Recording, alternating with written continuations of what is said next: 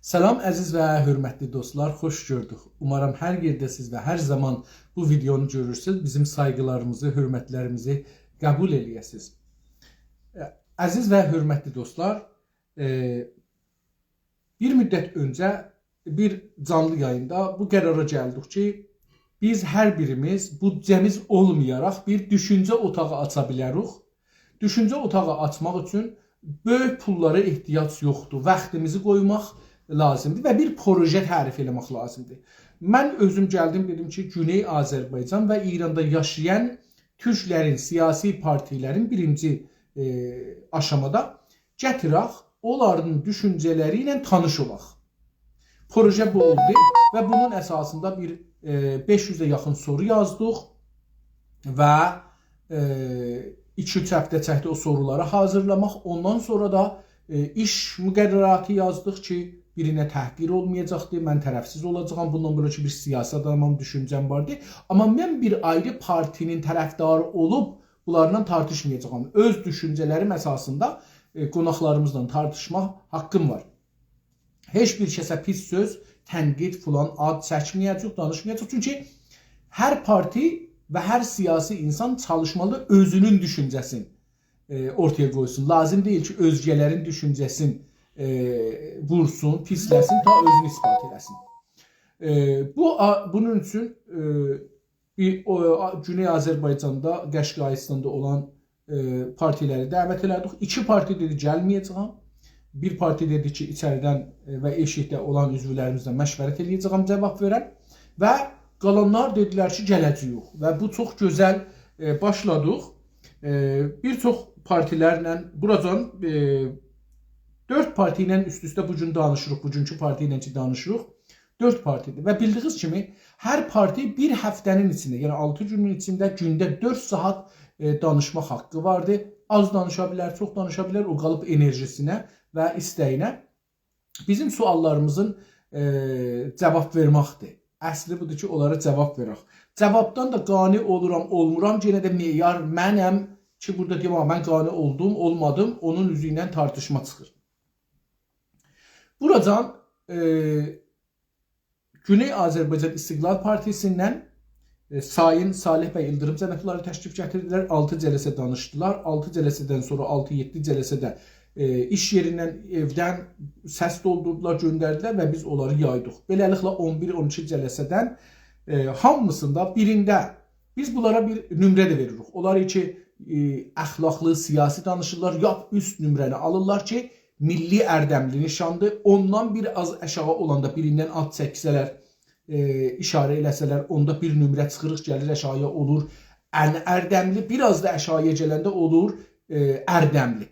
Ondan aşağıya gedəndə mənfi olur. O da hər kəsin adını çəksə, birinə təhqir eləsə, pis sifət versə, tənqid eləsə filan, onda da hər biri sayılaraq cələsənin başına qədər neçə dəfə o cür bir şey təkrar olursa, o qədər mənfi nömrə verilir. Bunun üzünə Salih bəy İldırım cənabları, əgər desək 11 cələsə gəlibdir, 10 cələsəsində milli ərdəmli və 1 cələsəsində ən ərdəmli olubdur. Ondan sonra Güney Azərbaycan Demokratik Türk Birliyi Təşkilatı demişdilər gələcəyəm, demədilər, gəlməyəcəyik, gəlmədilər. Çox da çalışdıq gətirməyə, əlaqə qoyduq, cavab vermədilər, gəlmədilər. Mütəəssifanə 60 mənfi aldılar. Hər gün 10 mənfi. Yunus bəy Şamili cənabları Azərbaycan Demokrat Partisi tərəfindən huzur tapdılar. 6 cələsənin 5-də milli ərdəmli, 1-də ən ərdəmli oldular.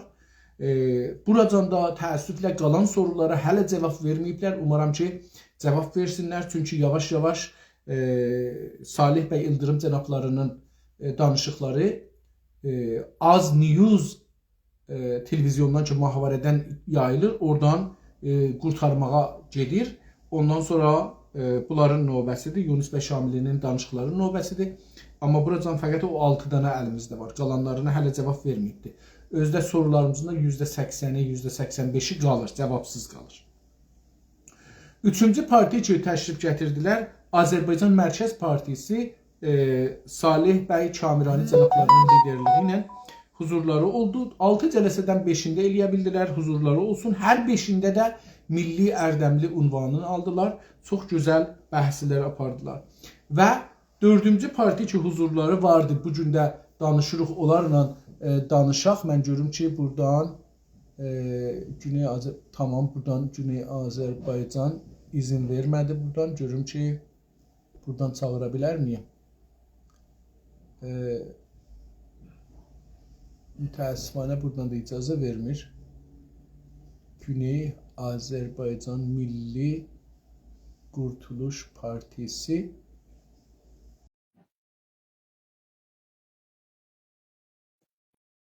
umarım ki buradan gəlmiş olsun. Bir zəh də vurdu, amma indi oradan ala biləcəksiniz ya yox. O mənə biraz bayaq da olmadı. Aha, buradan icazə verdi. Buradan çağırdım. İndi buradan həttəmən gərək gəlsin təzədən. Eldar bəy Qaradağlı Güney Azərbaycan Milli Qurtuluş Partisi lideri olarak, başkanı olarak huzur tapdılar. Geçen 2 gün, bu günlər 3-cü gündür. Danışırıq, çox gözəl bəhslər gedir, dərin, geniş bəhslər gedir. Hətta deyə bilərəm ki, mən cəsarət edərək təqribən o birisi partilərdən çox Eldar bəy Qaradağlı cənabları ilə tartışıram. Umarım ki, məni bağışlayırlar həm baxanlar, görənlər, həm də Eldar bəy və partiləri məni bağışlarlar. Amma bəhslər çox cəlib yerə gedir. Ya bəzən mənim düşüncəmlə tərsə düşəndə bəhs edirəm ki, özüm heç olmasa mənə aydın olsun məsələ. O da o. Bu günləri çalışırıq gəlsinlər. Çalışırlar ki, parti aidisi ilə gəlsinlər. Birinci dəfə ki müvəffəq olmadıq. Mən yenə çağırırım. Bu 3-cü dəfədir buradan çağırırım. Taza bir başqa ID ilə gəldilər. Umarım ki eləyə bilsinlər, gəlsinlər. Mən yenə elə Qamqe ID'si kiçik hərflə yazılan yerdən sizi çağırıram. Səlamınızı da görürəm. Əleyküm səlam. Qalan dostları da görürəm, gəlirlər. Çox sağ olun, təşəkkür edirəm.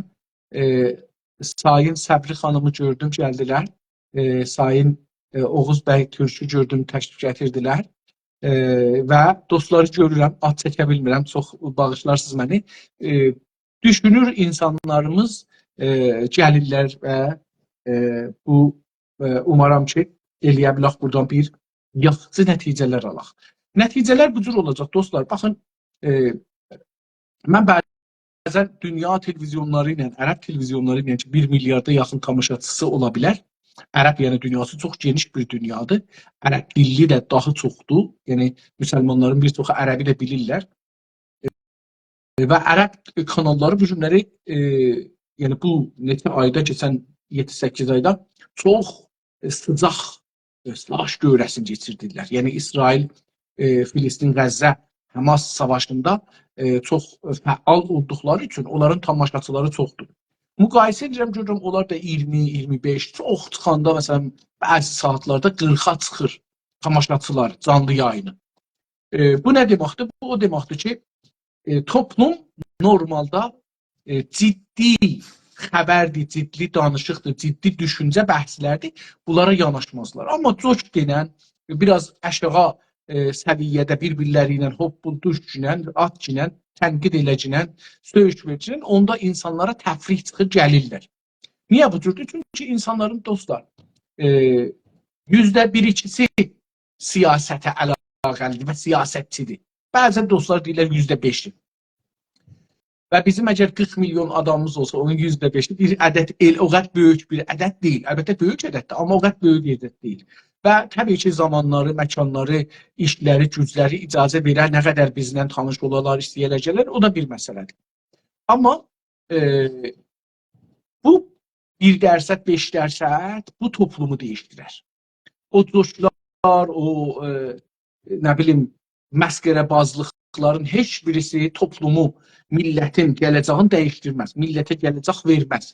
Millətə biraz ruhiyyəsini şad elər, amma millətə gələcək verməz.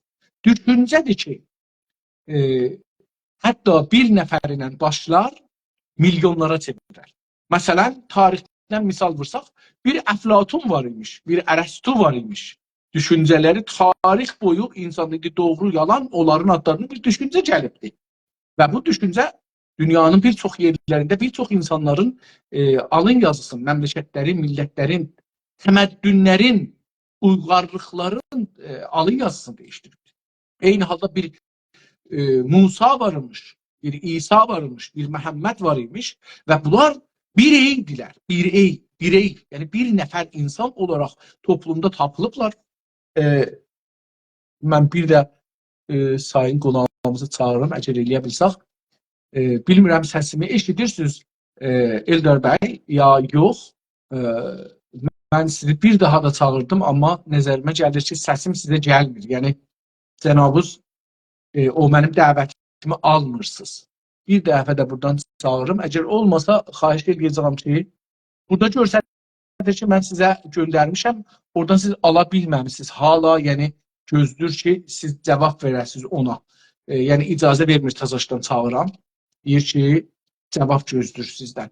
Ya internet çox zəifdir, ya da ki, elə ki, xahiş edəcəyəm, ID-sə bu ID-dən çıxasınız, öz şəxsi ID-zinə gələsiniz ki, eləyə bilək programa başlayaq. Çünki əmələn 25 dəqiqə vaxtımızdan keçibdir. Əziz dostlar, Həzrəti Məhəmməd məsələn bir nəfərdir, gəlir bir düşüncə ilə. Düşüncəni biz indi qəbul edərik, eləmərik. O önəm daşımır. Önəm daşıyan budur ki, bir düşüncə ilə gəlir, 1 milyard insan, 2 milyard insan indi bu gün ona inanır. O değiştirir, o düşünce değiştirir. Düz ya qəlb, biz inanaq, inanmayaq. O tərəfdən görürük ki, bir nəfər çıxır Marx adında. Dünyada siyaset değişir, kutbular değişir, savaşlar değişir, memleketlerin xəritəsi değişir. Yəni, ama o bir nəfərdir. Düşüncə belədir.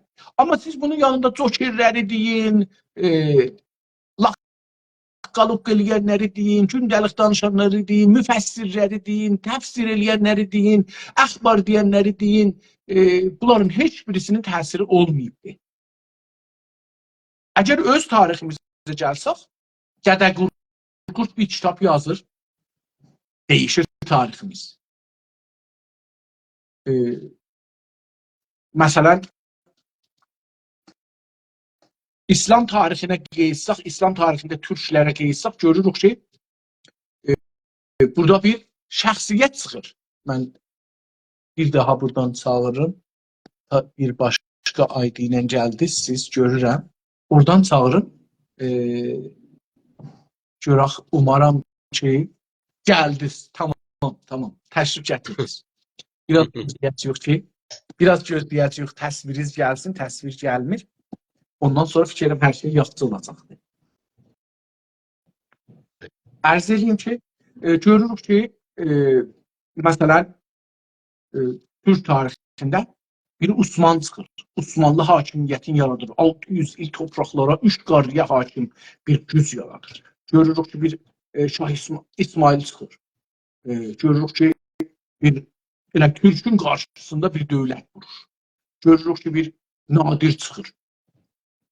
Yani bir dana düşünce çıxır. Bakın, bunların heç birisinə deyənməsiz düşünce değil. Düşünce esasında bir hükümet kurur. Selam aleyküm. Hoş geldiniz. Ben sizi indi görürəm. Ay selam aleyküm. Aleyküm selam. Biraz indi sizin sol tərəfizə təşkil edəcəksiniz. Ehtimalən ki, kameranın ortasında olasınız. Ben sizi kameranın ortasından görürəm. Bayraqda görsənsin. Gözəl. Yetər. Gözəl. Çox sağ olun. Təşəkkür edirəm. Çok üzü istəyirəm. Yok, teknik işler bizi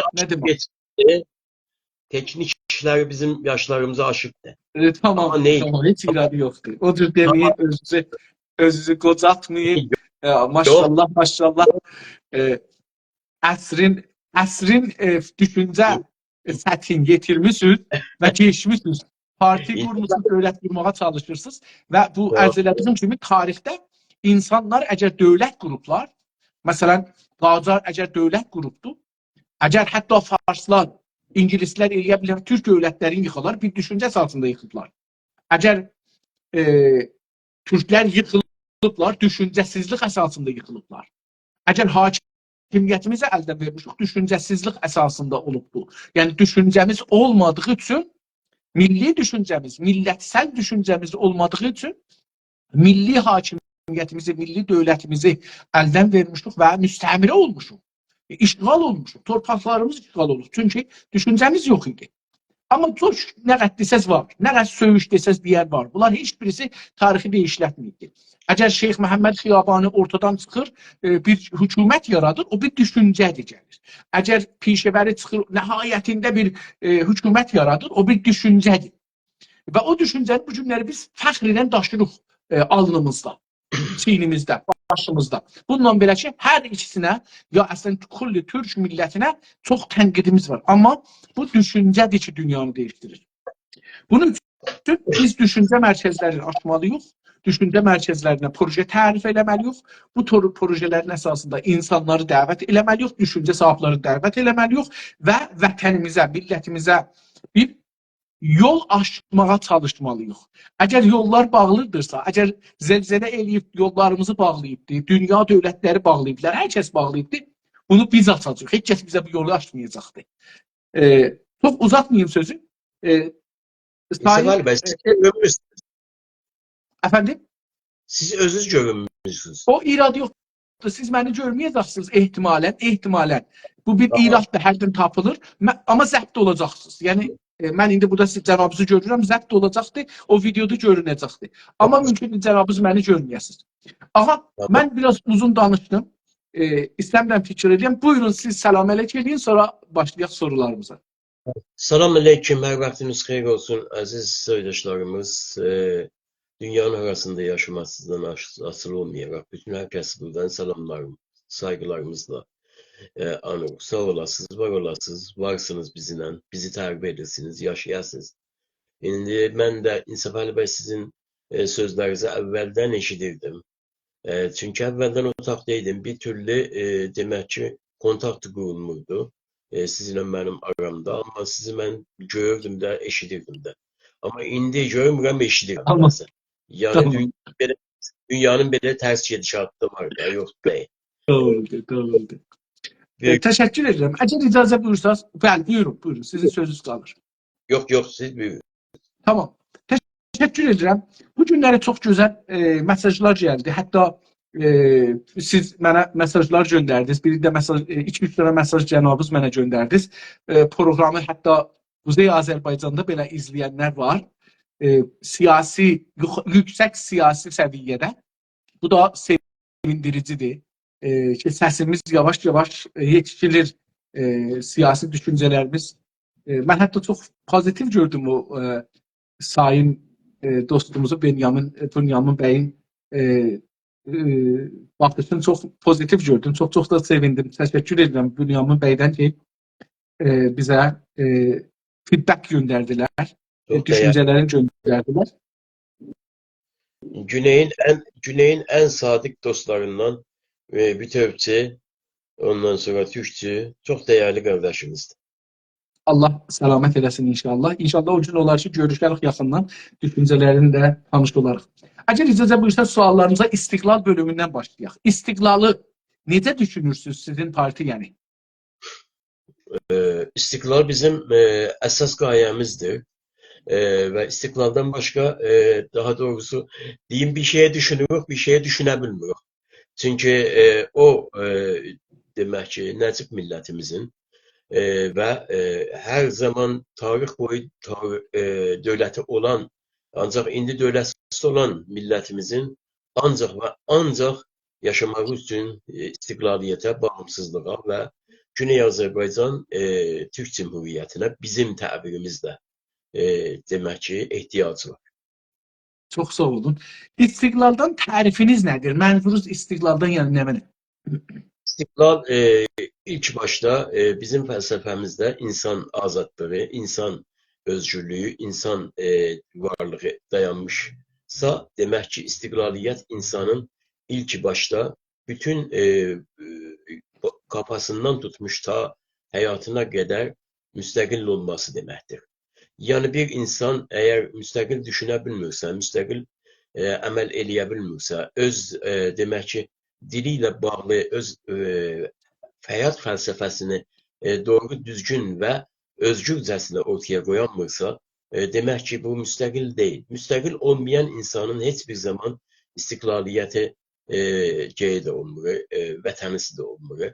Və olmadığına görə də demək ki, hər zaman başqalarının ikinci, üçüncü, beşinci, dördüncü necə deyim, qatlı vətəndaşı sayılır. Eyni bu günlər bizim tayımız. Güney Azərbaycan bu günləri tam olaraq bir müstəmirə ölkədir. Tam olaraq bir müstəmirə demək olar ki, bölgədir. Və orada yaşayan hər hansı türk düşüncəsindən, ondan sonra daha doğrusu həyatından, qatından, təbəqəsindən, məqamından, mövqeyyətindən, o general olduğundan, feyləsif olduğundan ta aşağıya qədər gəlib bir işçi və əkinçi olduğuna qədər demək olar ki, orada əsarətdədir. Müstəqillik, istiqlaliyyət bu deməkdir. İstiqlal insanın müstəqil olduğu insandan başlar və onun hakimiyyəti ilə irəli gedər. Elmar bəy, sizin bu tərifiniz məni qıdıqladı. Mən biraz buna düşüncəmi deyim, cənabınıza çox əziyyət verirəm, çox bağışlarsınız. İstiqlal insanda məfhumu yoxdur axı. Yəni, məsələn, biz toplumun ürünü yox, çox da dövlətin ürünü yox. Yəni, bir sistem ki, hakimdir, hakim sistemin ürünü yox. Onun radiosunun, televizyonunun, dininin, usulunun, siyasətinin, təliminin, tərbiyəsinin ürünü yox. Burada istiqlaldan danışmaq olarmı? İnsanın istiqlalından. Çünki mənim zehnimi düzəldirlər, mən o zehni yaşıram. Mən deyirəm ki, istiqlalım var, azadlıq var, düşüncə azadlığım var. Amma əslində o material ki, doldurublar mənim beynimə ki, 2 ilə 2 elər 4, onu onlar doldurublar. Mən o 2 ilə 2 elər 4 olar dediği üçün düşünürəm ki, 2 ilə 2 4 elər. Əgər onlar mənim beynimi doldurmasaydı, mümkün də 2 ilə 2 eləyəydi, məsələn, bir ayrı bir şey. Biz bunu başqa türlü eləyə bilirik, fərz eləyə bilirik. Matematiksel məsələ deyil. Demək ki, həm ruhsal məsələdir, həm əlbəttə fiziksel məsələdir. Yəni inanc. Heç bir malla, heç bir demək ki, nə bilim, dünyanın ən dahi belə müştəhidi gəlib deyə bilməz ki, 2 ilə 5. Gəlib deyə bilməz. Ancaq bu matematik olduğuna görə təərir tapılmaz. Çünki matematik üsulları demək olar ki, dünyada təkcə mütləq üsullardılar ki, özünün qaydəsi ilə gedir qabağa və özünün qaydəsi ilə tərif olur. Amma siyasət bu deyil axı. Siyasət fəlsəfəsi və siyasət elmi hər zaman demək ki, nisbiyyətlərin üzərində qurulubdur. Bu nisbiyyətlər ki, sizin dediyinizi misal gətirirəm, demək ki, mediadan, özəlliklə mediadan kürəklənir və mediadan demək olar ki, insanların üzərinə əsinti yapır. Və bu əsinti əsasında çox rahatcasına səni gəlib deyə bilir ki, doğrudur, biz demək ki, türklərin düşməni yox. Amma sən türk deyilsən ki, sən bizim əziz Azərimizsən. Və biz sənin demək ki, ailən və siz mənim ailəmsiniz, bizim ailəmizsiniz. Beləliklə, daha doğrusu səni necə deyim, bir növ yeni bir şey verməklə, kimlik və yeni bir hüviyyət verməklə səni zaten istər-istəməz o istiqlal fikridən alır və səni eləyir külə. Yəni bu nisbi halətdə insanlar əlbəttə ki, müstəqil ola bilmirlər. Səbəbi 2 dənədir. Birisi budur ki, o media, o mətbuat özəlində deyil və ikinci budur ki, o medianın, o mətbuatın demək ki, görüntüləri bunun zehniyyəti ilə, fikri ilə bağdaşmır. Bəlkə tam olaraq bunun tərsində hərəkət edir və əsinti yapır. Doğru. Yəni ikimiz də təqribən bir düşündük burada. Heç fərqi olmadı. İstiqlalı hangi sahələrdə görürsünüz, düşünürsünüz? İstiqlal hər şeydən öncə fikirdə. Fikirdə, düşüncədə. İnsan əgər özünü müstəqil hiss eləməsə, heç bir zaman fiziksel olaraq müstəqil ola bilməz. Hər şeyin başında ideya, fikir və düşüncə dayanır. Bu düşüncə, bu ülküdür ki, səni demək olar ki, götürür o yerə ki, sən onu arzu etmirsən. Onu arzu edən, o arzu olunan yer ya istiqlaliyyətdir, ya da təslimiyyətdir. İstiqlaliyyət səni demək olar ki, təslimiyyətdən qurtarır və təslimiyyət səni istiqlaliyyətdən qurtarır. Bu ikisi bir-birinin qabağında, qarşısında mütləq demək bir-birinə şeylər var, ziddiyyətlər var. O baxımdandır ki, istiqlaliyyət zehindən, fikirdən, düşüncədən başlayır, ta fiziksel olarak ve aynı zamanda insanın daha doğrusu bütün fikir ve hakkı, hukuk, azadlıkları, borclarını ələ gətirməkdə sənə o imkanı verir ki, onları özün əldə edəsən. Madam ki, onları özün əldə etməmisən və o əldə etmə mekanizmin yoxdur, sənə istiqlaliyyət müstəqil demək mümkün deyil. Çox sağ olun. Daha hangi sahələrdə var? Yəni indi siyasi düşüncə sahəni buyurdunuz. Daha hangi sahələrdə istiqlal ola bilər ya olmaz? Əlbəttə, bütün sahələrin hamısının demək ki, şah damarı siyasətdir. Bütün sahələr. Əgər biz insanın borcularından danışırsa və insanın borcularını onun təfəkküründən asılı olan o tarixsel demək varlıqlarına yayırsa, o cəhətdən siz inanınız ki, madami ki bunun əlində o istiqlal əməli, yəni siyasəti yoxdursa, o birisi sahələrin heç birində istiqlalı mümkün olası deyil. Tabii buna görədir ki, biz qurtuluşçular olarak məsələnin demək ki, kökünə varmaq üçün mütləqa demək ki, işgalçılığın qabağında qarşısında devrimçilik və qurtuluşçu olmaq gərəkir. Bunun qabağında qarşısında hər hansı reform ilə, hər hansı siyasi tərzilərlə, ondan sonra daha doğrusu belə deyək, masa qurmaqlarla, xəyalda, fikirdə, hər hansı çəmbərəsi bizim əlimizdə olmayan demək ki, hükümətlərlə, hakimiyyətlərlə yola çıxmanın heç bir anlamını görmürük biz. Bəlkə də bu bizim taleyimizdə demək ki, radikal istiqlalçılığın möhrünü və damgasını vurmaqdadır. Biz istiqlalın bütün sahələrini siyasi istiqlaliyyətin demək ki, içində görürük. Çox sağ olun. Mütləq istiqlala inanır mısınız? Mütləq olan. Mütləq istiqlal dediyimiz demək ki, müstəqil ölkələrdə, müstəqil dövlətlər çərçivəsində tərif olunur. Bizdə deyil. Bizdə mütləq işgalçılıq vardır.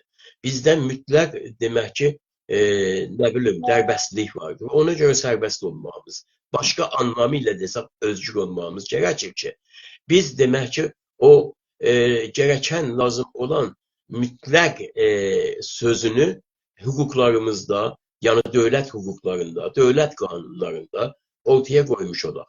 Əlbəttə ki, heç bir şey öz gənəsində, yəni əgər azad və suverendirsə, mütləq deyil.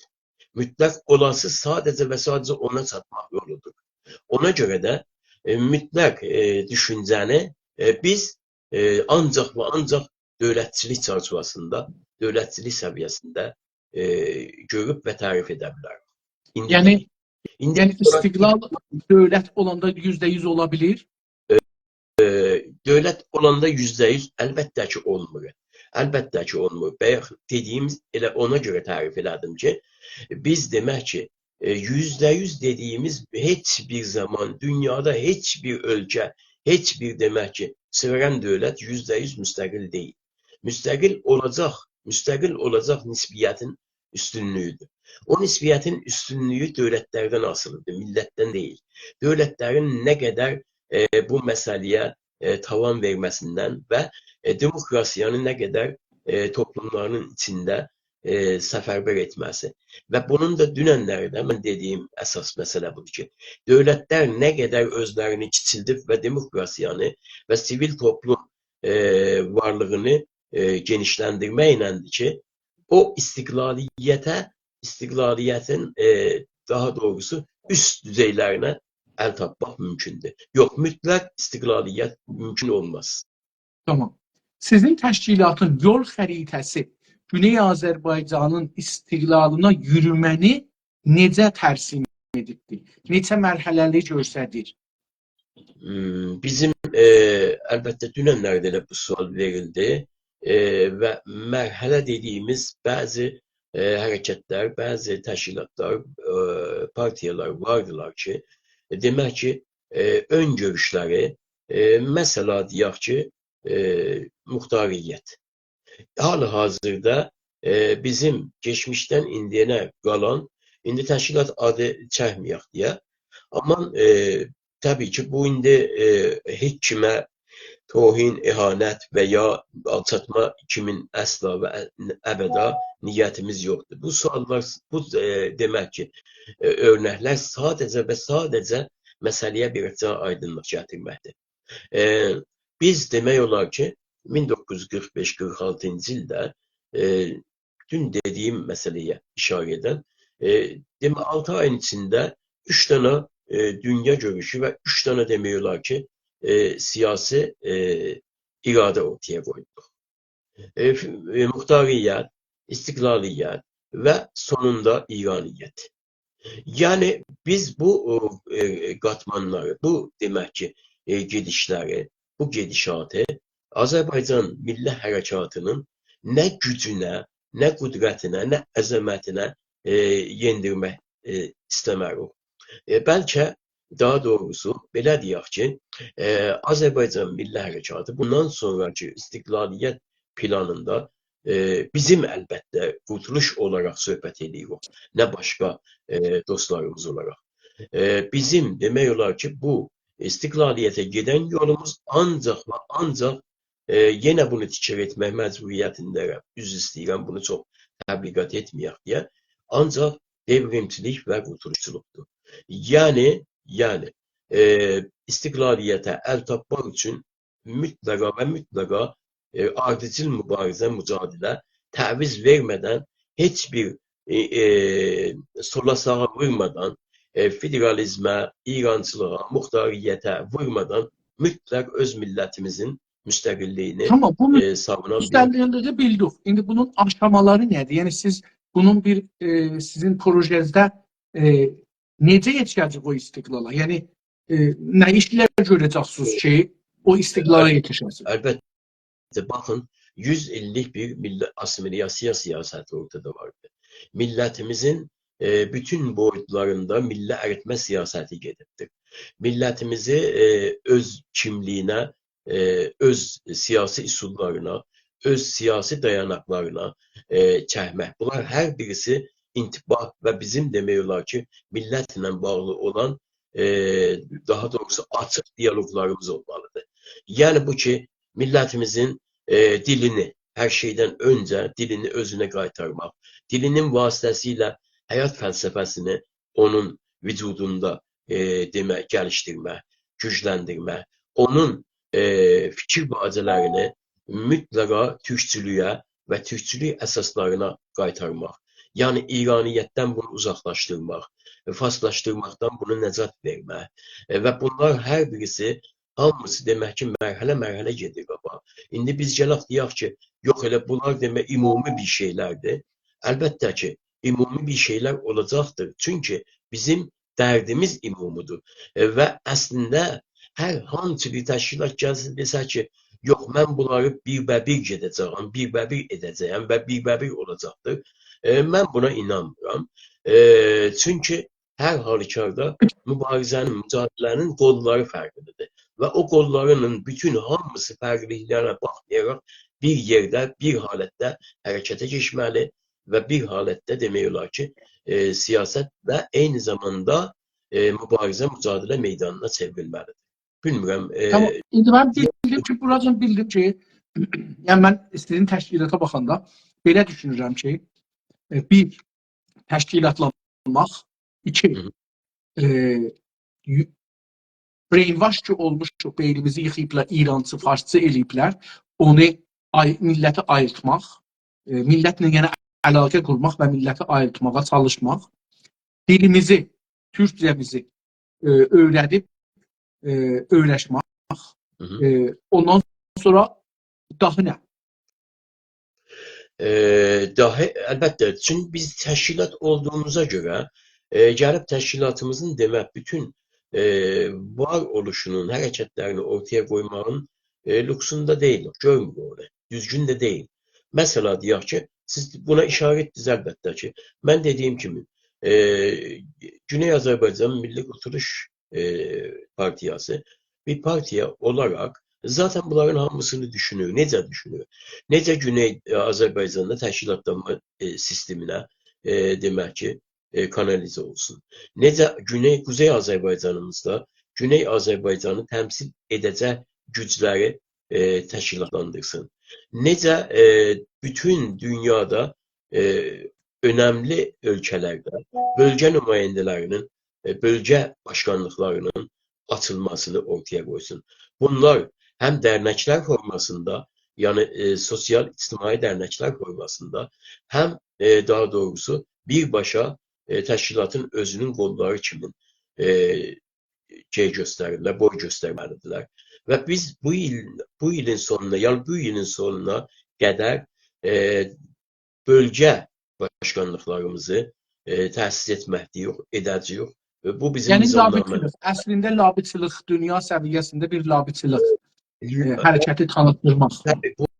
Bu indi bizim ilk öncə, labiçilikdən ilk öncə bizim təşkilatlanmamız lazımdır. Bəli. Yəni ölkə nümayəndəliklərinin, bölgə başkanlıqlarının təşkil etməsini mən hətta buradan başqa təşkilatlarımıza da bunu önərmək istərəm. Çünki bizim demək ki, hərəkətimiz uluslar arası bir hərəkətdir. Və uluslar arası hərəkət olduğuna görə də bizim olduqca demək ki, fərqli ölkələrdə insanlarımız səpələniblər. İnanız ki, bizim bəzən heç xəbərimiz olmur. Bəzən heç əslən fikrimizə, xəyalımıza gəlmir. Məsələn, baxırsınız, görürsünüz ki, Kenya kimi bir yerdə, baxın, Kenya kimi bir yerdə baxırsınız, görürsünüz ki, Azərbaycan səsi gəlir. Nə ki, bu kimsən, haradasan, Güney Azərbaycandan gəlibdir, filan ölkəyə, filan ölkədən gedib ora və orada ailə salıb özünə və dərnək yaradıbdır. Amma Kenya hara, Azərbaycan hara. Bu mərhələlərdə silahlanmaq da varmı? Yəni, məsələn, vətənin azadlığı və istiqlal üçün silahlanmaq da görünür, o aşamalardan biri olsun. Bizim kifayət qədər zamanında, vaxtında silahımız olacaq. Kifayət qədər. Biz silahdan qaçan bir təşkilat deyilik. Biz silahı demək ki, məhkum edən bir azadlıq hərəkatı deyilik. Haqqımız yoxdur buna. Ya birisi olacaq qurtuluşçu, birisi olacaq devrimçi, eyni zamanda silahı məhkum edəcəkdir. Amma bizi bu günə salan, bu duruma salan, bu dərdə salan, bu ağır demək ki, həyatın dəhşətinə salan silah olubdur. Silahla bizim dövlətimiz devrilibdir. Silahla bizim millətimiz devrilir. Silahla bizim millətimizin başına nələr gəlirsə gəlir. Biz niyə silahdan qaçmalıyıq ki? Əlbəttə ki, silahdan qaçmayacaq, amma dediyim kimi, bizim kifayət qədər silahımız olacaqdır, vardır. Bu günləri kimsə Azərbaycanımızın batısında elə düşünməsin ki, demək ki, Azərbaycanın mühacir terrorların, mühacir teröristlərin qabağında qarşısında silahı yoxdur. Kifayət qədər silah var, lazım gələrsə çıxar eşiyə, amma bu günlər millətimizin ona ehtiyacı yoxdur. Hər zaman ehtiyacı olarsa, əlbəttə ki, demək ki, o da üzə çıxar. İstiqlal üçün savaşa da girər misiniz? Yəni, bir aşamada savaşdır. Lazım istiqlala savaş da gələcək qabağa. Girər misiniz savaşa partiya olaraq? Savaş dediyiniz demək ki, mən anlayıram sizin dediyiniz savaş nə deməkdir. Yəni, çikiç savaş deməkdir. Anlayıram. Amma biz zaten indi də, millətimiz indi də savaş içindədir. Millətimizin savaşı ilk öncə millətimizin o siyasi hazırlığını, siyasi demək ki, nəzir deyim, dirçəlişini tam olaraq irəli götürməkdir. Və millətimizin bütün təşkilatları bu günləri onu eyni zamanda düşünürlər. Mən inanmıram ki, bir təşkilatımız gəlsin bu günləri desin, əlbəttə deyim də, Azərbaycanın demək ki, özünün gələcəyini təyin etmə arzusunda olan təşkilatlar. İndi bunun adını federal qoysun, bunun adını haqqı təyin sərnişin qoysun, bunun adını nə qoysa qoysun. Ancaq Azərbaycanımızın hüdudlarını, sərhədlərini, vətənini nəcat verəcək bütün təşkilatlarımızın hamısının əqidəsi, düşüncəsi mən zənn edirəm ki, mənlə çox yaxınıq bir-birimizə. Yəni yeri gəlsə əlbəttə ki, millətimizin silahlanması gərəkir. Yeri gəldikcə millətimiz demək ki, silahın qabağında qarşısında silah ortaya qoymalıdır. Biz bundan heç bir zaman qaçmırıq və qaçmırıq. Eldar bəy, mən Büyük. sizi təqribən çoxdan da eşitmirəm. Bir dəqiqədən biraz o üzdür ki, səsiz gəlmirdi. Tədəşdən buyuracaqsınız. Hardan səsim gəlmirdi?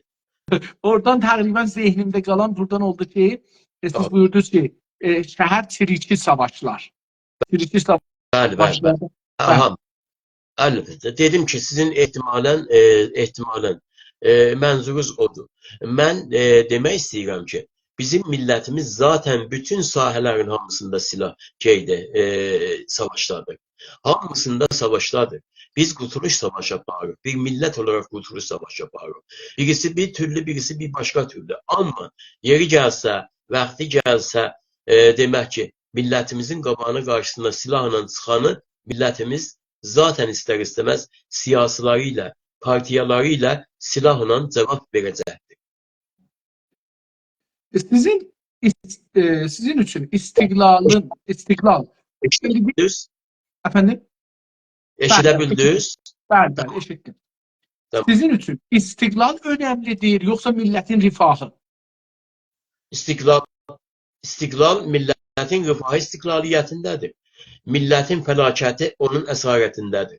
İstiqlal hər şeyin başında gəzir, hər şeyin başında gelir.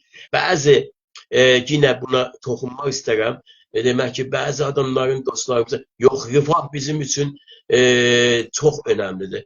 Əlbəttə ki, mən bu günləri Avropada əyləşmişəm və rifah için deyəm deyə, mənim elə bir ki, böyük bir rifah, necür deyim, çətinliyim yoxdursa, mən qeyri-rifahlığa, ya fəqarətə, fəqirliğa daha təhəmmülüm yoxdur. Halbuki mənim bu günləri milletimin 60% demək ki, fəqri dərəcəsi altında yaşamaqdadır. Qırmızı xətt altında yaşamaqdadır. Yoxsulluğun həddində yaşamaqdadır. Necə ola bilər ki, daha doğrusu bir dana əməklilik pulu ilə, bir dana, iki dana toyuq ala bilər. Ancaq 2 dənə toyuq ala bilər. Bu necə ola bilir? Bu fəqarətin içində, bu fəxri, bu yoxsulluğun içində olan millətin ancaq və ancaq istiqlaliyyətdən, ancaq müstəqillikdən, bağımsızlıqdan başqa nəcati yox, yolu da yoxdur. Ona görə mən hər şeyin başında istiqlal və dövlətçiliyi düşünürəm. Sağ olun. Bunu işarə edeyim ki, İbrahim bəy Savalan içəridə bir məqalə yazmışdı bir neçə gün bundan öncə. Demişdi ki, geçən 20 ildə bizim Güney Azərbaycanın fəqət o maşınların qətələrini düzəldirdilər ha. Bir ki, o geçən 20 ildə, məsələn 28%-dan gəlib 7%-i yenibdir.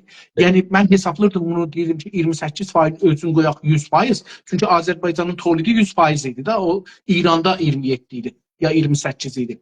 Onu biz qoyanda 100, görürəm ki, 22-23%-a yenibdir. Yəni, 100-dən yenib, yəni 77%, 78% millətimizin sırtrası, rifahı keçirilibdir. Doğru. Yəni cənabınız bunu düz ki 50-60% millətimiz fəqirdədir. Yox, bu amara görə 73, 74, 75% belə millət 78% millətimiz sırfrası keçirilib və rifaha əlindən gedibdir. İbrahim bəy məndən daha dəqiq bilir bu işi.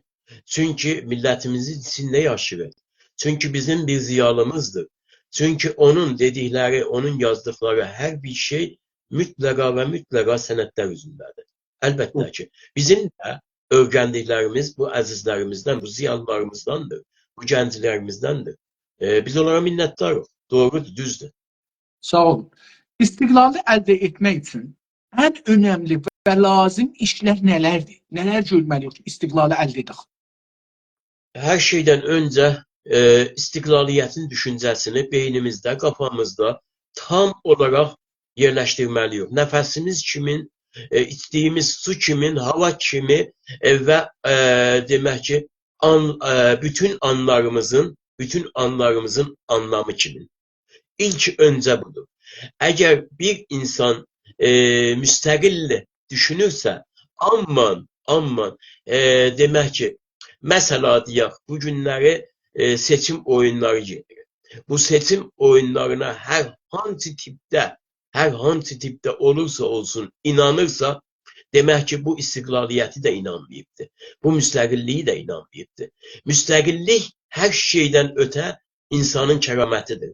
Müstəqillik düşünce istiqlaliyyətdir ki, səni demək olar ki, başka ne çıtalarlar var, hamısına səni hazır eder.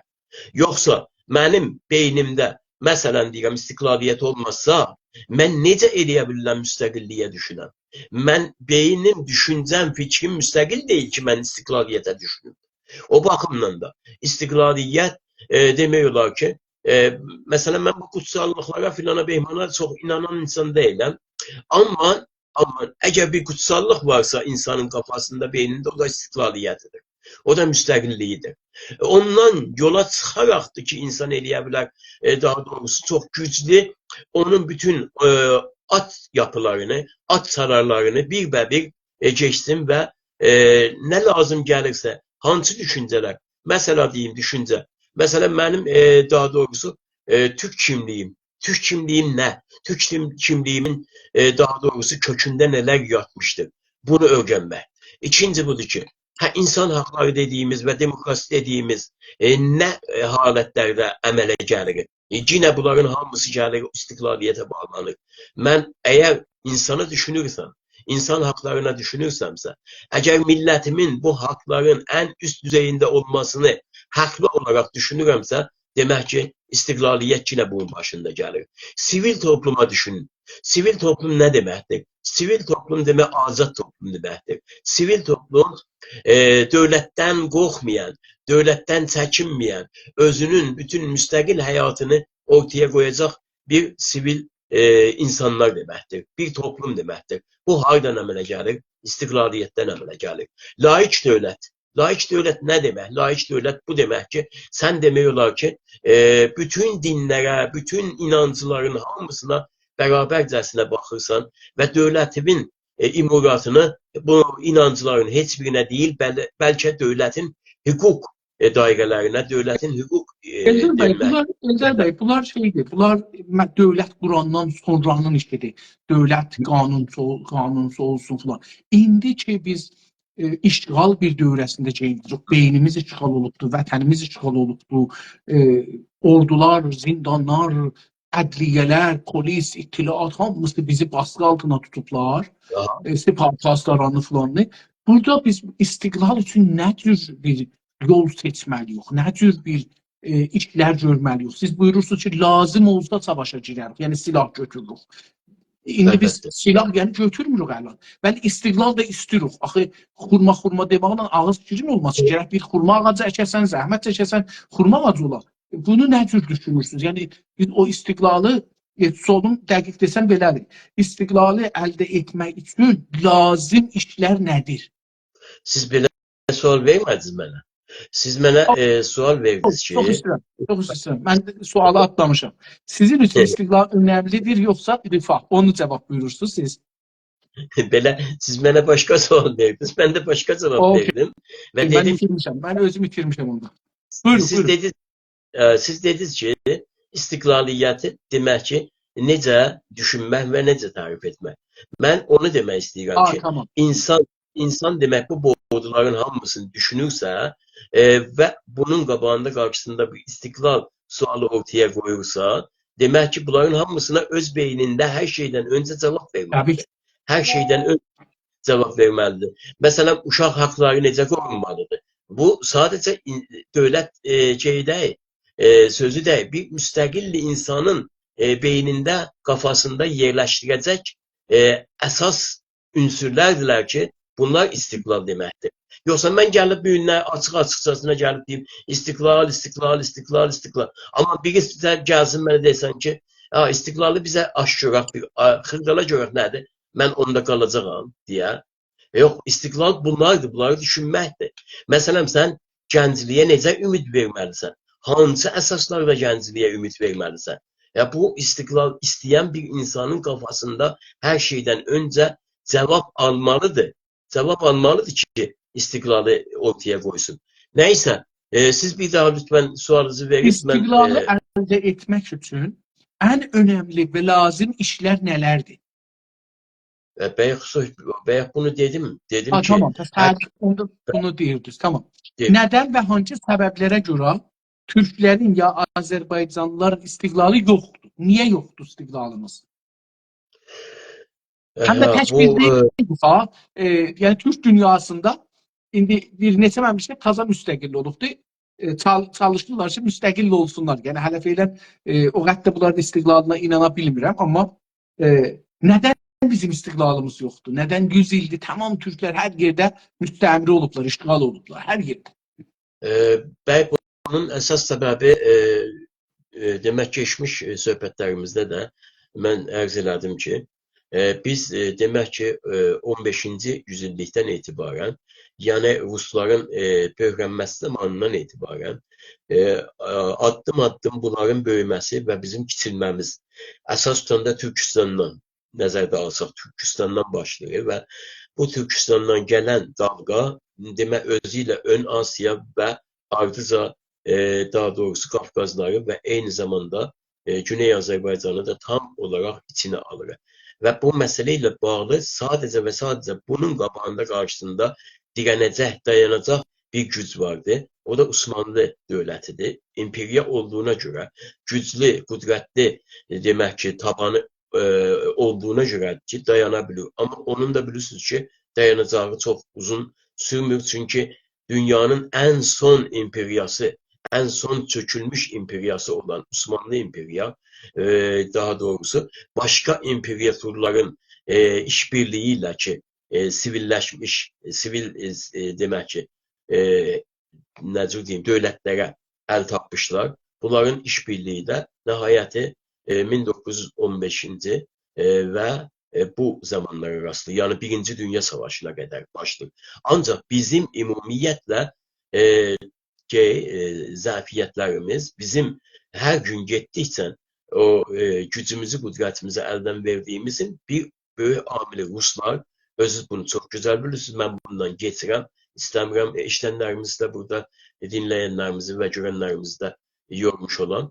Və ikinci də budur ki, daha doğrusu bizim vahid bir güclü, qüdrətli milli hükümətimiz olmayıb, milli dövlətçiliyimiz olmayıbdır. İndi Qacar Türk dövlətidir. Ən sonu deyək. Qacardan öncə Nadir Şah çox yaşamayıb, çox uzun sürmür. Yəni arzuları demək olar ki, şamında arzuları necə deyim, yerdə qalır, yerdə qalır əlbəttə. Kaş ki bir 10 il başarsaydı yaşasın və o Əfşari dövlətini sərgiləsəydi geniş olaraq, o çox böyük şeylər dəyişəcəkdi. Və sonra Qacarların iş başına gəlməsi ilə dərhal demək ki, Rusların bu vəziyyətdən, bu durumdan, boşluqdan yararlanıb və Qafqaza girməkləridir.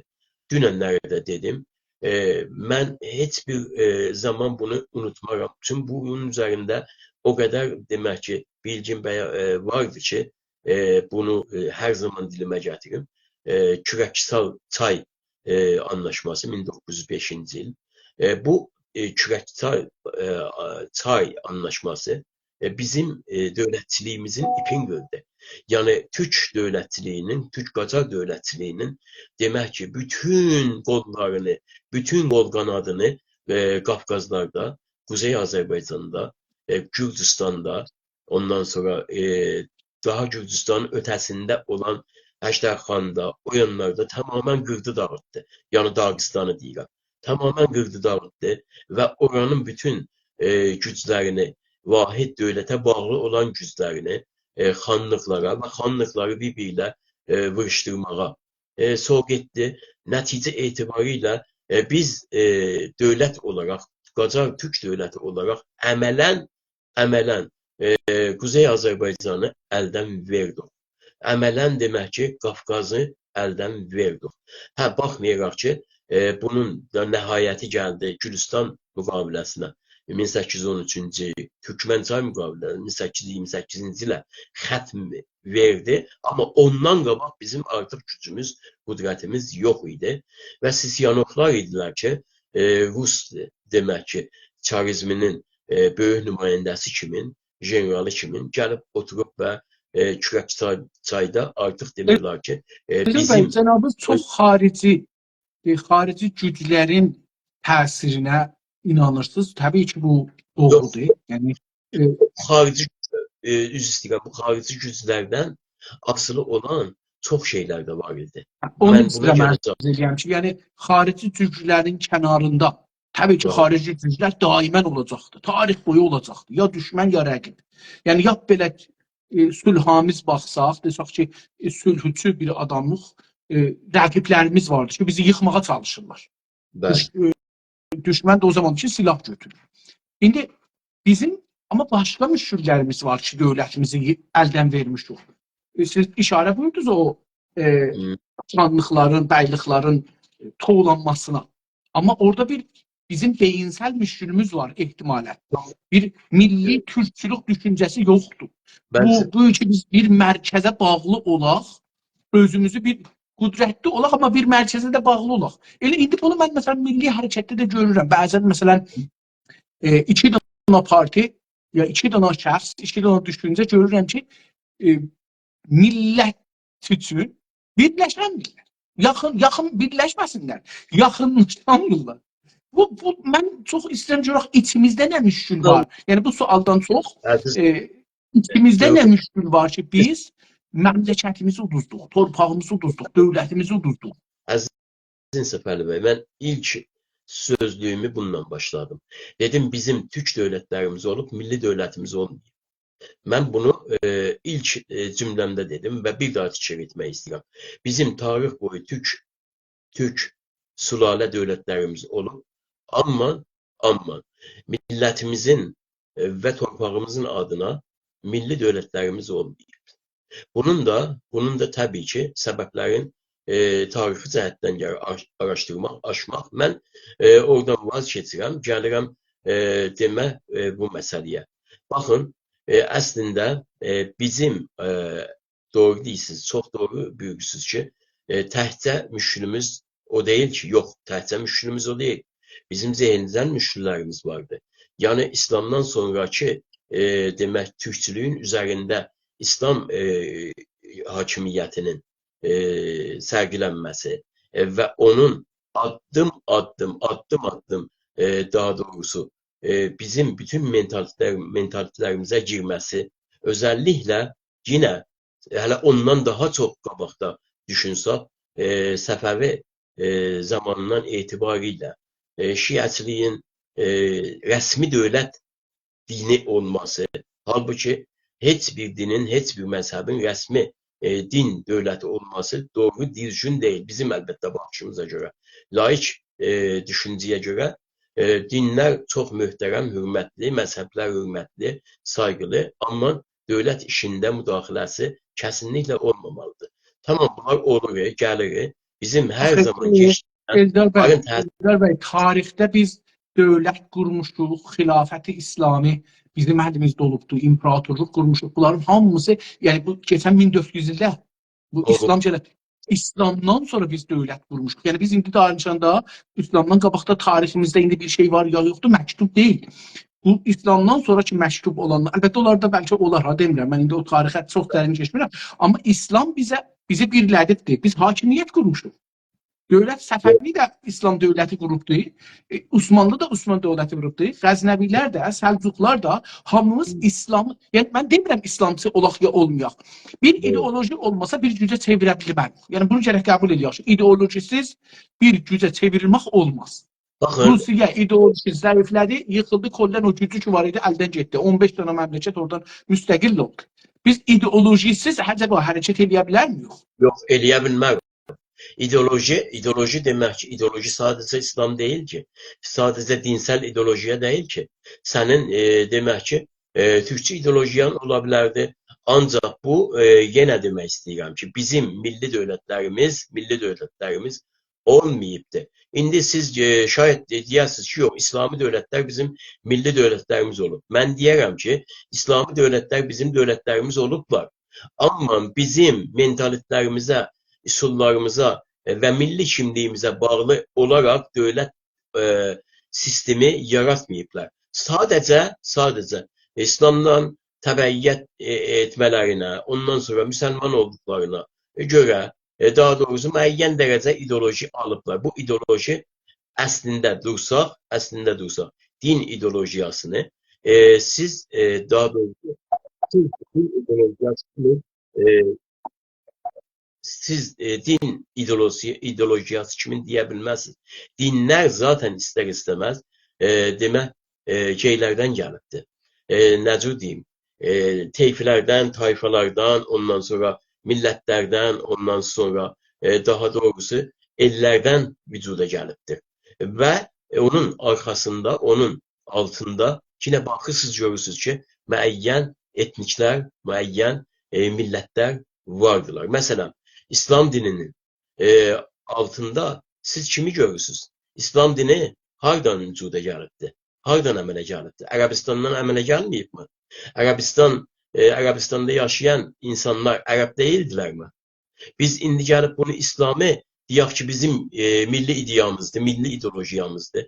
Bu mümkün olası bir şey deyil. Ama bizi birlədi, bizi dövlət yaradıbdı. Biz son 1000 ildə dövlət sahibi olmuşuq, birləşmişik. Bu İslam bizi birlədibdi. İndi biz Avropanın, o gündən ki, Avropanın, Məsihiyyət dünyasını, indi Rusiya olsun, Amerika olsun, çox rahatca gəlib bizim xanlarımızı, bəylərimizi, böyüklərimizi, düşüncə sahiblərin, güc sahiblərin əslində, yəni istə bunu deyəm, elitlərimizi çox rahatca demokrasi ilə, azadlığla, hüquqi bəşərinə, nə bilim, filandan o ideolojini bizdən alıblar, bir o ideoloji veriblər ki, biz onların xidmətinə girək.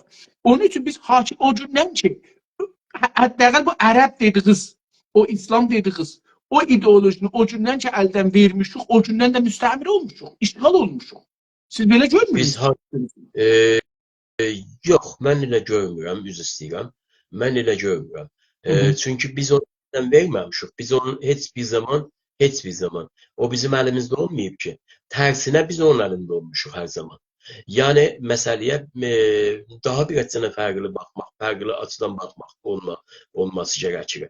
Yəni bu məsələni biz əgər gəlsək desək ki, demək ki, biz İslamı əldən verdik və hakimiyyətimizi əldən verdik.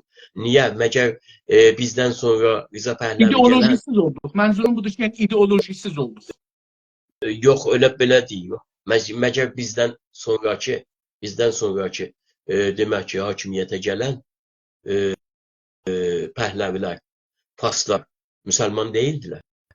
Məgər müsəlmanlığı danırdılar. Dedilər biz İslamı deyilik. Nəgər Qacarlardan daha az. Onlar İslamı farslaşdırdılar. Biz ona görə bizim millətimiz şubiyyədən danışır. Əziz bax, İnsaf Əli bəy. Biz niyə İslamı türkləşdirə bilmədik? Niyə? Burada bir niyə sözü var. Niyə sualı var? Onu soruşuram. Mən də soruşuram. Təbii ki, onu mən də soruşuram. Həman. Biz niyə demək ki, İslamı türkləşdirə bilmədik? Və bunlar Türklərin düşüncə müşkülü vardı. Yəni farslar onu farslaşdırdılar İslamı. Hətta Avropalaşdırdılar. Biz nədən bu İslamdan öz hökumətimizi saxlamaq üçün, öz milli dövlətlərimizi saxlamaq üçün istifadə edə bilmədik? O halda ki, dünyada hər yerdə dindən bir dana əbzar olaraq, bir dana silah olaraq hakimiyyəti və milləti qorumaq üçün istifadə edirlər tarix boyu. Axı, məsələ bu deyil ki, bax, biz elə bir ki, tamamən qopduq. Biz daha doğrusu İslamdan heç bir zaman, dövlətlərimiz İslamdan heç bir zaman qopmadılar. Və bu günlərdə qopmayıblar və hətta Rza Pəhləvi də və Məhəmməd Rza Pəhləvi də bundan qopmadı. Bunu modernləşdirdi. istədi modernləşdirsin, batılaşdırdı və batılaşdırınca da demək olar ki, batıya yaxınlaşdı. Məsələn, bəzi bu günlər Cümhur İslamının ortaya qoyduğu şəraitlə, ortaya qoyduğu şəriətlə demək ki, Şahın ortaya qoyduğu şəriətin çox fərqi var idi. Amma ikisi də İslami çərçivədə buna əməl edirdilər. İslami çərçivədə. Məsələn deyim, məsələn, əqd, İslami əqd vardı, izdivac İslami, təlaq İslami, hər şey demək olar ki, İslami şəklində var. İslamın gətirib hakimiyyətə mindirməsi özü böyük bir xətadır. İslam bizim millətimizin dinidir. İslam bizim millətimizin ilahi ilə olan bağlarıdır. Və onun məzhəbləri demək ki, fərqli məzhəblərlə bu baxın, mən ideolojidən danışıram. İslam bizə ideoloji məfhumunda işləyibdir. İstəyirəm görüm, əlbəttə biz İslam müsəlmançılıq bəhsini eləmirik da, bilirsiniz. İstəyirik görək ki, niyə dövlətimizi əldən vermişik? Niyə istiqlalımız yoxdur?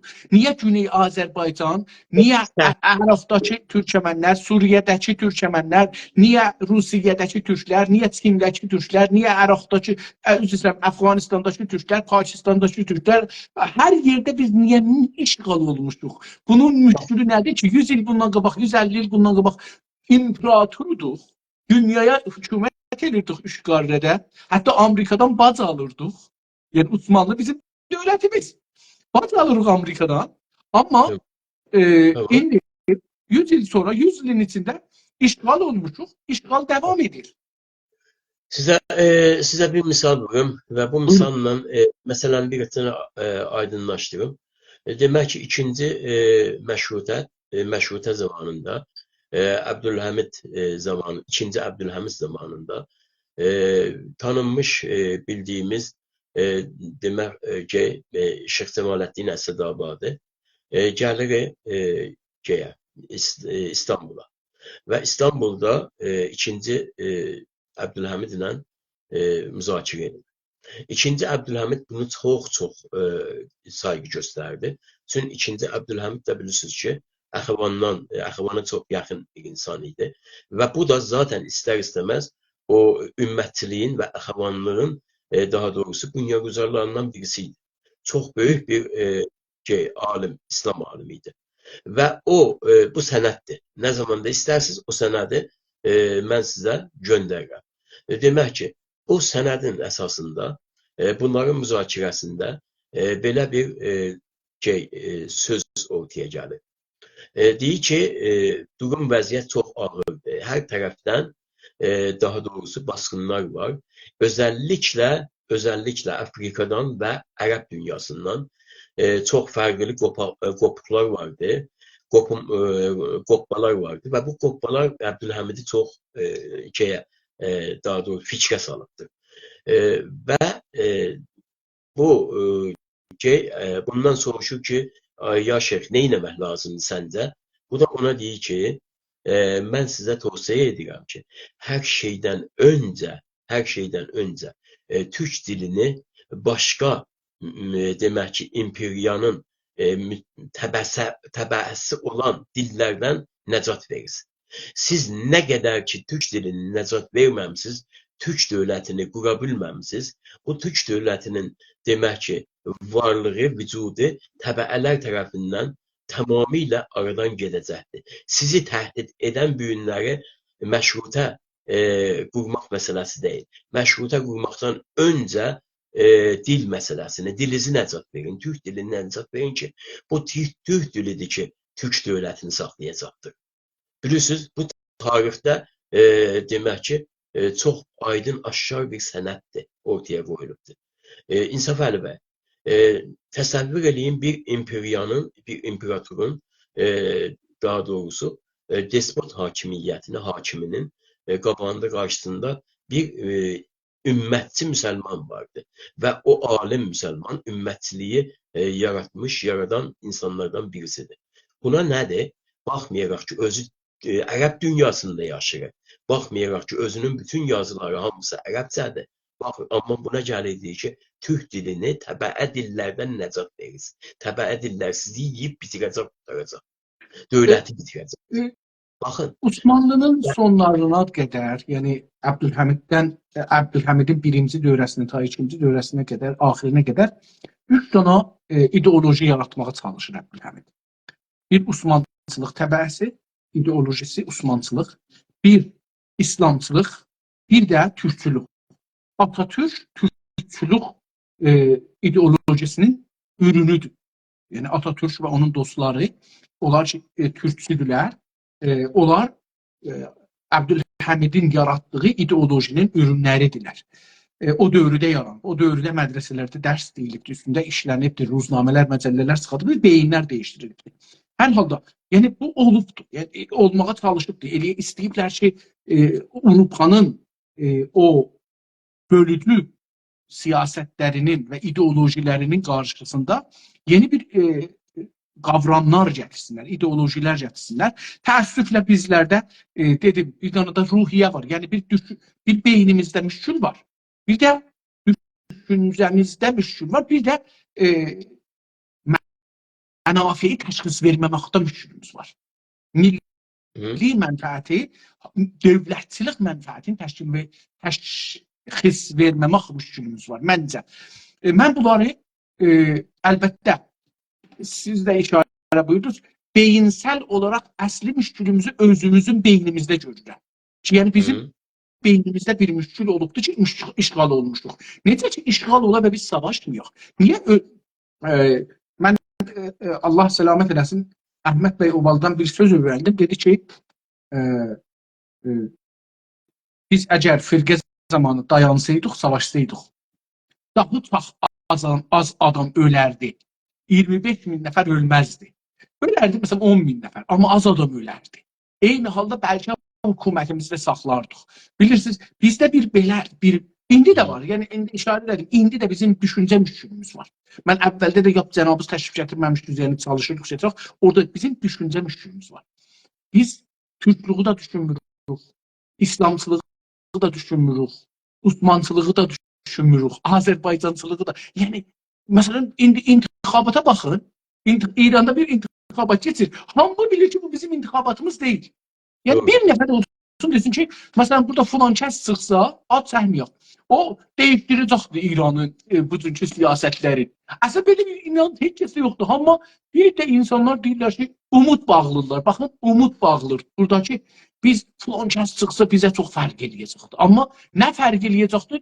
Məsələn, bunu hangi güclə eləyəcəkdir, nə cür eləyəcəkdir? Əslən, bunları cavab vermirik. Məncə, ikinci, burası təqribən üst-üstə, əgər sözü olsa əlavə edəcəz, niyə istiqlalımız yoxdur ya? Cavab axtarmağa çalışırıq. Yox, mən əslində mən gəlirdim bura və siz məsələni çəkdiniz demək ki, İslam mövzusuna. Əlbəttə ki, o da lazımdır, vacibdir. Mənim sözüm yoxdur bu məsələdə. Demək ki, Osmanlıları ümumiyyətlə son zamanlarda tərif edən ən önəmli şəxsiyyətlərdən birisi, daha doğrusu Ziya Kökalpdır. Ziya Kökalp Türk əsasları kitabında, ki çox geniş bir kitabdır, bir mətləbi açıq aydıncasına deyir.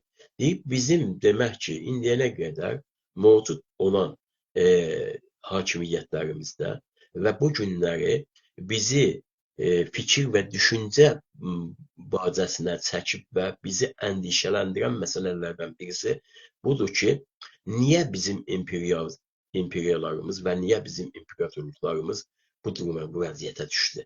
Nədən? Əlbəttə işarə edirik ki, Osmanlı hökumətinin sonlarına. Və açıq aydıncasına da bunu deyir ki, biz zamanında, vaxtında demək ki, İslamçılıq, Osmançılıq və türkçülük sentezlərini bir kənara qoyduq və İslamçılıq, Osmançılıq sentezi ilə hərəkət etdik. Ona görə də bizim demək ki, ən vacib olan əsasımız ki, türkçülüyümüz idi, onu biz bütün dairələrimizdən, bütün dövlət sistemimizdən çıxartdıq. Və doğru da deyir, düzgün də deyir.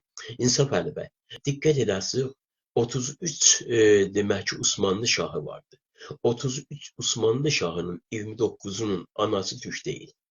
Diqqət eləsiniz bunu. Bu böyük bir şeydir. Siz indi deyərsiniz ki, çünki baxış demək olar ki, batıya idi. Bu batıçılıq olduğuna əsasən belə olubdur. Halbuki bu demək ki 30-29'dan en azının 10'u 12'si daha doğrusu o zaman Rusiya təbəəsinə geçmiş İslavyanlardan olubdur. İndi bunun biz gələk deyək ki, bəs türkçülüyə nə dəxli var bunun? Görürsünüz, türkçülüyə dəxli yoxdur. Eyni şəraiti də büyürüz, gəliz Qacarların hakimiyyətinə. Qacarların hakimiyyətində bilirsiniz 7 Qacar şeyimiz olub da, 7 olub da, düzdür? 7 olub da. Hə. Yəni 220 neçə il, daha doğrusu bunların da təqribən demək olar ki, analarının bir çoxu nə ki, Osmanlı böyüklükdə imperiya olmayıbdır, bu böyüklükdə də əzəmət qura bilməyibdir heç. Amma bunların da demək olar ki, analarının bir çoxu türk olmayıbdır. Ya bu məsələləri diqqətə almalıyıq. Biz deyəndə ki, bizim hakimiyyətlərimizin, bizim milli dövlətimizin var oluşu türkçülük əsasında olmadığına görə milli dövlət sayılmır. Bundan ötürüdür, bundan ibarətdir. İndi gələk deyək ki, başqa bir səbəblər, təbii ki, 100.000 səbəb vardır. Səbəblərin birisi, məsələn, Qacarların yıxılmasında, Qacarların ölümünün içindən olan o daha doğrusu geriçiliyi geridə qalmış durumları, vəziyyətləri idi. İndi bunu da faslar gəlib bahanə etməsinlər ki, bax, bunlar özləri dedilər geri. Ya, geri zaten bu günləri fasların özü geri qalmışdı. Hələ o günün etibariyle ki, dünya daha doğrusu yeni addım atırdı modernləşməyə. Bizim millətimiz o zaman, dövlətimiz o zaman əlbəttə ki, bu demək ki, silsilədən uzaq düşmüşdü. Amma çalışırdı ki, buna yetişsin. Bu da zaman məsələsidir, zaman səbəbidir. Ondan qalan ekonomi durumuna baxın, vəziyyətinə baxınca, savaşlar 30 illik demək ki, Qacar-Rus savaşları etibariyle bizim bütün ekonomi sistemlərimiz çökmüşdü. Yəni Qacar-Türk hakimiyyətinin ekonomi sistemləri çökmüşdü və bundan da en büyük kazanan olmuşdu. Belçika, ondan sonra ondan önce daha çok British Britanya, Fransa və Türkçəsinin belə ta Belçikaya qədər çəkib gəlmişdi ki, bunu da siz daha çox gözəl bilirsiniz. Sonra bu məsələlərlə bağlı millətin dövlətlə bağlarının tamamilə qırılması, özəlliklə Azərbaycanın Tehran hakimiyyəti ilə ki, Qacarlar oradaydılar, tamamen qırılması və Türkçəsinin 100.000 dənə bu məsələlərdən birisi eləyə bildik ki, misal bıraq. Çox gözəl bəhsdir. Mənim nəzərimə gəlir ki, biz düşünürlərimiz, efendim? Deyirəm, bu çox böyük bəhsdir. Bunu büyük günləri... Bir otaq açıla, fəqət bunun üstündə bəhs eləyərlər. Yəni, düşünürləri gətirərlər, deyərlər, ağa, nədən biz işğala məruz qalmışıq? Bu özü çox dərin bir bizim rəvani, elitlərimizin mali... Bunu biz sonra, inşallah siz bu demək ki, dönəmi bitiririz. Başqa əzizlərimiz, dostlarımız da büyüsünlər, gəlsinlər, danışsınlar sizinlə. Buna təbii ki, böyük bir şey olacaqdır. Necə deyim, ehtiyac olacaqdır bunu dərk etmək üçün. Ona görə də mən təklif edirəm ki, bu dönəmdən sonra elə siz cənabınızla birlikdə bu məsələni təşkilatlarımızdan olan dostlarımızı da çağırırız. Birlikdə bunu ələ alaq. Çox gözəl, çox dərin məsələdir. Məncə bunu əgər açıqlamasaq hər saatçıdan ki, niyə işğal olmuşuq, ona da çətin olacaq. Biz təzaşdan qalxaq, bir güc olaq. Hər halda umarım inşallah dostlar ya ömür olursa mən də buna əl qoyaram. İstiqlala alternativ tanır mısınız? İstiqlalın bir alternativi var mı? Bizim qurtuluş olaraq istiqlala alternativ tanımaq istəmirik, çünki millətimizin təhcə nəcat yolu istiqlaliyyətdir. Amma başka arkadaşlarımızın, dostlarımızın, partiyalarımızın buna alternatifleri vardı. O da demək ki, hər nə olacaqsa olsun, federal da ola bilər, istiqlal da ola bilər. Sizin özünüzün baxışınızda alternativ var. Söylədim, yox da, mən söylədim, bizim Sizin yoxdur. alternatifimiz yox. İstiqlal mümkün olmazsa federalizmə necə baxırsınız? Siz necə baxırsınız? Yəni şərait elə gələ, beynəlmiləl şərait, dünənləri çox gözəl işarə buyurdunuz ki, qoysalar xarici güclər də var. İndi əgər istiqlal mümkün olmazsa federalizmə necə baxırsınız? Əgər istiqlal mümkün olmazsa ki bizim daha doğrusu kəsim baxışımıza görə istiqlaldan başqa bir şey mümkün deyil. Bu bölgədə, bu məntəqədə masa olmayan yerdə silah demək ki, sözün ilkini sonunu deyən yerdə federalizmə baxış bir rüyadır. Federalizmə baxış bir demək ki, Avropada olub Avropa kimin düşünmək deməkdir.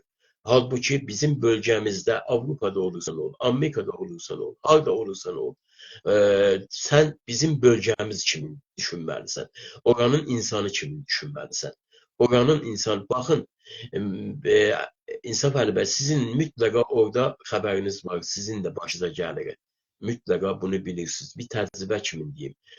Bir dənə demək ki, Ərəb ölkələrindən, özəlliklə Suriye'den olan bir qaçqın, son zamanlarda olan bir qaçqın Suriye'den gəlir Avrupaya.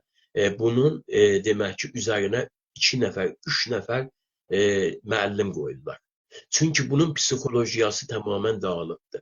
Bununla 2 dəqiqə oturub müzakirə etmək, bir oturub çay içmək mümkün olmur. 3-cü dəqiqədə səni ya özünü vuracaq, ya səni vuracaqdır. Çünki bu adam daha doğrusu savaş dalgasının içində yaşayıbdır. Bu adamın təfəkküründə, fikrində hər hansı bir gülüş yox. Ancaq və ancaq savaş var. Biz bu bölgənin, bu məntəqənin içindən gəlirik. Siz deyəsiniz ki, biz ki bunu yaşamamışıq. Elə biz də bunu yaşayırıq. Bizim də millətimiz bunu yaşayır.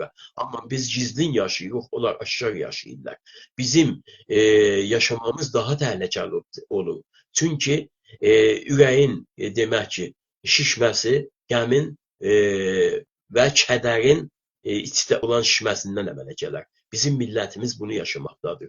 İndi mən sizə deyim, siz məndən soruşsunuz, olmasa alternatif nədir? Olmasa alternatif nədir? Mən bunu demək istəyirəm sadəcə. Əlbəttə, bizim gücümüzü, qüdrətimizə nəzərən düşünsək, dediyim kimi, istiqlalın alternatifi yoxdur. Amma istiqlal olmasa, birisi gəlsə desə, sizə federal verirəm, federal. Biz o kimsələrə özümüzdən başqa heç kimə inanmayacağıq və heç kimin sözünə etibar etməyəcəyik. Məgər o zamana qədər ki, özümüzün fikrimizi, düşüncəmizi bir yenidən toparlayıb və yenidən demək, hər hansı şərtlərdə, hər hansı şəraitdə olursa olsun, federalizmi də, konfederalizmi də, nə bilim, ya muxtariyyətdə, nə olursa olsun, ancaq o istiqlal təfəkkürünü beynimizdən heç bir zaman atmayacaq, təslim olmayacaq.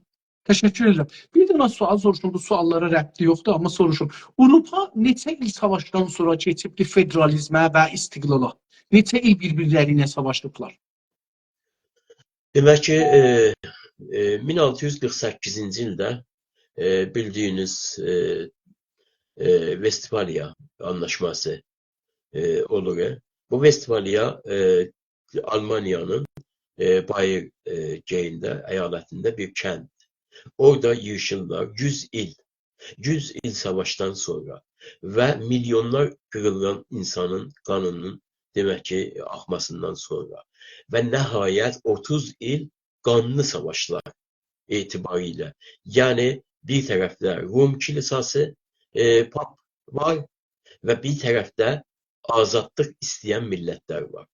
Bu azadlıq istəyən millətlər daha doğrusu həm qalibiyyətə, həm məğlubiyyətə uğramış, mübarizə meydanlarında gəlişmiş və mübarizə meydanlarında qan töymüş, daha artıq yorulmuş ölkələrdirlər. Bu ölkələr artıq o tarixdə gəlirlər, birləşirlər və o birləşmə əsasında Vestfaliya anlaşmasını ortaya qoydular. Bu Vestfaliya anlaşmasında daha doğrusu muhtariyet, ondan sonra eyaleti sistemin ortaya gelmesi, federal sistemlerin ortaya gelmesi, müstakil devletlerin ortaya gelmesi söz konusudur. Çok Mesela teşekkür ederim. Ben istirdim elə bunu yetişən bunu yəni istirdim cənabınızdan. Düzün desəz e, ben, hələ onunla da qurtarmadı.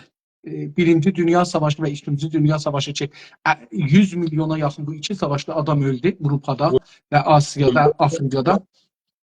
çok kabak bundan. Ben Bundan çok Arz edirəm ki, yəni dava var idi. Yəni millətlər Avropa ki, bu gün danışırıq, onlar elə bir-birlərini qətliam ediblər. Hətta 70 il bundan qabaq, yəni İkinci Dünya Savaşına qədər bir-birlərini qətliam ediblər. Bizlərdə də savaş gedir, mütəəssifanə. Kaş getməyə, amma gedir. Və biz də bu savaşın içindən çıxacağıq. Yəni biz də bu savaşın içindən doğulacağıq. Hər savaş bir devrim değişir, da bilirsiniz. Bu şeydir. İndi çox az bir ehtimal üzrə federal İran'ı kabul eder misiniz? İstiklalsızsınız siz. Aya bir az ihtimal da olsa federal bir İran'ı kabul eder misiniz? Bizim demək ki, əgər təslimçiliyimizə müncər olarsa, əgər bütün istiqlalçıları qırıb dağıdıb darmadağın etsələr ki, bu mümkün deyil, mahaldır.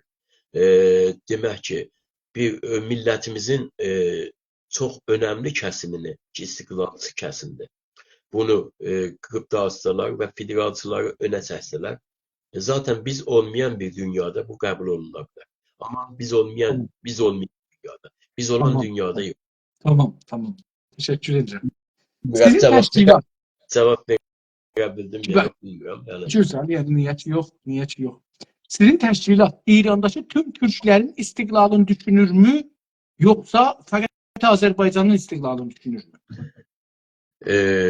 Zaten eğer orada istiqlal olunacaqsa, Güney Azərbaycan Türk millətinin istiqlaliyyəti, Təbriz mərkəzli istiqlaliyyət önə çəkilməlidir və o önə çəkilərsə ondan sonradır ki, bizim başqa Türk soylu demək ki, millətimiz istərsə öz haqlarından, hüquqlarından mədəni şəkildə, istərsə federal şəklində, muxtariyyə şəklində demək ki, istərlərsə əlbəttə, onda əlbəttə ki, biz onlara köməklik eləyəcəyik. Mütləqa da köməklik eləməliyik. Amma ilk öncə Güney Azərbaycan sınırlarında, sərhədlərində və torpaqlarında istiqlaliyyət Güney Azərbaycanın haqqıdır, hüququdur. İndi ayrı otursak düz danışsak, istiqlal əlverişli mi? İstiqlaldan başqa orada heç bir şey əlverişli deyil məncə. Niyə? Səbəblərini də dəfələrlə açdıq və yenə aça bilirəm. Xahiş etsəm, biraz dağlılıq oturarsınız. Sən alnınız görsənmir. Televizyona gedəndə buradan görsənəcək ehtimali. İndi gözəl. Səsim nədir? Gözəl, səssiz gəlmir. Səssiz gəlmir. Bu cür əgər dayansaz, danışsaz çox yaxşı olur. Amma sonra qabağa gələndə görsənmirsiniz. Buyurun. Bizdə dediyim kimi istiqlaliyyət ən əlverişli bir şeydir, gələcəyimizdir. Dediyim bunu başqa dostlarımız başqa təbir edə bilərlər. Məsələn deyirəm, birisi deyər ki, yox, federal daha əlverişlidir. Mən federalı heç əlverişli görmürəm. Çünki orada federala mütib olan bir millət görmürəm. Hər millət orada o ki özünü millət hesablayır, millət sanırı çox uzun zamandır, uzun illərdir ki, 10 illərdir ki, demək olar ki, istiqlaliyyətin arxasındadır. Və bu istiqlaliyyətin arxasında olan heç bir kəs kimsə gəlib federalı düşünə bilməz. Çünki burada bir dənə ortada bir faşist mövcudiyyət vardı, o faşizm mövcudiyyəti vardı. O hər hansı orada olan millətlərin bir araya gəlməsinə ən böyük əngəldir. Ən böyük əngəl. O əngəl aradan gedəndən sonra zaten hər millət özünün müstəqil dövlətini əldə etməsi ən böyük şansıdır, ən yaxın yoldur və o yaxın yoldan demək ki, kimsə gəlib özünü uzaq yola çəkməz.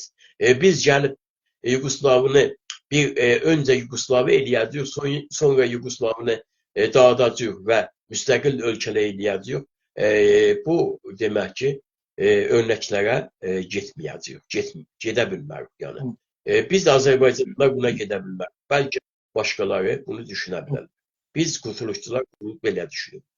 Hangi düşüncələr və güclər İranda məhkumluqla yaşayan millətlərin istiqlalı ilə müxalifdirlər?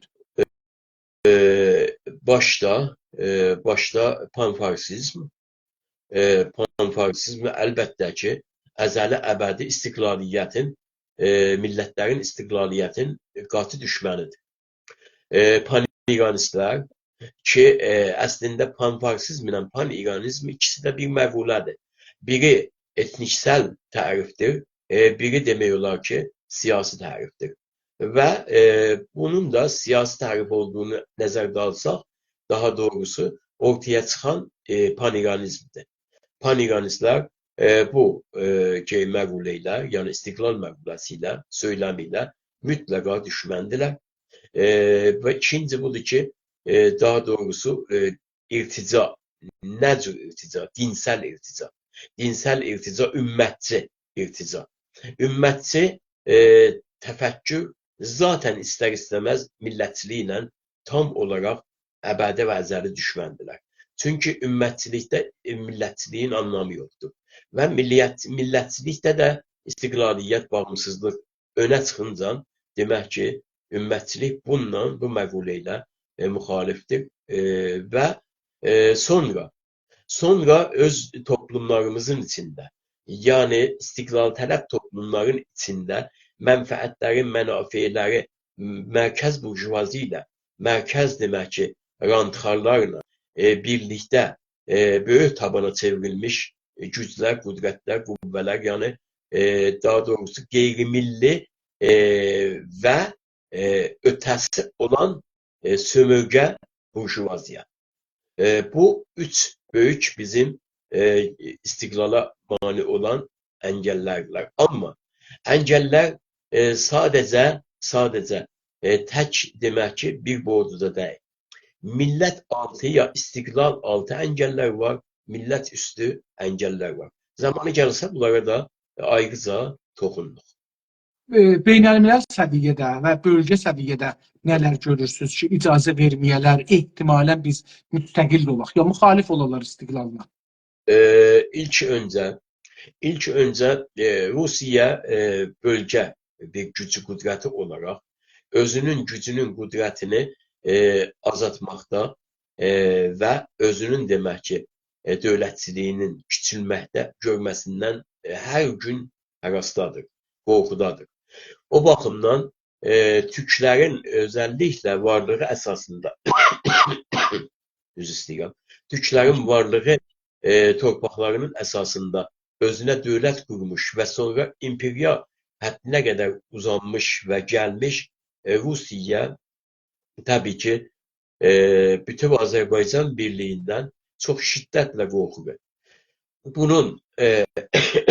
Bunun Qafqazlarda çox böyük güc olduğunu və Qafqazların tamamən demək gücünü, qüvvəsini, stratejik mövqeyini Rusların əlindən çıxartması özü böyük bir məsələlərdən birisidir ki, Ruslar birinci. İkinci, mən çox üzr istəyirəm.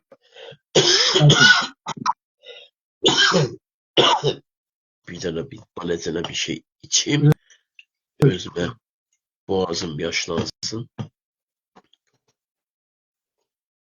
Mən elə o limu, bal və zincir, zəncəfili içirəm. Sənin məzunundur. Demək ki, bu bölgəmizə gəlincə, Avropa əsasında, Avropada hal-hazırda İranla çox böyük münasibəti olan, kəsinliklə sümürgəçi mənada deyirəm, anlamda deyirəm, münasibəti olan ölkələr vardılar. Məsələn, o ölkələr bu günləri Cümhur İslamının üzdə düşmənləri olsalar da, Batıda bunu himayət edib və bunu saxlayan ölkələrdirlər.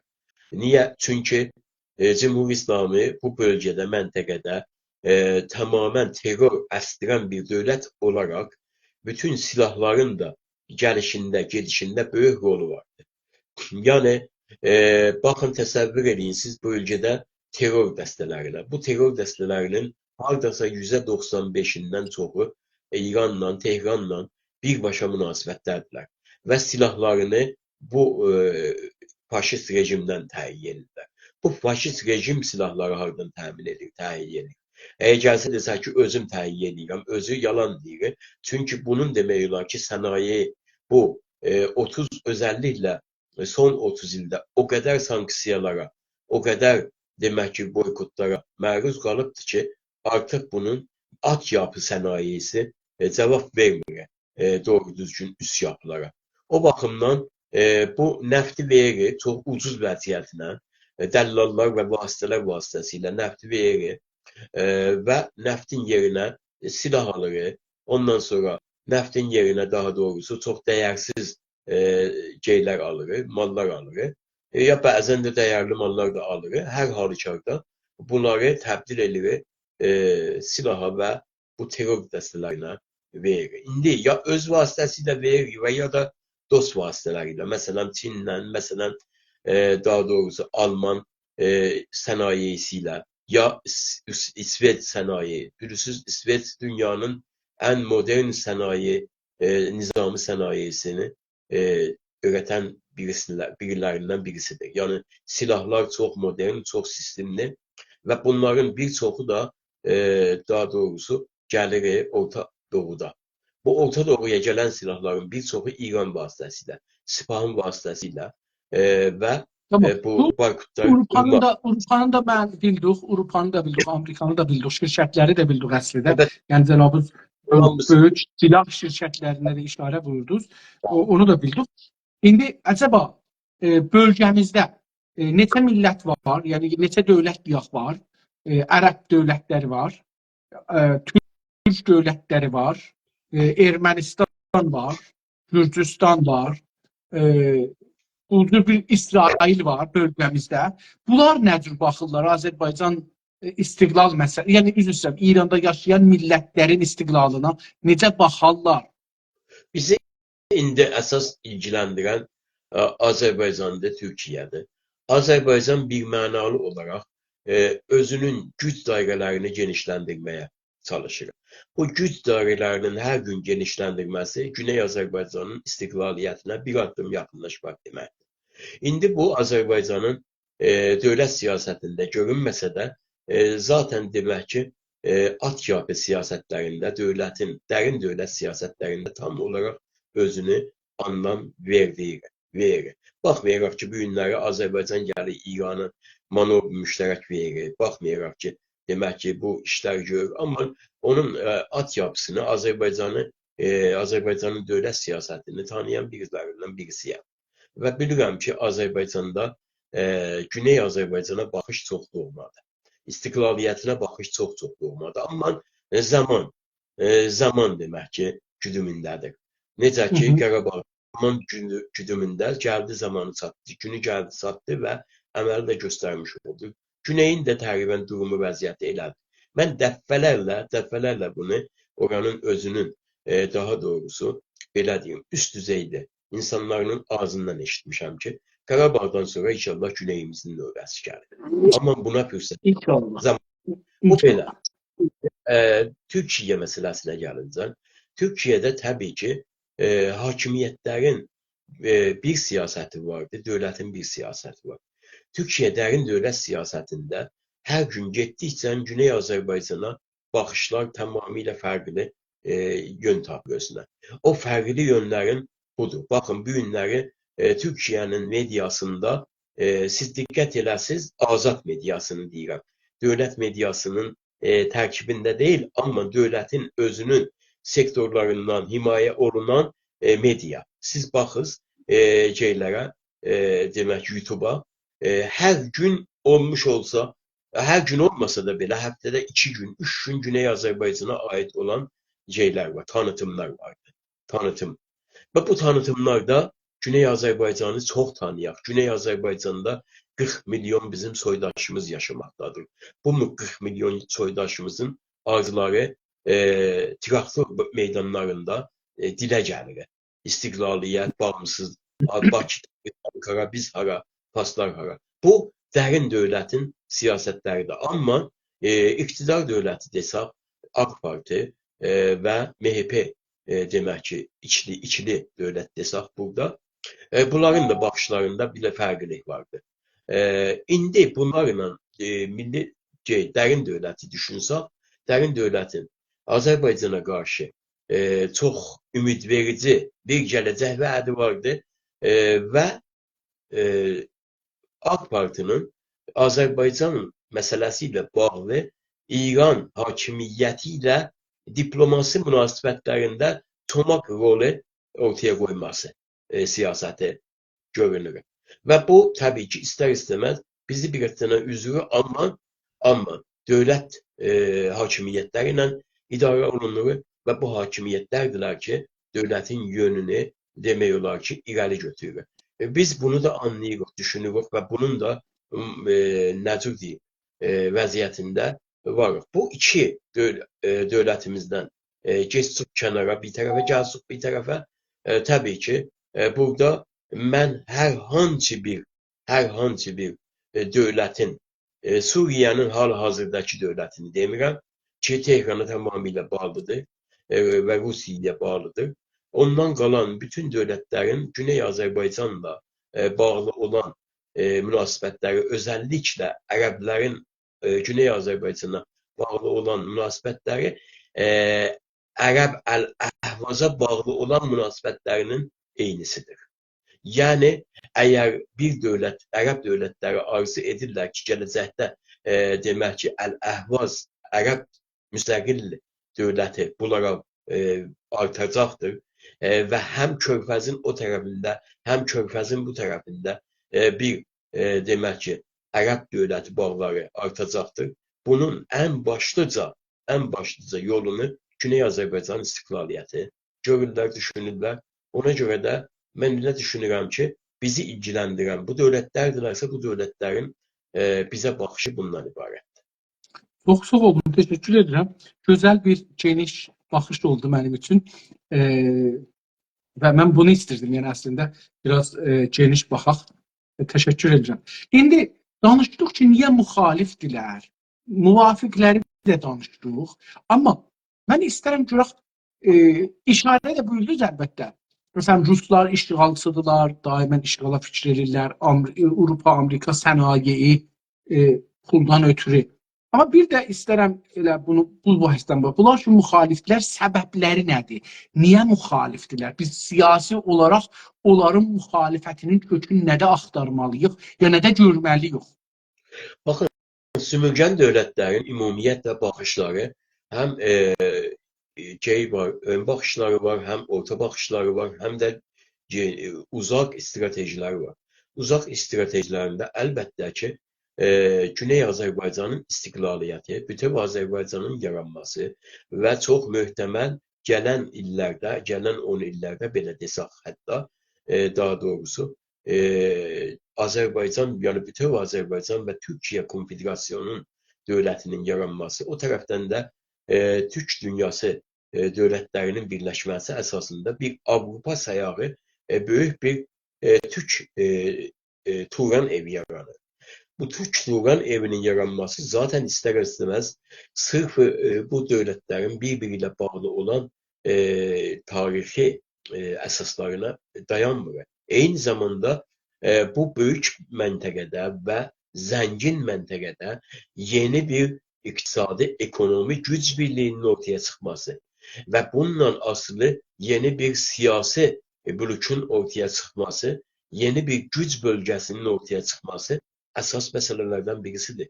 Bu zaten istər-istəməz Avropanın necə deyim, geçmişdən olan Osmanlı qorxusunu da göz önünə alsaq, heç sevmədiyi bir məsələnin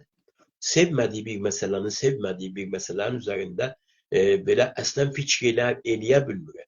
Ona görə də bunun qabağında, qarşısında təbii ki, hər türlü əngəllər buraxacaqdır. Amma nəhayətli bunun qabağında, qarşısında təslim olacaqdır. Çünki iradə hər şeyin önündədir. Milli iradə ortaya gələndən sonra bütün çətinliklər, problemlər ortadan qalxır. O baxımdan əlbəttə ki, xəzinə verilməlidir. Bu yöndə çox böyük xəzinələr olacaqdır və bundan da qaçırılmaz, mümkün olası qaçırılmazdır. Bu xəzinələr veriləcəkdir. Amma o demək ki, gün gələcəkdir ortaya ki, bizim bugünkü ülkələrimiz ülkə hesabı ilə sabahları daha doğrusu dövlət proqramlarına keçəcək. Yəni Türk dövlətləri proqramına keçəcəkdir. Siz O baxımdan işaret buyurdunuz, şimdi bu Avrupa'nın siyasetlerine buyurdunuz. Niye girmirlər? Önemlisin sebeplerden ad apardınız. Şimdi bu pan-İranistlər, pan-Farslar və ümmətçilərin səbəbləri nədir, müxalifət edirlər istiqlalına? Əlbəttə ki, məsələ indi ümmətçilərin məsələsi fərqli. Baxın, təsəvvür eləyin, bu ümmətçilər bu günləri necə deyim, hakimdilər. Və bu ümmətçilərin hakimiyyəti zaten istər-istəməz İslam ümmətini belə, İslam ümmət dünyasını belə darmadağın etmiş durumda vəziyyətdədir. Çünki bunlar şiəliyi gətiriblər, qoyublar ümmətçiliyin mərkəzində. Halbuki siz çox gözəl bunu bilirsiniz ki, demək ki, şiəlik İslam dünyasının çox az bir yüzdəsidir. Ən böyük yüzdəsi sünniçilik və ya səddiçilik, belə deyə, sədd İslamçılıq və sünnətçilikdir. Sünniçilik olduğuna görə də bu günlər bu rejimin gəlibdir, bu təşəyyü ideologiyasını ümmətçiliyin mərkəzinə qoyması özü zaten istər-istəməz ümmətçiliyi darmadağın etməkdədir, ediblər. Ümmətçiliyin yerinə bu günləri müştərikil mənafi ərəbçilik ortamı yaranır. Bu ərəbçilik ortamında da müştərikil mənafi, yəni sazişkar, liberal və mühafizəkar bir ərəbçilik. Hətta o qədər mühafizəkar ərəbçilik ki, daha doğrusu İsrail və Hamas məsələsində də əmələn demək ki, İsraili məhkum eləsələr də, üzr istəyirəm, üzdə İsraili məhkum eləsələr də, əməldə İsrailin yanında dayandılar. Yəni, heç bir şeyə cavab verə bilmədilər və qabağında qarşısında tamamən məhv oldular İsrailin. Niyə? Çünki o mühafizəkarlıq, o ərəb mühafizəkarlığı bunlara daha doğrusu nə qədər ümmətçilikdən uzaq olduqlarını göstərir. Ümmətçilik bir mübarizə meydanı idi. İslamiyyətin bir mübarizə və birləşdirici meydanı idi. Amma bu günlər siz ərəblərdə onu görürsünüzmü? Yox, görmürsünüz. Onun qabağında, qarşısında bir mənafi müştərək olunmuş, ya ortaq mənfəətləri nəzərə alan bir demək ki, ərəb dünyasını görürsünüz. Ərəblər məsələn Nasir dövrəsində, Allah rəhmət eləsin Abdülnasirə, onun dövrəsində pan-ərəbizm də çox güclü oldu. Yəni pan-ərəbizm və pan-İslamizm onlara çox böyük güc vermişdi, birləşdirmişdi, amma təəssüflə hamısı müstəmirə dövlətdir. Yəni bunu baxaq ki, Osmanlıdan qırılmış bir dövlətlər dedilər ki, 100 il olmayıbdı, 100 ilə yaxınlaşır bunların qurulması, hamısı da bağlı bir dövlətlərdir. Yəni bunlar ciddi, müstəqil bir dövlət deyirlər. Sərvətmən və bağlı. Bağlı və sərvətməndir dövlətlər. Çox doğrudur. Hər halükarda bunu demək istəyirəm ki, siz yəni ümmətçiliyə belə baxmaq, amma pan-İranizmə və əsas farsizmə başqa türlü baxmaq gərəkir. Bu günləri pan-İranizm və pan-İranizm özünün də, daha doğrusu bundan sonraki həyatına heç özü də inanmır. Yəni özü də inanmır ki, Əfqanistan bunun necə deyim, çəmbərində olacaqdır. Ondan sonra Tacikistan bunun çəmbərində olacaqdır. Və ondan sonra qondarma gətirib, daha doğrusu bir fəlati İran yaradacaqlar. Kütündən dediyim kimi 3500 Taçinin stoplarına qədər, Taçinin sınırlarına qədər çəkilir gedir. O tərəfdən də bunları röyədə də görünməyəcəklər. Bunlar da artıq bunu demək olar ki, bağır özləri çığırırlar. Los Angelesçi televizyonlar, busi, hər gün demək ki, təhdidli yox, hər gün məhv olmaqda yox, buna nəcat vermək lazımdır, bunu yerinə gətirmək lazımdır, kuşçuluq öldü, darişçilik öldü filan elədi. Bunu zaten istər-istəməz dilə gətirirlər bunlar. Amma bilirlər ki, bundan sonra da elə bir şey olmayacaqdır. Amma burada bir təfəkkür də var, bir fikir də vardır. O təfəkkür, o fikir bundan ibarətdir ki, yox, nə qədər də bizim qabağımızda, qarşımızda türkçülük bu günlər günü-gündən güclənir, bölgədə, məntəqədə siyasi, stratejik demək ki, kanalları əlinə alır, güclü şəkildə dövlətçiliklərini irəli götürürlər. Biz bunun qabağında qarşısında bu İslam Cümhuriyyətindən sonra demək geri oturmayacaq. Ona görə də həm liberal sistemini, həm radikal sistemlərini özəlliklə dışarıda birləşdirməyə çalışırlar. Amma siz də gördünüz, keçənlərdə bir altılıq ittifak yarattılar. O altılıq ittifak işi 6 ay çəkmədi, darmadağın oldu. Bu saldı onun başına, o saldı bunun başına. Bir-iki dənə mötəbərli, etibarlı və Alman, özəlliklə Alman və Fransa ölkələrinin gücü ilə Avropada bir təhdid unvanında demək olar ki, nümayişdə ortaya qoydular. Amma bunun da içindən daha doğrusu xalqlar çıxdılar, başqa etniklər çıxdılar və burada da bir yanıqlığa düçar oldular. Yəni əslində bunu demək istəyirəm ki, onların qorxusu həyat qorxusudur. Onların qorxusu ölüm qorxusudur. Amma Avropanın qorxusu fərqli qorxudur. Amerikanın, Avropanın qorxusu daha ekonomi, daha siyasi daralma, Rusiyanın qorxusu daha dövlət daralması, nə məhv olma, dövlət daralmasıdır. Çinin qorxusu bölgədə, məntəqədə Çinin gələcək böyük güc olmasına dayatı yapan bir güc ortaya gəlməsidir.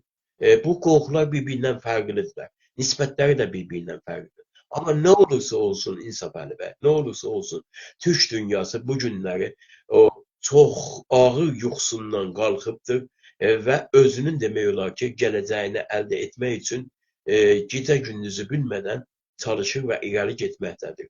Güney Azərbaycanın istiqlaliyyəti bu gedişatın içində olan ən mərkəzçi hərəkətlərdən birisi sayılmaqdadır. Çox sağ olun, təşəkkür ederim. Əgər bir millət ya millətlər istiqlal istərsələr və istiqlal üçün iradə edərlərsə, kimlər və nədən o millətlərin istiqlalı ilə müxalif ola bilər? Bunlara işarə verdim fikirlə. Elə həm onlardılar ki... Bizim iradəmizin, yəni biz iradə edirik, kimlər isə bizim iradəmizin qabağında dursun? Yenə mən özət olaraq deyə bilirəm. Rusiyanın dövlət daralması bir əndişədir. Onun rəhbəriyyəti bunun iradəsini sındırmağa çalışacaq. Demək ki, burada mən elə düşünürəm ki, bəzilərinin tam tərsinə olaraq ermənilər bu məsələdən əgər ağıllı olsalar, əgər ağıllı dövlətçilik düşüncələri olsa, nəinki müxalifət etməzlər, bəlkə bunu istiqbal edərlər. Çünki onların gələcəyi çox böyük bir bütöv güclü Azərbaycan-Türkiyə ittifaqında xilası olunur, bunu əldən verməzlər. Gürcistan hakeza çox güclü potansiyeli olan bir qonşu ilə demək ki, yaxın olacaqdır və tam olaraq bağlarını bütün Rusiyadan qoparacaqdır. Əslində, beləsi sorursam daha yaxşıdır. İran əgər parçalansa, oradan 4 dənə, 5 dənə, 6 dənə müstəqil məmləkət çıxsa, İran adlı təhdid dünyanın üzündən, Orta Asiyanın üzündən, Xavərmiyanənin üstündən qalxır. Nədən müxalif olarlar? Yəni müxaliflər nədən müxalif olur? Çünki məsələn, hətta silah bazarı desaq, əlbəttə onda biraz silah bazarı adca yumuşalar. Çünki İran böyük təhdiddir. Silah almaq üçün əsli səbəbdir əslən İran özü. Həman bölgədə bir müsabiqə gedir ki, silahlanaq, əmniyyətimizi qoruyaq İranın qabağında. Amma İran dağılsa ehtimalən bu şey azalar. Yəni bu təhdid azalar dünyada. Bəlkə əvvəldə 1-2 3 il yox, amma ondan sonra bu azalar. Mən belə düşünürəm. Yüzde Amma doğru düşünürsünüz. amma ondan Çok sonra doğrudur. necə məsələn e, nə bilim İran Mesela despot sistemler. Mesela demek ki Azerbaycan'ın istiklaliyyətindən sonra çok möhtəməl demek ki Əsəd hakimiyyəti olmayacaqdı Rusiyada, Suriye'de. Azerbaycan'ın müstəqilliyini, Azerbaycan'ın bütünlüğünü gördüğümüz zaman PKK'lar kimin terör dəstələri bütün demək ki bölgədən üzüləcəklər. Yəni sıfıra dönəcək, sıfıra yenəcəklər. Çünki onların artıq dairəsi tamamilə güclü dövlətlər vasitəsilə qapanacaqdır. O məsələn təsəvvür eləyirsiniz kimi deyim, İsrailin daha doğrusu geniş miqyaslı bölgədə, məntəqədə bir dönüş nöqtəsinə, siyasi dönüş nöqtəsinə çevrilməsini görəcəyik. Yəni işbirlikçi bir İsrail. Yəni ekonomi gəlişmələrdə, ondan bölgə gəlişmələrində yeni bir fonksiyonların yaranmasında ortak bir İsrail görəcəyik biz. Artıq çünki təhdid olunmur. Yəni rejim, fasiçi rejim tərəfindən təhdid olunmur və ya belə deyək ki, təhdid olunma bəhanələri tamamilə aradan qaldırılıbdır. Onda gerçək və həqiqi İsrail üzü görünəcəkdir. Məsələn, Ərəbistanla demək ki, bölgədə, məntəqədə çox böyük, çox geniş işbirlikləri başlayacaqdır. Hətta belə deyim ki, çox geniş belə yeni şəhərciklər yaranacaq, salınacaqdır. Çünki onların bu işdə kifayət qədər təcrübələri var və bu təcrübələrini sərmayələrlə birlikdə, bizlərlə birlikdə paylaşacaqdır. Məsələn, bu dövlətlərin hər hansı bir bizə maneəti olmayacaqdır. Amma dediyim kimi, despot dövlətlər əgər öz bəqalarına inadlı qalsalar, zaten onlar bizim istiqlaliyyətimizi doğru düzgün qarşılaya bilməyəcəklər və qorxuya düşəcəklər. Ərz edeyim ki, 2 dənə sorumuz qaldı istiqlal bölümündən. Bunları da soruşum keçək bir şirin bəhsə. İstiqlal iradəsi, istiqlalı əldə etmək uluslararası bir əxlaqi, siyasi haqq mıdır, yox ya yox? Əgər biz uluslararası toplumsal demək ki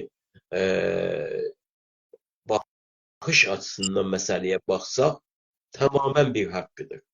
Tamamən bir hüquqsal haqqıdır. Hər insanın azad yaşaması demək ki, bütün konvansiyonlara bağlı olaraq, bütün BMT-nin qanunlarına əsasən bir haqq sayılır. Və amma əgər dövlətlərin qurduğu və qoyduğu siyasətlərə biz nəzər salsaq, yox, deyil. Və amma əsas məsələ budur ki, qanunları bu günləri kim yazır? Bu günləri BMT-nin qanunlarını kim yazıbdır? BMT-nin qanunlarını millətlər yazmayıblar ki. BMT-nin ümumiyyətlə baxmayaraq ki, Millətlər Birliyi təşkilatıdır. Amma Dövlətlər Birliyi təşkilatıdır. Adı Millətlər Təşkilatıdır, bəli. Amma Dövlətlər Təşkilatıdır. Bu Millətlər Təşkilatı deyil. Və dövlətlər özlərini qorumaq üçün özlərinin demək ki, qabağında, qarşısında dayanacaq bütün qanunları, bütün kuralları, bütün maddələri qeyri-qanuni adlandırırlar. Yəni, inanılmaz bir şəkildə. Məsələn, o qanunların yazanlarının birisi İran rejimidir.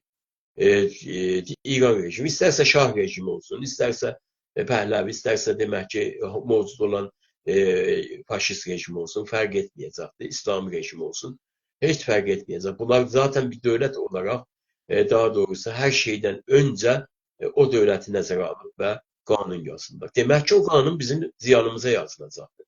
O qanun bizim xeyrimizə yazılmayacaq ki. Çünki dünyada bir çox dövlətlər vardılar ki, hala hazırda müstəmləkəçi dövlətlər sayılırlar. Dünyanın en demokratik ölkələri belə, dünyanın en demokratik dövlətləri sayılan kimlər? İngiltere, Fransa, daha doğrusu deyək hələ bu günləri Portugal belə, İspanya, Afrikanın bütün şeylərini, adalarını öz təsvirlərində saxlayıblar. Bu günləri deyim Fransa 19 dana kiçik və böyük adaları Avropa Avropa ilə daha doğrusu Afrikanın arasında olan sularda öz ixtiyarındadır. Öz ixtiyarını alıbdır. Bu günləri daha doğrusu yadına gəlsə, geçmişlərdə böyük bir savaş oldu. Təbii ki, adı böyüydü, amma özü çox kiçik savaşa çevrildi. O Marinos adaları üzərində Arjantin ilə daha doğrusu Britaniyanın arasında bir savaş oldu. 3 günlük bir savaş oldu. Yadınıza gəlsə. Əlbəttə. Aha. O demək ki, Arjantinin sınırları yaxınlığında, Arjantinin hakimiyyəti əkəmənliyində olan bir adalardılar ki, bunları İngiltere gedib də alıbdı. Hal-hazırda da İngiltere'nin bayrağı oldu, əsməkdədir. Arjantin o kadar müracaat etti BMT'ye, o kadar müracaat etti kanunlara ki artık bunu bize qaytarız, bunu qaytarmaq gerekir, bunu vermeliyiz. Bu bizim torpaqlarımızdır, bizim sərvətimizdir, milli sərvətimizdir artıqdır. Demək ki, bütün kanunlara baxmayaraq gördü yox, bir iş görməyəcəkdir, eləyə bilməyəcəkdir və qoşunun cəhdi apardı, ordusunun cəhdi apardı, Arjantin bayrağını kaldırdı orada. Ancaq az geçmiş bir zamanda İngiltere ultimatum verdi. 1, 2, 3 ultimatum. Ondan sonra İngiltere'nin dolanmaları demək olar ki, Arjantin'i mühasirəyə aldı və 2 gün içində oranı yenidən müstəmləkəyə çevirdi. Yani bu günləri dünyanın bütün demokratik ölkələrini saysaq desək, hər birisinin belə müstəmləkələri var və qanunları yazan onlardılar. Əcəba biz bu qanunlara tabi olmalıyıq, yoxsa millətimizin demək ki, gücünə, qüdrətinə, iradəsinə. Yaşa, elə onda bu sualı soruşum. Elə burada bu sualı soruşum. İstiqlala iradə edən bir təşkilat, bir millət müxaliflərin onlar üçün nə önəmi ola bilər? Güney Azərbaycan Milli Qurtuluş Partiyasına görə bizim ümumiyyətlə hegemonluğumuz şərtisiz, qeydisiz millətimizə aiddir. Millətimizin fikir axını, fikir düşüncə axını bizim hərəkatımızın güclü və zəif olmasına nədən olacaqdır. Əslində millətimiz nə qədər güclü meydanda olursa, nə qədər özünü göstərirsə, nə qədər bu meydanları Fas zülmünün xeyrinə, boşda saxlamazsa, bizim demək olar ki, sözümüz dünyada geniş olaraq yaygın şəkildə yayılacaq. Hətta o zalim qanunlar ki, BMT vasitəsilə demək ki, bizim qabağımızda, qarşımızda dayanıbdır, bunları dəlib keçəcəkdir. Dəlib keçəcəkdir. Biz onlara tabi deyilik. Biz millətimizə tabiyik. Güzel. Getirin o bir şey bəhsinizə. Efendim? Cavab verə bildin mi? Bəli. İranın bəhsinə getiririk. Görək İran nədir? Burada da bir 20 suala yaxın 19 sual soruşacağım xidmətinizdən. Eləyə bilsəz əgər qısa buyurasınız, yaxşı olar. İran qavramı, bu İran sözü yəni. İran qavramı sizin düşüncənizdə hangi tərif ilə tanımlanır? İran qavramı siyasi nöqtə-nəzərdən və dövlət nöqtə-nəzərindən 1936-cı ilə qayıdır. 1936-cı ildə Rıza Pəhləvinin xahişi əsasında ki, demək ki, o zamanın hakim dövlətləri, səfirləri adlanırdı. Onlardan istədi ki, İran sözünü rəsmiyyətə tanısınlar və İran sözünü siyasi nöqtə-nəzərdən bundan sonra Perşiyan sözü yerinə bir ölkə olaraq, bir vətən olaraq, bir dövlət olaraq, bir millət olaraq demək ki, ceyləsinlər, rəsmiyyətə tanısınlar və ortaya qoysunlar. Bunun da zaten ondan ötürü ki, bu demək ki, əmr və fərman birbaşa Londondan gəlmişdi. Birbaşa demək ki, İngiltərənin əmri idi buna və bu İngiltərənin əmrini İngiltərənin özünə bir xahiş kimi göndərdi. Bir diplomasi əsasla, daha doğrusu dünya da buna çox rahatcasına cavab verdi və İran adı oradan doğuldu. Yəni siz İran adı bir yeni ad bilirsiniz. Tabii ki İran adı demək 1925-ci ildə Qacar Türk hakimiyyətinin və Qacar Məmalik Məhrusənin aradan getməsi ilə vücuda gəldi. Əlbəttə çox sonra olur da 1913'də Qacar 1304'də aradan gedibdi. O da 13'də, yəni 9 il sonra, Qacardan 9 il sonra. İran kavramı siyasi görürsünüz, yoxsa kültürel, yoxsa torpaqsal, yoxsa dilsel, yoxsa dinsel? Tamamilə dilsel olaraq tamamilə demək ki, faslaşma əsasında, amma ümumiyyətlə desək, bunu mən siyasi qavram görürəm. Gözəl. İran adlı varlığı rəsmiyyətə tanır mısınız? İran adlı varlığı mən rəsmiyyətə tanısam, tanımasam da. Biz demək ki, subyektiv olaraq rəsmiyyətə tanımırıq. Amma obyektiv olaraq İran adında bir ölkə var, bu günləri. Biz bunu ilk dəfə olaraq 1992-ci ildə Qurtuluşun Məramnaməsində İran adlanan ölkə kimi gətirdik.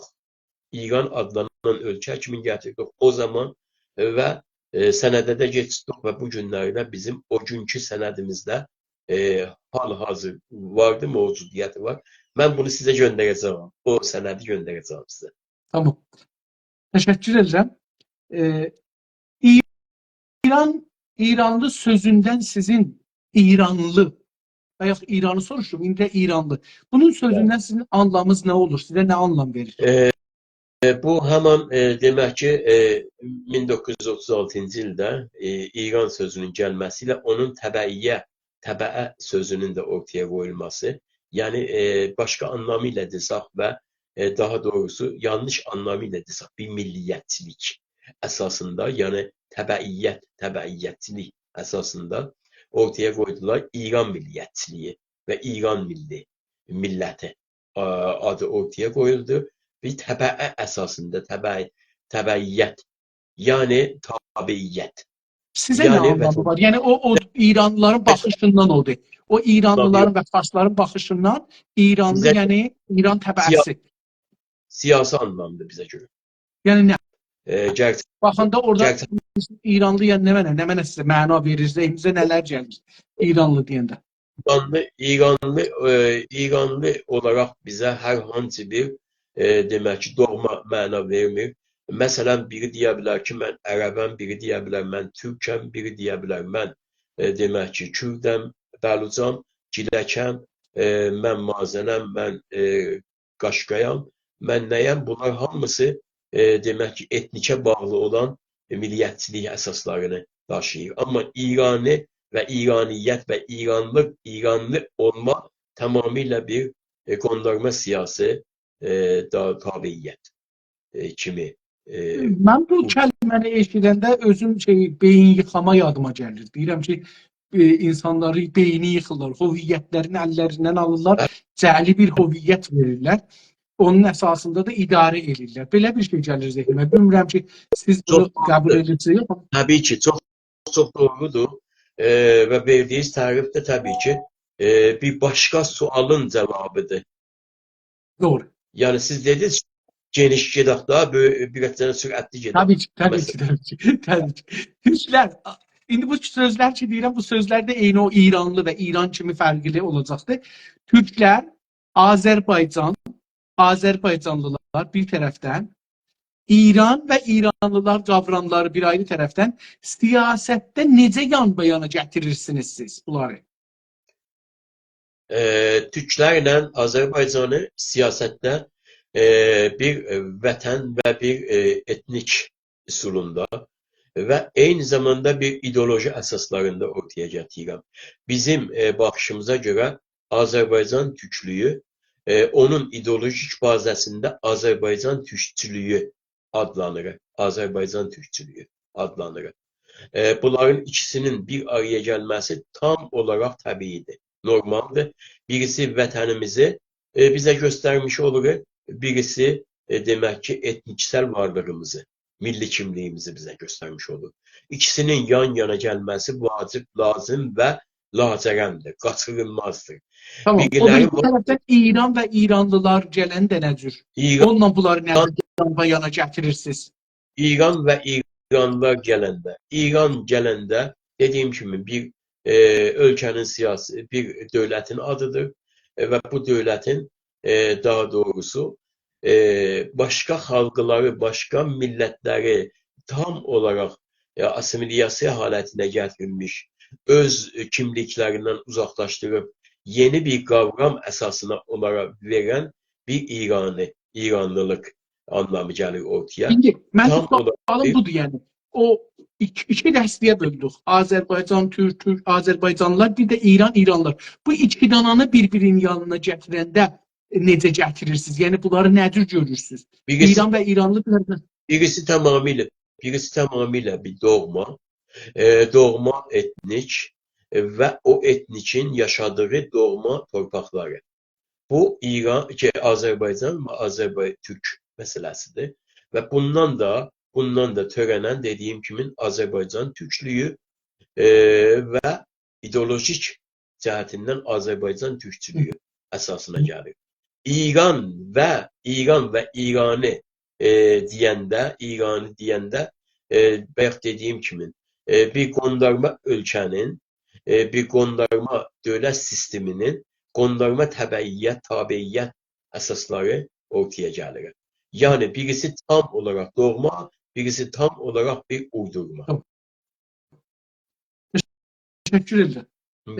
İran deyilən yeri, millətlər ölkələri varlığı bilirsiniz, yoxsa bir bütün ölkə bilirsiniz? Yox, əsir millətlərin bir məcmuədə məcburi şəkildə yaşama məhkum olduqları bir istimari dövlət bilirəm və heç bir ünsiyyəti yoxdur millət və dövlət olmağı. Gözəl. Sizin təşkilat İran adlı varlığın gələcəyi necə görmək istər? Darmadağın və məhv olması. Amma bir Farsıstanın olub və Farsların orada yaşamasını öngörən bir təşkilat. İndi burada bir dənə bəhs açılır. O da budur. Farslar özləri qəbul eləmirlər ki, bir millətdilər. Vətənləri də yoxdur. Sınırlı, mərzilli bir vətən də özlərinə tərif eləmirlər. Nədən bizim təşkilatımız, deyək, Milli Qurtuluş Təşkilatı onları həm bir millət tanımağa çalışır, həm də onlara bir vətən tanıyır? Nədən? Çünki bir xalqların, bir insanların, bir toplumun yaşama haqqı vardır. Biz heç toplumun yaşama haqqını əllərindən ala bilmərik. Çünki bizim yaşama haqqımızı əlimizdən alıblar, biz onların yaşama haqqını əllərindən ala bilmərik. Ya ki, belədir ya. Biz demək ki, çünki onlar şovinist olublar, biz də şovinist olub, onların üzərində dövlət haqqı, yəni Türk dövləti haqqı tanıtdırmağa cəhdi göstərən bir toplum olmamalıyıq. Biz zaten istər-istəməz öz milli dövlətimizi, yəni daha doğrusu millət-dövlət sistemini ortaya qoymağa çalışan bir partiyayıq. Ancaq biz özümüzə haqq bilən hər bir şeyi, bütün xalqlara da o haqqı bilir. O vaxtdır ki, Fars özünün mərzlərini tərif eləmir və özünün millət tanımır. İstər deyək ki, mən sizin torpaqların və millətin sahibiyəm. Ora mənimdir, sizin deyil. Amma siz o zaman ki onu tərif edirsiniz, ona deyirsiniz ki, okey, mən səni rəsmiyyətə tanıyıram. Sən məni rəsmiyyətə tanımasan da, mən səni rəsmiyyətə tanıyıram. Bu nə cür ola bilər? Amma bir Farsdan və bir Fars daha doğrusu toplusundan rəsmi olaraq toplusundan, məsələn, deyək bir fars dilli bir partiyadan mən belə tərif görməmişəm ki, özlərini millət tanımasınlar, özlərini sınır sahibi tanımasınlar. Bunlar zaten Heç bir aha, partisi, məsələn, hətta məsələn, Tudələr, tamam, Pan-İranistlər, heç aha, birisi İranı sınır tərif edirlər. Özlərini bir millət görmürlər.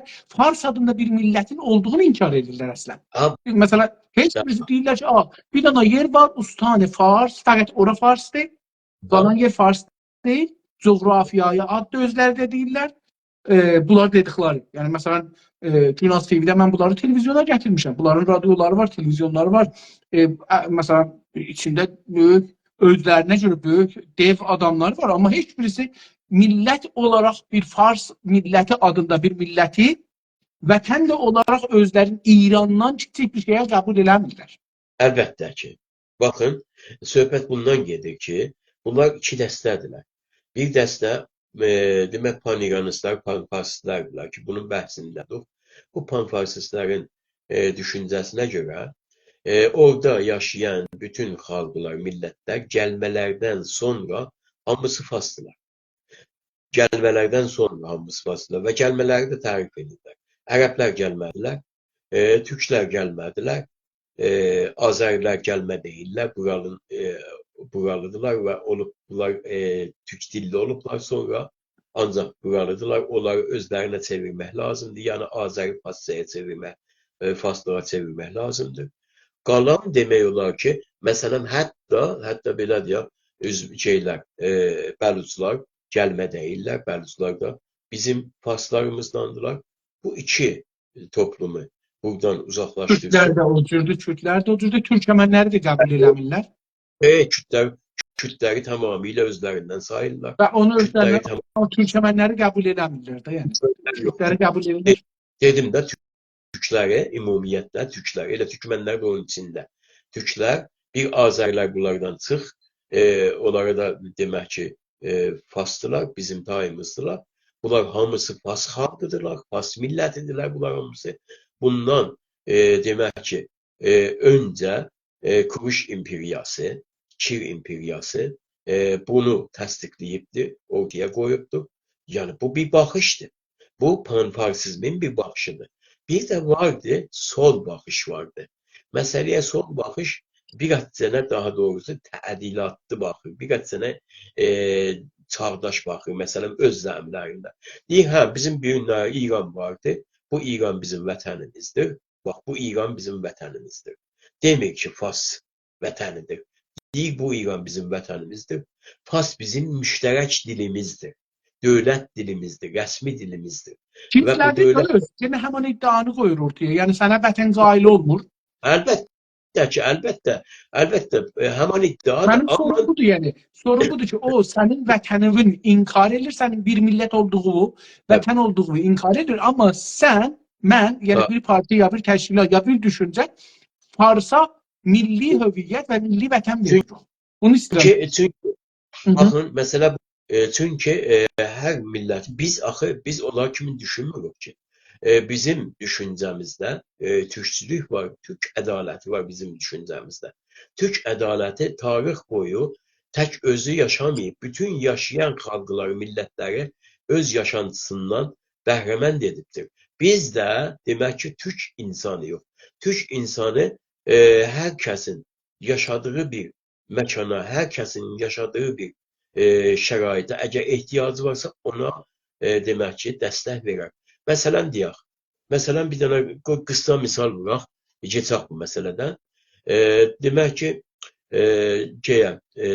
Osmanlının hələ ilk başlarına qalmış Bizans savaşlarında, bu Bizans savaşlarında demək ki, Osman Paşanın ya Osman C'nin necə deyim, Turgul oğlu Osman'ın daha doğrusu imperiya yaratma əsasında böyük bir savaşlar oldu. Bu savaşların əslində şeylərlə, Osmanlılarla şeylər oldular, Bizanslılar. Bizanslıların son zamanları yetişmişti. Bizanslıların bu son zamanlarında çok büyük bir hüsyan yaşadılar. Ve bunların dəstə-dəstə Hristiyan insanları qaçdılar, gizləndiler, qarlarda, geylərdə, köyüllərdə, ondan sonra dağlarda yaşamaq məcburiyyətində qaldılar. Sonra Osman'ın əmri ilə demək ki, Osman Bey'in emriyle gittiler bunları taptılar getirdiler. Dediler siz buralarda niye yaşırsınız? Dediler bizim torpağımız yok yaşamaya. Torpağımız yok yaşamaya. Baktılar gördüler hamısının boynunda haç vardı. Dediler tamam sizin niye? Sizin torpaqlarınız var. Dediler yok bizim torpaqlarımızı Müslümanlar elimizden alıplar. Yani Osmanlılar elimizden alıplar. Dedi yok elə bir şey yoktu. Gətirdilər bunların hamısına yeni şəhərlər saldılar. Dedilər buyurun burası sizin vətəniniz. İstədiyiniz formada, istədiyiniz dininizlə yaşayın. Bu bizim Türk geçmişlerimizden, Türk demək ki atalarımızdan, Elə orada babalarımızdan. şikayət etmişik da. Biz insanlıq eləmişik, insanlığımızın sonunda bizim o Türkçe məsəlimiz var. Deyir, yetimə rəhm eləmə, sonra rəhmə qalarsan. İndi biz də yetimlərə rəhm elədik. Eləyəcək. Gəldilər, bizi qətliam elədilər. Baxın, eləyəcək yox, amma kontrollü eləyəcək yox. Kontrollü. Bir kiçik məhdudə o yerdə ki, Faslar yaşayıblar, əzəli əbədi orada yaşayıblar, geçmişdən indiyənə qədər demək ki, oranın olub, sakinlər olub. Orada yaşamaları haqqları var. Biz də bu haqqı onlara verməliyik. Yox, biz gəlib imperiya dəyirik. Biz gəlib bunları qılıçdan geçməyəcəyik ki.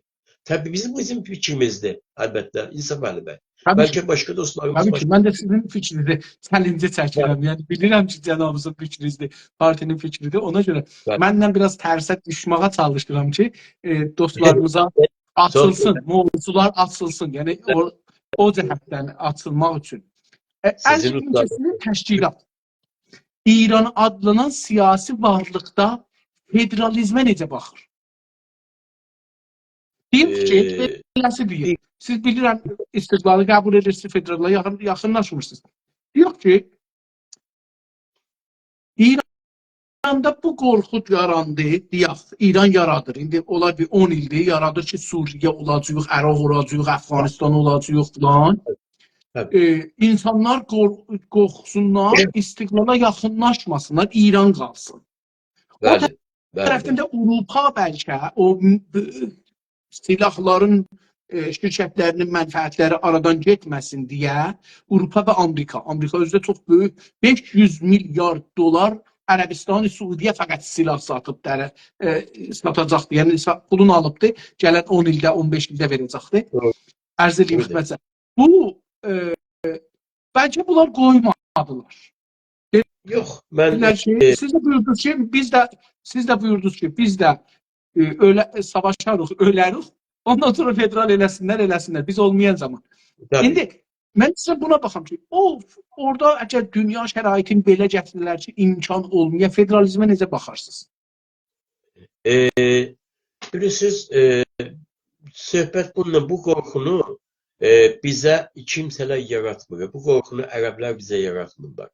Bu qorxunu sadəcə və sadəcə təəssüflə bizim özümüzün bəzi dostlarımız şişirdirlər və qorxu səviyyəsini elə həddə gətirib çatdırırlar ki, bu səviyyəni gətirirlər dövlətlər həddinə çatdırırlar, qaldırırlar.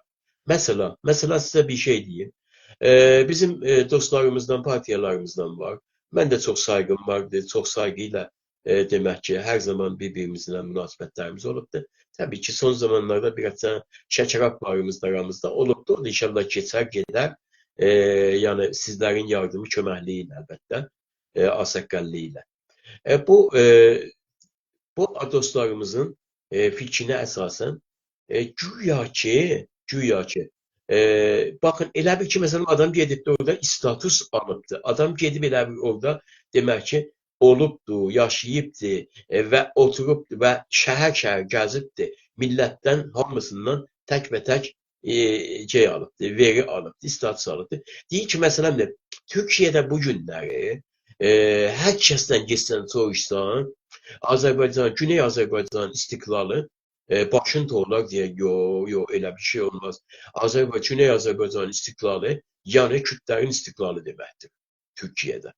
Və ona görə də biz federal düşünürük, biz istiqlaldan qaçırıq.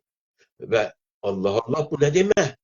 Bu, təsəvvür eləyin, bu bir kəsimin ki, hər halükarda, hər hansı münasibətə əsasında demək ki, Türkiyədən verdiyi bir tablo. Çox təhlükəli, çox yanlış və çox demək ki, yıxıcı bir tablo ortaya qoyur. Halbuki, mən bundan soruşuram, bu əzizimizdən, qardaşımızdan, ya qardaşlarımızdan belə soruşuram. Hansı gün, hansı zaman siz getdiniz, əlinizə bir daha mikrofon aldınız, 1000 nəfərdən soruşdunuz orada. Bu 1000 nəfərdən demək olar ki, 999 kəsir 99 dedi ki, bu yəni o. Nə deməkdir bu? Siz bir millətin, öz millətinizin iradəsini heç olmaya bir diqqət edirsiniz bir dənə futbol meydanına. O bizim millətimizin iradəsidir, gəncliyimiz de orada. O gəncliyi yox hesablamaq mümkün deyil, olmaz.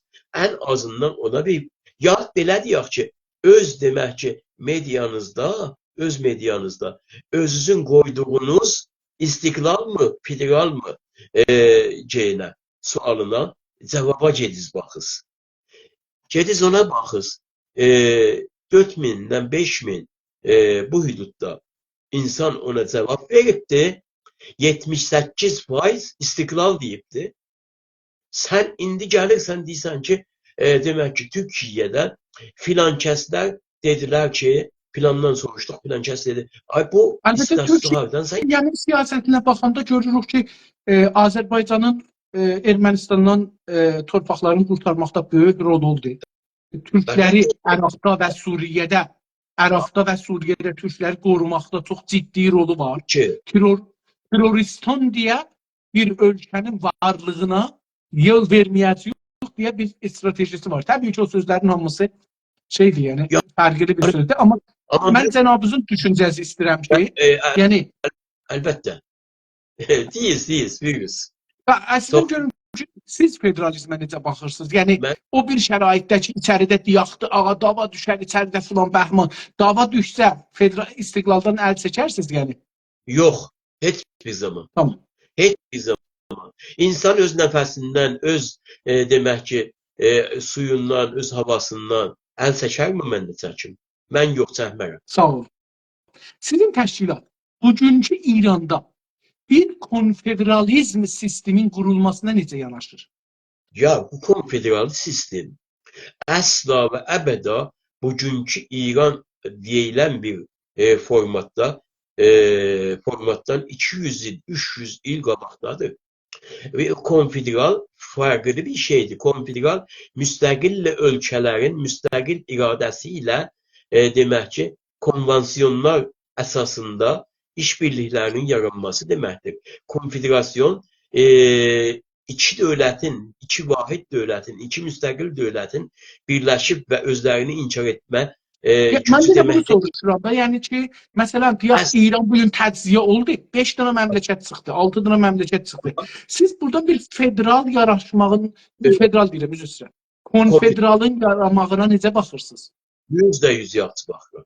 %100 müstəqil bir baxışdır. Təbii ki, bu baxış dediyim kimi uzun müddət bir baxışdır. Amma çox da qeyri-vaqei bir baxışdır. Amma əgər belə bir şey olursa, Güney Azərbaycan Milli Qurtuluş demək ki, partiyası bunun üzərində çox böyük bir araşdırmalar keçirər. Hələ ondan öncə ən güclü, ən böyük konfederasyon və bizi gözləyən bir konfederasyon Azərbaycanın güneyi ilə quzeyinin konfederasyonudur.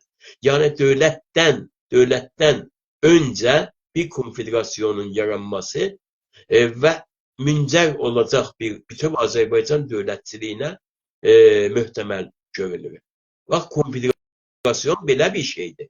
Konfederasyon tamamilə bizim təsəvvürümüzdən, İran adlanan bugünkü durumun, vəziyyətin təsəvvüründən çox uzaqdır. Amma dediyiniz şərtlər olursa, yəni bu ki, İran adlanan ölkə dağılarsa, Orada Ərəb dövləti, Kürt dövləti, Bəluç dövləti, Türk dövləti, onlar hətta Türkmən dövləti belə, Azərbaycan Türk Cümhuriyyəti və Türk keçsin başqa federal sistemlər belə yaranarsa, onlar bir araya gəlin oturaq burada bir konfederasyonu düşünək.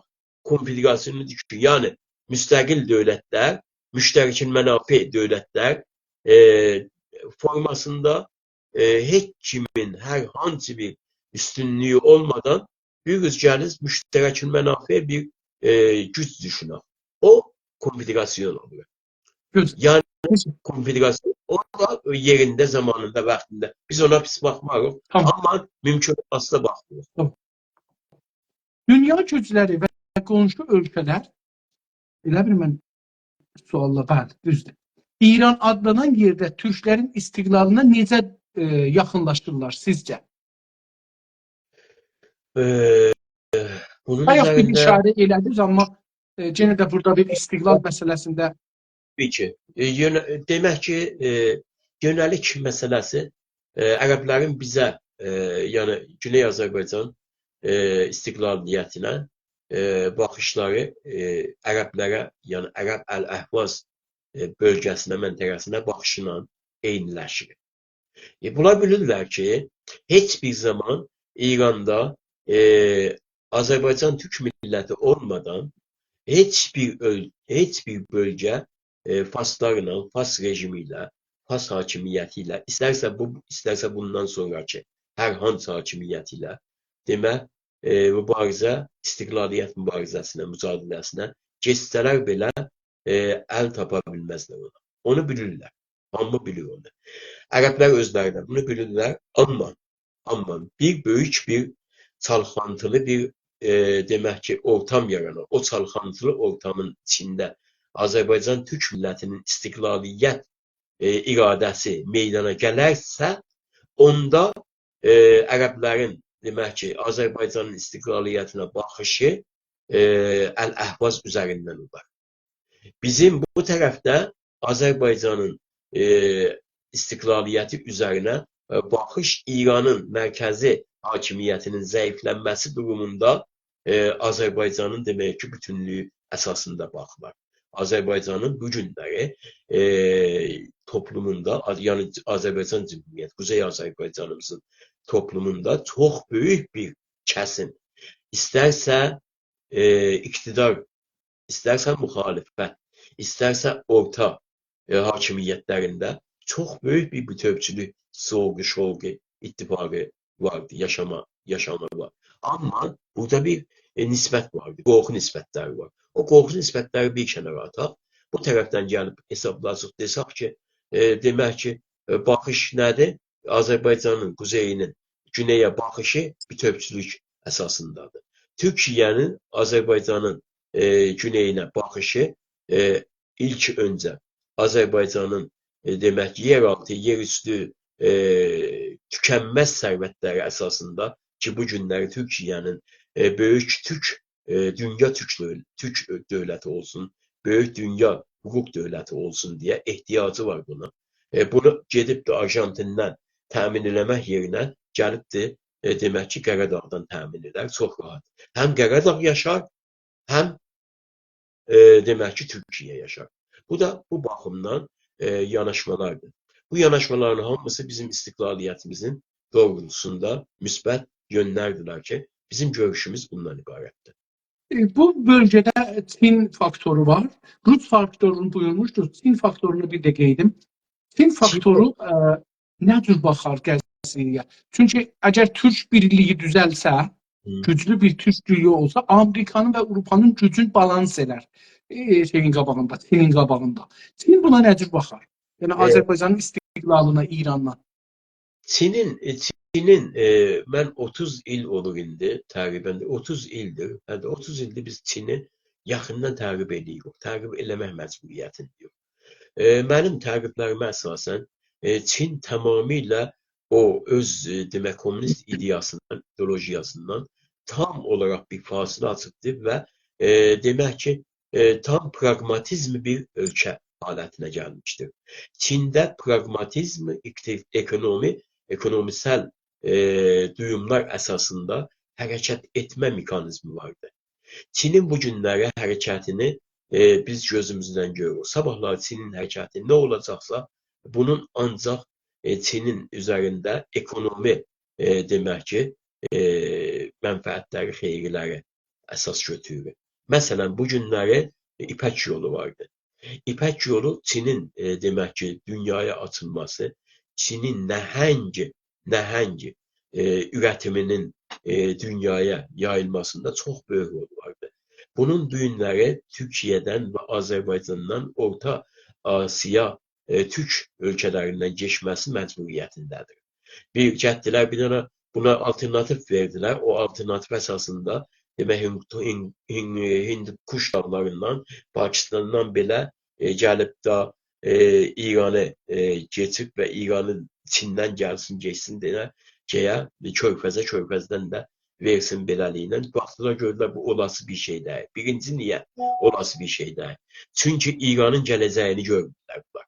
Ona görə də bunu gətirdilər, rahat yavaşcasına baxmayaraq ki, Çin gəldi, İranla 25 illik anlaşma yaptı. O 25 il anlaşmada tamamilə bir kapitülasyon anlaşması idi.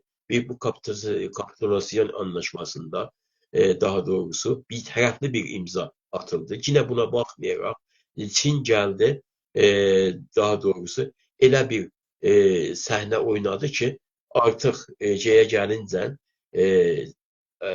Afqanistana gəlincən demək ki, oradan bir tərəfli geçdi körfəzə və İran sınırına gəlmədi bunun həddi. Bu da olası değildi.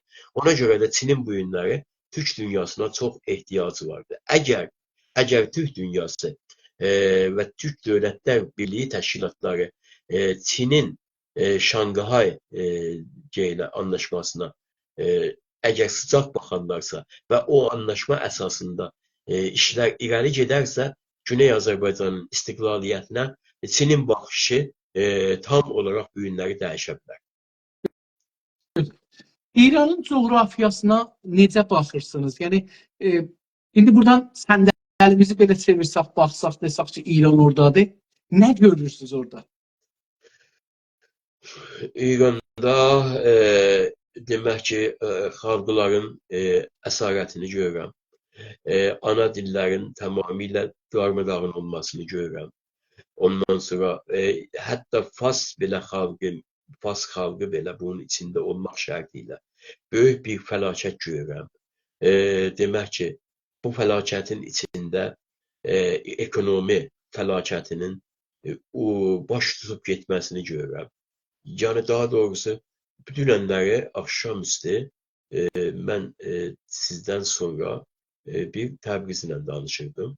Bir öz ailələrimizin birisiyle danışırdım. Dedim, ne var, ne yok, ne olur, ne olmuyor. Dedi, bir ayın içinde bizim tavanımız 10% yeni bəşaya. Yani yaşam, həyat daha artıq demək olar ki, bir fəqət quru çörəyə qalıbdır. Yani bu mənzərəni görürəm. Ondan sonra daha doğrusu baxımından, sağlamlıq baxımından bir fəlakət tablosunu görürəm. Sağlamlıq əsasında insanlarımız çox ağır durumda vəziyyətdədirlər. Belə deyim ki, bir cəhənnəm görürəm. İndi çox uzatmayaq, çünki tablo elə gözümüzün qabağında bəllidir ki, bu tablonu həm etniksel baxımından, həm hüquqsal baxımından, həm insansal baxımından, həm demək qanunsal baxımından bir tablodur ki, artıq çöküşə sarı sürətlə gedir qabağa. Bu diktator Xamneyi nə qədər istəsə bunun qabağını alsın, nə qədər demək ki, bu pasdaran ekonomi sistemini orada hakim qılsa, ancaq bu sistemin çöküşü göz qabağındadır və gedir qabağa. Bu elə bu gün olar, sabah olar, yox, bu gün olub sabah olmaz. Məsələsi o deyil. Məsələ budur ki, nə zamana qədər ki, o millətlər orada qalxıb və bu hakimiyyətə, bu rejimə qarşı demək ki, birlik nümayiş etməsələr, birlik ortaya qoymasalar, bu rejimin elə bu rahatçılıqda getməsi də mümkün olası deyil. Çünki bu rejim təpədən dırnağa bir duygusal ideolojiya əsasındadır. Bu duygusal ideolojiya əsasında 1500 ildir bu millətə hakimdir. Mən bunu görürəm, belə görürəm. İranın dövlətinə necə baxırsınız? Buradan baxanda o dövləti necə bir dövlət görürsünüz? Dövlət demək ki, texnokrat molla sistemi, çağ dışı orta əsrlərdən hətta belə biz bayaqlar Vestfaliya söhbət elədik. Vestfaliya demək ki, orta əsr sayılır. Bu orta əsrin daha doğrusu hələ demək ki, ötəsində, yəni əşarlarında olan bir seyr edən məzhəbsəl tam olaraq bir İslam dininin tamamilə bir düşməni haline gəlmiş bir dil, bir görürəm, hakimiyyət görürəm və bu hakimiyyətin hətta İslamın içində olan qeyri-şiə məzhəblərə baxışının tam düşməncəsini görürəm. Yəni nümunə olaraq bu günləri durum, vəziyyət bəllidir. Tehran, o hekkarda Tehranda sən bir dənə demək ki, sünni bir məscid görə bilməsən. Təkcə Tehran deyil, Təbrizində də görə bilməsən, Urmusunda da görə bilməsən, heç bir yerində görə bilməsən. Halbuki demək ki, oranın ən üstün məzhəbi sünni məzhəbdir, hesablasıq. Təbii ki, indi mən müqayisə etmirəm. Zaman demək olar ki, bu artıq məzhəb məsələsi etnik məsələsinin içində və etnik məsələsi də mərkəz məsələsinin içində artıq həll olmaqdadır. Məsələn, sən bu günlər deyə bilməsən ki, 12-13 milyonluq Tehranın neçə faizi məzhəbi, neçə faizi şiədir, neçə faizi məsələn sünnidir. Deyə bilməsən bunu. Kimsə deyə bilməz. Çünki bu haqlarda hər hansı bir status ortada yoxdur. Mən dediyim kimi bir anlamda teknokrat, diktator, despot, xalqların düşməni bir dövlət görürəm, mərkəzi dövlət görürəm. Gözəl. Fars dilli insanlara necə baxırsınız? Fars dilli insanlara, mənim fars dili ilə hər hansı bir düşmənliyim yoxdur ki, onun daşıyanlarıyla bir düşmənliyim olsun. Sadəcə bu dil vəsilə olub və bir demək, hakim təbəqəni tam olaraq bir faşistdir, bir dilçi faşistdir səviyyəsinə gətirməsiyle bizim dərdimiz vardır. Mən fars dilli insanlarda İngilis dilli insanlar kimi bir şey bilirəm. Erməni dilli insanlar kimi bir şey bilirəm. Ama mesela Ermeni dilli ya Fars dilli, İngilis dilli insanlar bizi lağa koymurlar, bizi məskərə eləmirlər, bizi təhqir eləmirlər. Coşlarında yoxuq, tohinlərində yoxuq. Bizi vətənsiz, millətsiz bilmirlər. Biz Türk yoxdur demirlər. Baxın.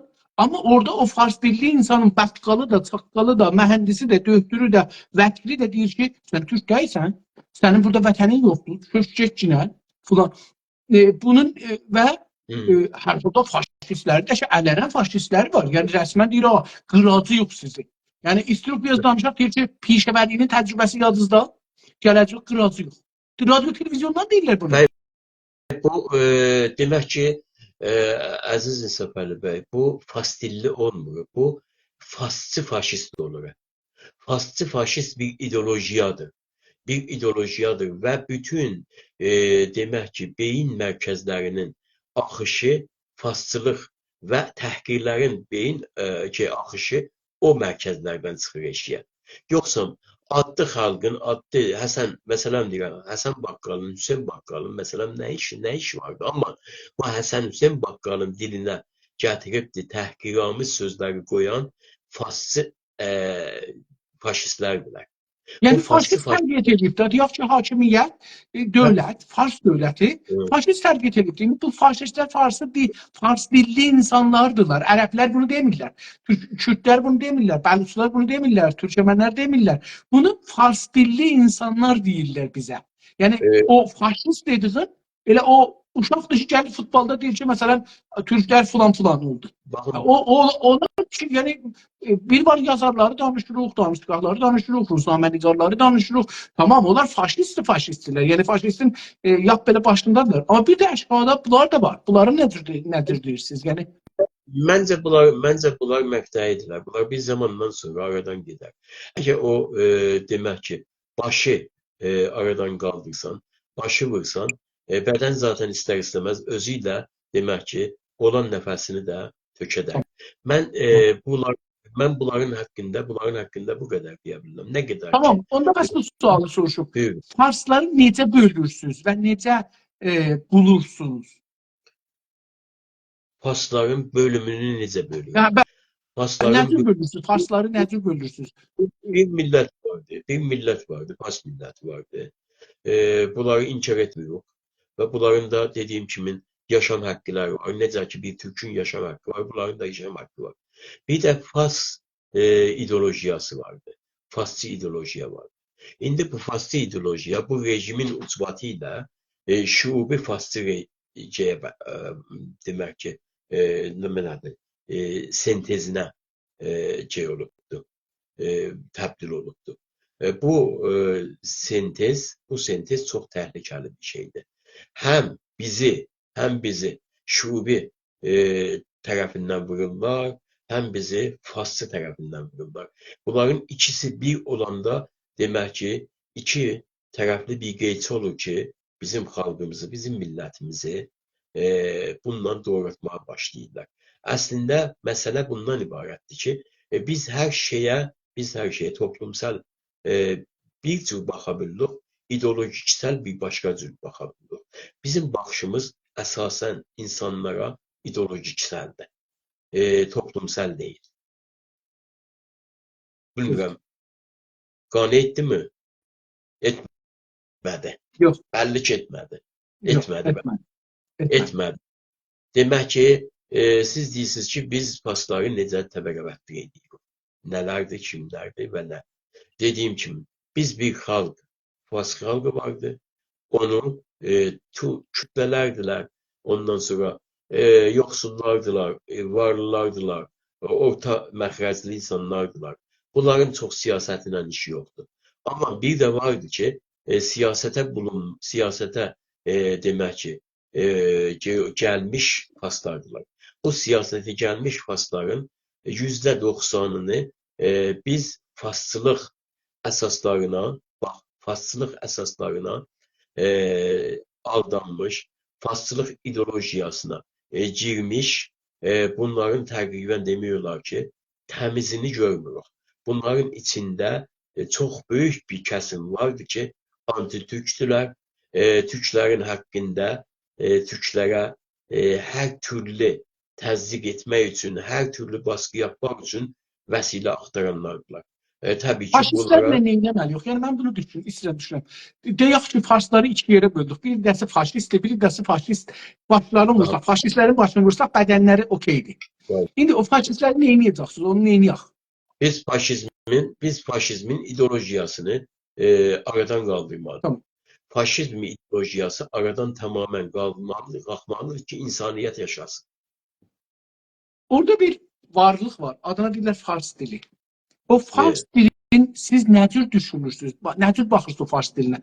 Fars dili yəni nə?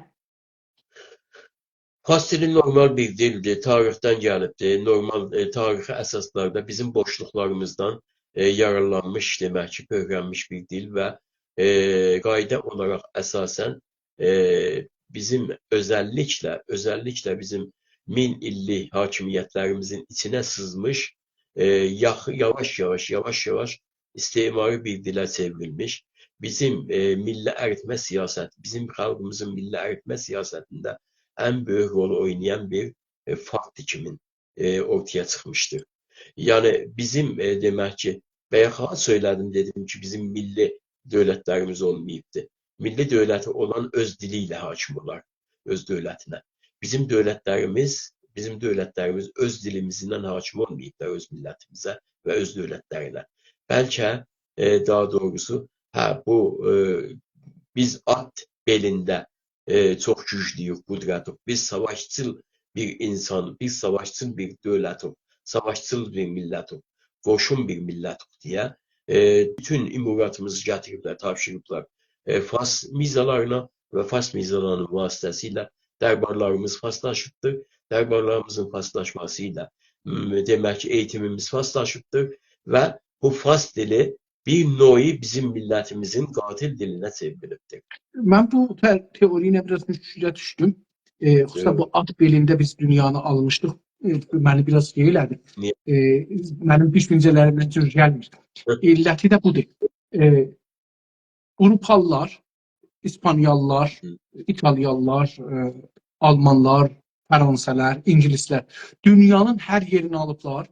Atla gediblər, almayıblar. Təyyarə ilə gediblər. Rəfər eləyəcək, gəmi ilə alıblar. Və bunların dilləri, dinlərin, tarixlərin, beyinlərini dəyişdiriblər. Malların da əllərindən alıblar. Yəni istismar, sümürgəliyin də axırıncıdır.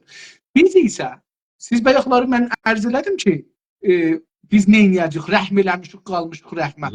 Biz isə almışıq, demişik, sən öz diliminlə yaşa, öz dinimlə yaşa, mən də öz dilimlə, dinimlə nə olubdur? Yavaş-yavaş digər biz şey olmuşduq, çevriləcəyik təbii ki. Yəni ya onu yaşadacaqsan, ya özünü.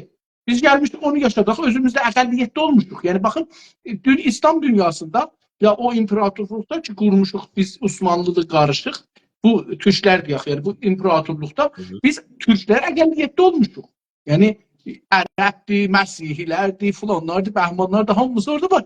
Biz bunların içini bir əqəlliyyətə çevirmişik. Dilimiz təsirdir. Bu məncə atlıqdan deyil, bu savaşlıqdan deyil. Bəlkə bu bizim mütəəssifanə insancılığımızdandır. Yəni çox insancıl olmuşuq. İnsancıl olduğumuzdan da rəhm eləmişik. Onlara mövqeyiyyət vermişik. Mövqeyiyyət verdiğimiz üçün özümüzü, mövqeyiyyətimizi itirmək təbiidir. Mənə gəlir ki, təbiidir. Bir təbii borusu. Elə bilin ki, bir nəsi var. Bu şeylərə kompost deyirlər ha, kompost. Bu ateşqalı atırsan ora, ağacın yarpaqları tökülür ora. Hər nəyi onun içine atsan kompost olacaqdır. Siz burada tamam bu dillerin içine öz dilinizi de atın, yavaş-yavaş o sivrilecek, buradan gedəcəkdir yəni. Doğrudur, doğrudur. Əsla sizi inkar etmirəm. Əsla sizi inkar etmirəm. Demək ki, baxın, elə gözəllik budur da. Mən deyəndə ki, diyalog çox önəmlidir. Allah eləməsin, orada demək ki, necə deyim, mən belə gözlə görmürəm sizi. Sizi bir mütəfəkkir bir Türk kimi görürəm. Bir Türklüyün və eyni zamanda millətin o dərinliklərini bilmiş və görmüş, oxumuş insan kimi görürəm. Ona görə də mən sizə deyəndə ki, yox, siz mənlə daha doğrusu ortaq diyaloqa girək. Mən sizdən öyrənim, siz məndən öyrənin. Siz çox şeyləri məndən birinci dəfədə eşidirsiniz. Mən də siz eşidənlərimi, eşitdiklərimi demək ki, həm özümə, həm millətimə, həm partıma bir tövbə kimi aparım. Əlbəttə, bu çox gözəldir. Məsələnin bir tərəfindən, bir güşəsindən siz deyirsiniz, bir güşəsindən mən deyirəm. Bir duvarın demək olar, 4 güşəsi vardır. Mən hər güşəsini açsam, burada nəinki sizin qoyduğunuz bu maraton, bəlkə 2 maraton qədər biz gərək nə eləyək, oturaq danışaq. Millətin əlbəttə ki, tavanı yoxdur. Ona görə də mən təşəkkür edirəm sizdən. Buyurunuz. Tamam, xahiş edirəm. Çox var olun, sağ olun. Sizin bu dostyanə yaxınlaşmanızı çox-çox sevirəm. Var olun, sağ olun. Lütf edirsiniz. Fars dili Türklərin ya da Azərbaycanlıların gələcəkdə yeri olar mı? Fars dili Azərbaycan Türk millətinin və Azərbaycan Türk dövlətinin içində heç bir yeri, heç türlü yeri olmayacaqdır, olmamalıdır. Çünki bizim millətimizi 100 ildir demək ki, bu dil vasitəsilə şiddətlə özündən uzaqlaşdırıb eliminasyon edən bir amildir. Ona görə də nə Azərbaycanın, demək, Güney Azərbaycanın Türk dövlətçiliyində və nə Azərbaycanın Türk toplumunda Fars dilinin hər hansı bir gəlişməsi ilə bağlı hüquqsal və qanunsal etkinlik olmamalıdır mütləqa. Yenə də mən bir siyasi çatışmamazlığa yetişirəm. O da budur ki, siz farsları və farslara bir vətən, bir millət, bir dövlət qail olursunuz. Özdə qonşu olur bizimlə. Bu tərəfdən Əlbəttə. birisi onun dili gərək olmaya, əsla və əbəda. Məsələn, elə bir iş ki, bu cürsə olar. Azərbaycan deyək ki, çünki biz torpağımızı işğal edibdi, erməni dili ilə heç irtibatımız olmayacaqdı. Ola bilərmi? Yox. Mən sizin sözünüz bambaşqa idi, sualınızda müstəqim mən cavab verdim.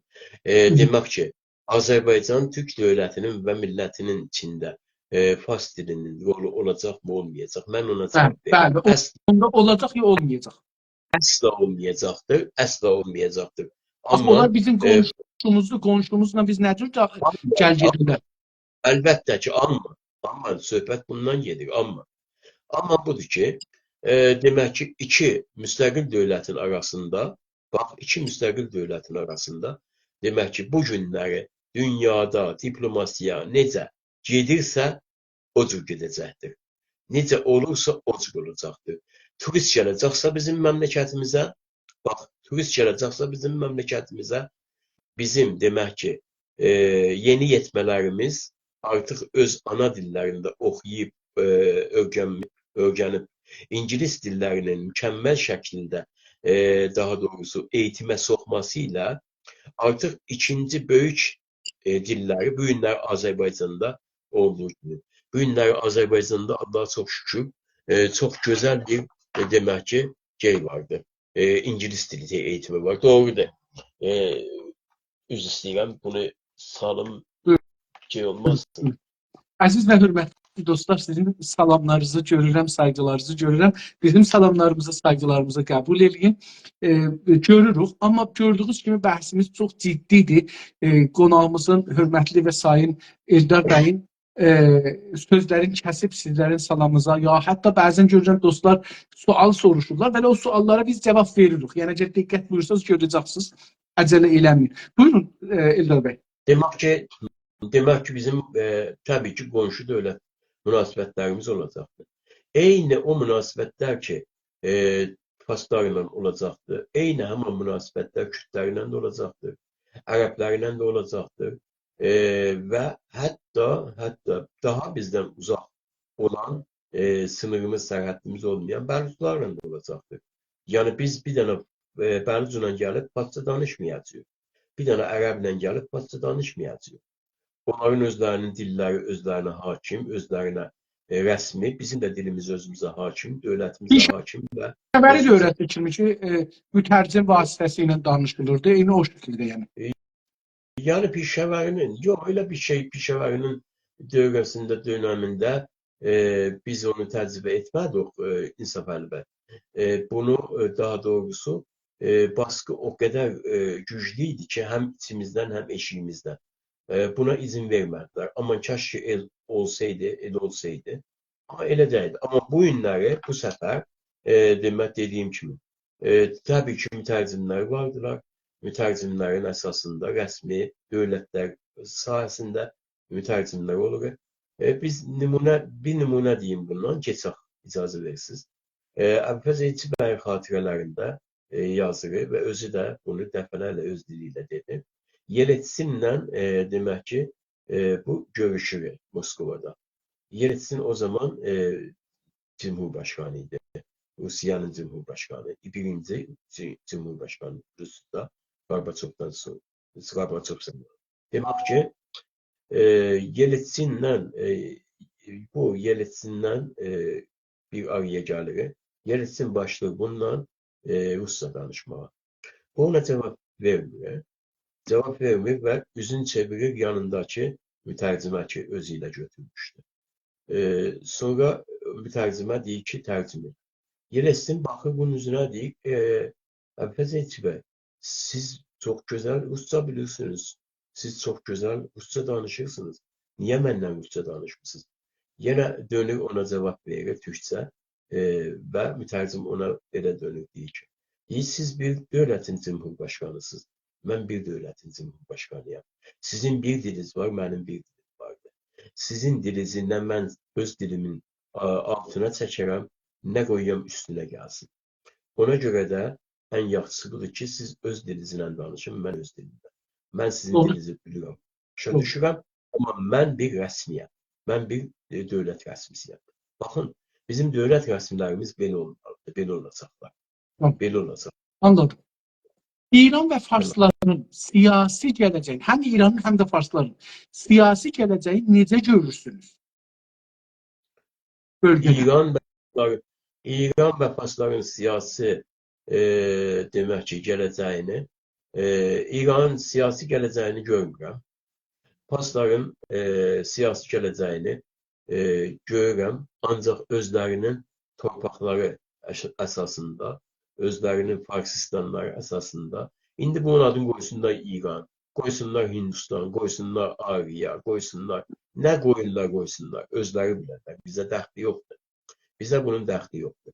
Biz onların iç işlərində dəxalət etməyəcəyik. Amma özlərinin torpaqlarında, özlərinin dövlət hegemonluğunu biz rəsmiyyətə tanıyacağıq. Çünki əgər oranı rəsmiyyətə tanımasaq, özümüzün başımızın qapıncı olarlar. Biz onları məhdud saxlamaq üçün, onları öz çarçolarını saxlamaq üçün, xətərsiz saxlamaq üçün mütləqa onların gələcəyini görməliyik. Onların coğrafiyası necə görürsünüz onda? Dünən də bunun üstündə bəhs elədik. Dedik ki, mərkəzi İran büyünləri kəbir və eyni zamanda geniş demək ki, çöllük. Həman yer ki, 1200 kilometr o tərəfdən Əli Qudərz tərəflərindən Karun sularını çəkirlər ora. Və bu tərəfdən Xəzərdən də demək ki, 1200 kilometr boru xətti ilə su çəkirlər, oraları abadtırlar. Onlar Farsistan. Onlar Farsistandılar, nə bizlə ilişkisi vardı, nə bizim onlara ehtiyacımız var. Çox zirəhliqlə işarə elədiniz ki, ora kəvildir və eyni halda hər iki tərəfdən su çəkilir. Onda sual bu gəlir. İranın ya Farsların ekonomisel gələyi necə olacaqdır? Biraz nəftə bağlıdır, qaza bağlıdır, mədənlərə bağlıdır, sulara bağlıdır. Bunlar necə görəcəksiniz? Necə görürsünüz gələcək? Farsistanın nəfti yoxdur. Farsistanın demək ki, yer altı yataqları yoxdur. Farsistanın hardasa zəngin torpaqları yoxdur ki, onun üzərində çox böyük bir sənaye. Biraz uca danışırsınız lütfen. Farsistanın dediyim kimi, Farsistanın böyük bir su qaynaqları yoxdur. Farsistanda yeraltı zənginlik yoxdur. Farsistanda daha doğrusu dağlardan mədənçilik çıxarları çox zəifdir və oranın demək ki, nəfti, qazı, bu cür şeylərdə olmadığına görə əlbəttə ki, onları siz təsəvvür edin, bugünkü məsələm deyirəm, yoxsulluqda yaşayan Ermənistan qədər, Ermənistan kimi. Bir məhdudədə, amma Ermənistanın torpaqları oranın torpaqlarından daha verimlidir. Mən Farsistanı belə görürəm. Zaten Farsistanın özlərinin tərif etdiyi coğrafiyayı tərifdə bundan başqası deyil. Tamam. Biz geçiyoruz federalizm bəhsinə. Siz federalizmdən müxalifsiniz. Çox burada 20 sual, 24 sual var. Amma mən bunları sizdən soruşmayacağım. Bir neçəsini soruşum, buradan geçək. Çünki siz federalizmi əslində qəbul eləmirsiniz, yanaşmırsınız. Fəqət federalizmi nə cür tərif edirsiniz? Sizin tərifiniz federalizmdən nədir? Federalizmi dünyanın, baxın, bunu deyəndə bəziləri deməz, bu niyə belə oldu və bu nədən belə oldu? Bu niyə döndü? Və siz də belə təsəvvür etməyiz, lütfən. Federalizm dünyanın ən qabaqcıl, ən mütərəqqi, demək ki, dövlət dağıtım sistemidir. Bu nə demək? Davam eləməyib, mənə yetişən. İndi sualım budur. Siz gələn müstəqil Azərbaycanı federal görürsünüz, yoxsa mərkəzçi? Azərbaycan gəlişmiş xətərlərdən, ehtiraslardan, içəri və eşik təhləkələrdən demək tamamilə sıyrilmiş Azərbaycan dövlətçiliyini federalizmə girməsi mütləq və mütləq və mütləqdir. Nə bir federalizm tərif edirsiniz? Gələcək Azərbaycan, müstəqil Azərbaycan, Güney Azərbaycana. Güney Azərbaycan üçün əlbəttə ki, bölgəsəl və idarə. Yəni Gözəl. burada etniksel bir federalizm yoxdur. Çünki Azərbaycanda çoxunluq əksəriyyət, mütləq əksəriyyətə yaxın demək ki, türkdür, türk soyludur. O yerlərdə ki, Azərbaycanda türk deyil. Hı -hı. Ya Türk azlıqlar var ki, Türklərin içində yaşayırlar. Türk deyil, amma Türklərin içində yaşayan azlıqlar var. Onları necə görürsünüz? Onlara sizin federalizmdə necə bir yer veriləcək? Bizim 8 dövlətçilik prinsiplərimizdən birisi xalqıçılıqdır. Xalqıçı bir dövlət olmadan demokratik və laik və daha doğrusu çağdaş dövlət ola bilməz, mümkün deyil. Bir dövlət xalqıçı olmalıdır ki, orada yaşayan bütün vətəndaşlarını o dövlətin ortaq vətəndaşı hesablasın, o dövlətin bütün çıxarlarına, bütün qazanclarına ortaq olacaq vətəndaşı hesablasın, o dövlətin bütün qanunlarına, kurallarına, hüquqlarına demək ki, bərabər bir vətəndaş saymalıdır və bir türk insanına nə ki demək gərəkir, bir qeyri-türk insanına da o yaxşılmalıdır. İndi bu federalizmdə Güney Azərbaycanda ya Türklər özləri istədilər bir parçası dedi, biz istiyoruz müstəqil olaq. Azərbaycandan ayrılaq, müstəqil olaq. Bu icazəni verəcək misiniz? Sizin federalizmdə bu icazə veriləcəkdir ki, bir bölgə istədi ki, özü müstəqil ola. Hər nə dəlildən dolayı. Qəradağ məsələn istədi, özü bir dövlət ola. Yox. Yox. Çünki bizim ərazi bütünlüyümüz tariximizdən gəlmiş etniksel ərazi bütünlüyüdür. Etniksel ərazi bütünlüyündə olan bir demək ki, millət vahid millətdir. Onun dövləti vahid dövlətdir və burada bir anlam yoxdur ki, bir türk gəlsin desin ki, məsələn deyirəm, mən demək ki, Qəradağ olaraq istəyirəm ki, özümə bir məmləkət olam. Elə bir şeyin oluşması təsəvvürümüzdən uzaqdır. Təsəvvürümüzdən uzaqdır, amma gəldi bir nəfər hidayət kimi biri çıxdı ortadan, dəli biri dedi, biz istiyoruz müstəqil olaq. Siz bu sistemdə, federal sistemdə ya demokrasini qəbul edirsiniz, ya eləmirsiniz. Ya bizim iradəmizi qəbul edirsiniz, ya eləmirsiniz. Bu necə olacaq? Biz onda deyərik, sual veririk. Deyərik, cənab, tamam, siz kimsiz, biz kimik? Birinci bunu tərif edin. Hər nədən dolayı, əslən siz çox yaxşı adamsınız, biz də çox pis adamıq. Amma biz pislığımızda istiyoruz ki, bir müstəqil dövlət olaq. Biz kimik, siz kimsiz? Söhbət bundan gelir. Əvvəl o biz kimliyimizi tərif edək bir-birimizə. Ola bilər ki, məsələn, çoxlu dəlil olsun da. Məsələn, ingilislərin hamısı qərar deyir ki, bütün ingilis dillidilər həttəmən bir olsunlar. Ya türklərin hamısı, məsələn, bütün türkdülər, məsələn, türk kökənlidirlər. O cürsü deyil ki, almanlılar da o cürdür. Çoxlu almanlar var. Orada deyirlər, ayrı Almanda deyirlər, ayrı məmləkətdədirlər. Çoxlu ruslar var, bir ayrı məmləkətdədirlər. Yəni müstəqil ola bilərlər. Bunun mənim sözüm çox teorikdir. Yəni əməldə bəlkə heç vaxt bu ittifaq düşməyəcəkdir. Türk dünyası qurulsa, təbii ki, onda daha əsl bir ayrı sistem olacaq. Siz icazə verəsiniz, verməyəsiniz, həbsəsinin özü istədiyi kimi yaşayacaqsınız. Amma indi məsələ budur ki, məsələn, dedik, istədi biri, bir dənə siyasi hizb çıxdı, dedi, mən federal bir sistemdir. Bu federal sistemdə istəyirəm ki, özüm yaşadığım bölgəni müstəqil edeyim. Yəni biz buna əsla və əbəda düşünməmişik və düşünə bilmirik. Çünki qeyri-vaqei bir şeydir. Yəni tək dövlət, tək millət olaraq, dövlət millətin içində teorik olaraq nə düşünürsünüz? Teorik olaraq. Bunun mütləqa demək ki, arxasında bir sümürgən dövlət vardır. Mütləqa bir kimsələr vardılar ki, istəyirlər demək ki, bizim vətənimizi, dövlətimizi aradan qaldırsınlar. Ona görə də buna ilk öncə belə baxmaq lazımdır. Bu məsələ, Elə bu məsələ bir həmin dəlili İran da bu gün deyir də bizə. Həmin dəlili yox. İran da deyir. Bunu biz nə cür məsəl şey eləyək, həll eləyək?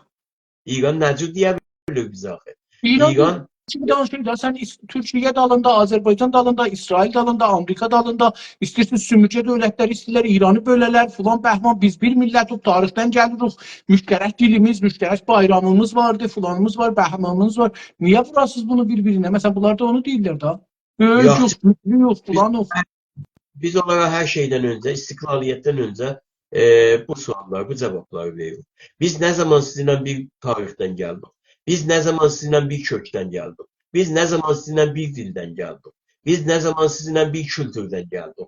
Biz nə zaman sizinlə ortaq bir demək ki, qanundan, haqdan, hüquqdan və ya ortaq bir mənfəətdən gəldik?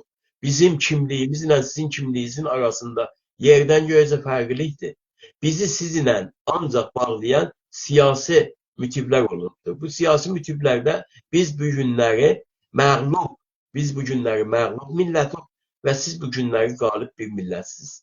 Və o qalib millət olduğunuzda bir faşist dövlət yaratmışsınız. Bizim sizinlə münasibətimiz məğlub və qalibdir. Amma bir türk gəlib öz içində, bir dövlət, türk dövlət gəlib öz içində, öz milləti ilə belə danışa bilərmi?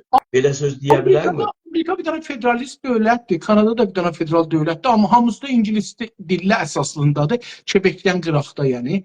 Əgər Amerikanı məsələn hesabsa 53 eyalətdir Bəli. ya 52 eyalətdir. Məsələn hamısı da İngiliz dillidir ya. Amma istiqlallı elə istəsələr, eləyə bilərlər federaldılar. İstəsələr federal dövlətlərdirlər. Çünki onların dövlət yapısı federal dövlətlərin, yəni bölgə demək ki, güclərin, qüdrətlərin birləşməsi ilə yaranıbdır və federal sistemə gəlibdir. Mən də Amerikanın demək ki, istiqlaliyyət tarixini çox gözəl bilirəm və istiqlaliyyət tarixində nə qanunlar ki gedibdir, nə bölgələr, məntəqələr ki bir-biri ilə tamamilə fərqlidir. Düzdür, indi hamısı İngilis dilli olublar.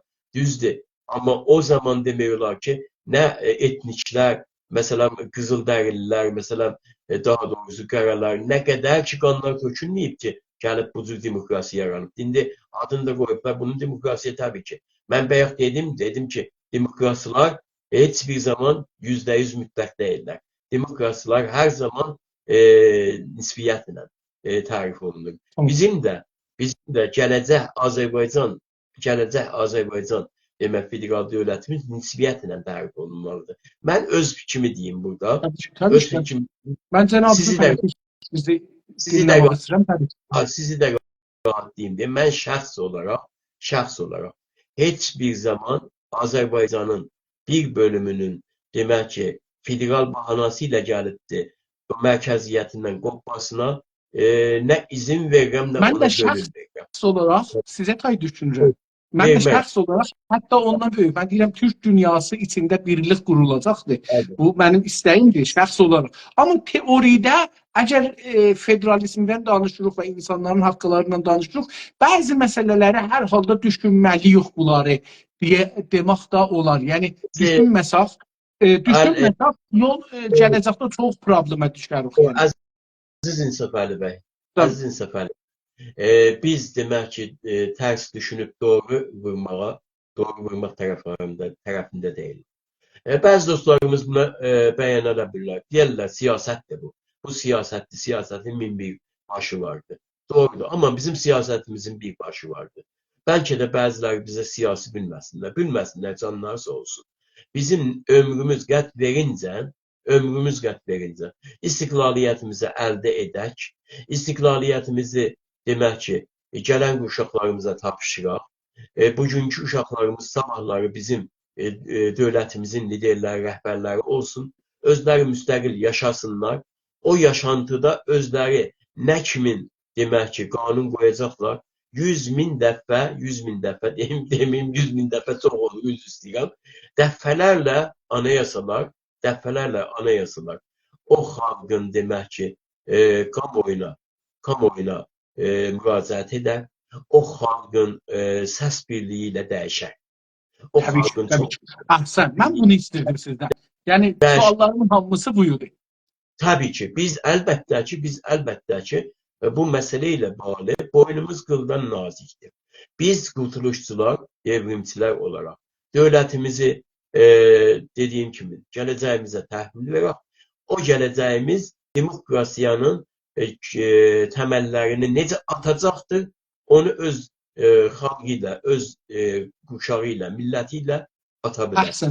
Mən Mühümdür ki, biz buna qəbul eləyək ki, bizim millətimiz öz demokrasisin öz şəraiti ilə yaradacaq və iradəsini emal edəcək. Yəni bu bizim məncə bu ən gözəl cavab budur.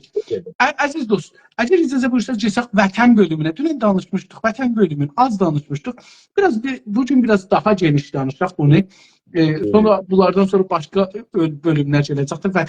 Vətəndaşlıqsa gələcək. Ona görə bunları burada bir daha danışaq, həm zehnilərimiz hazır olsun.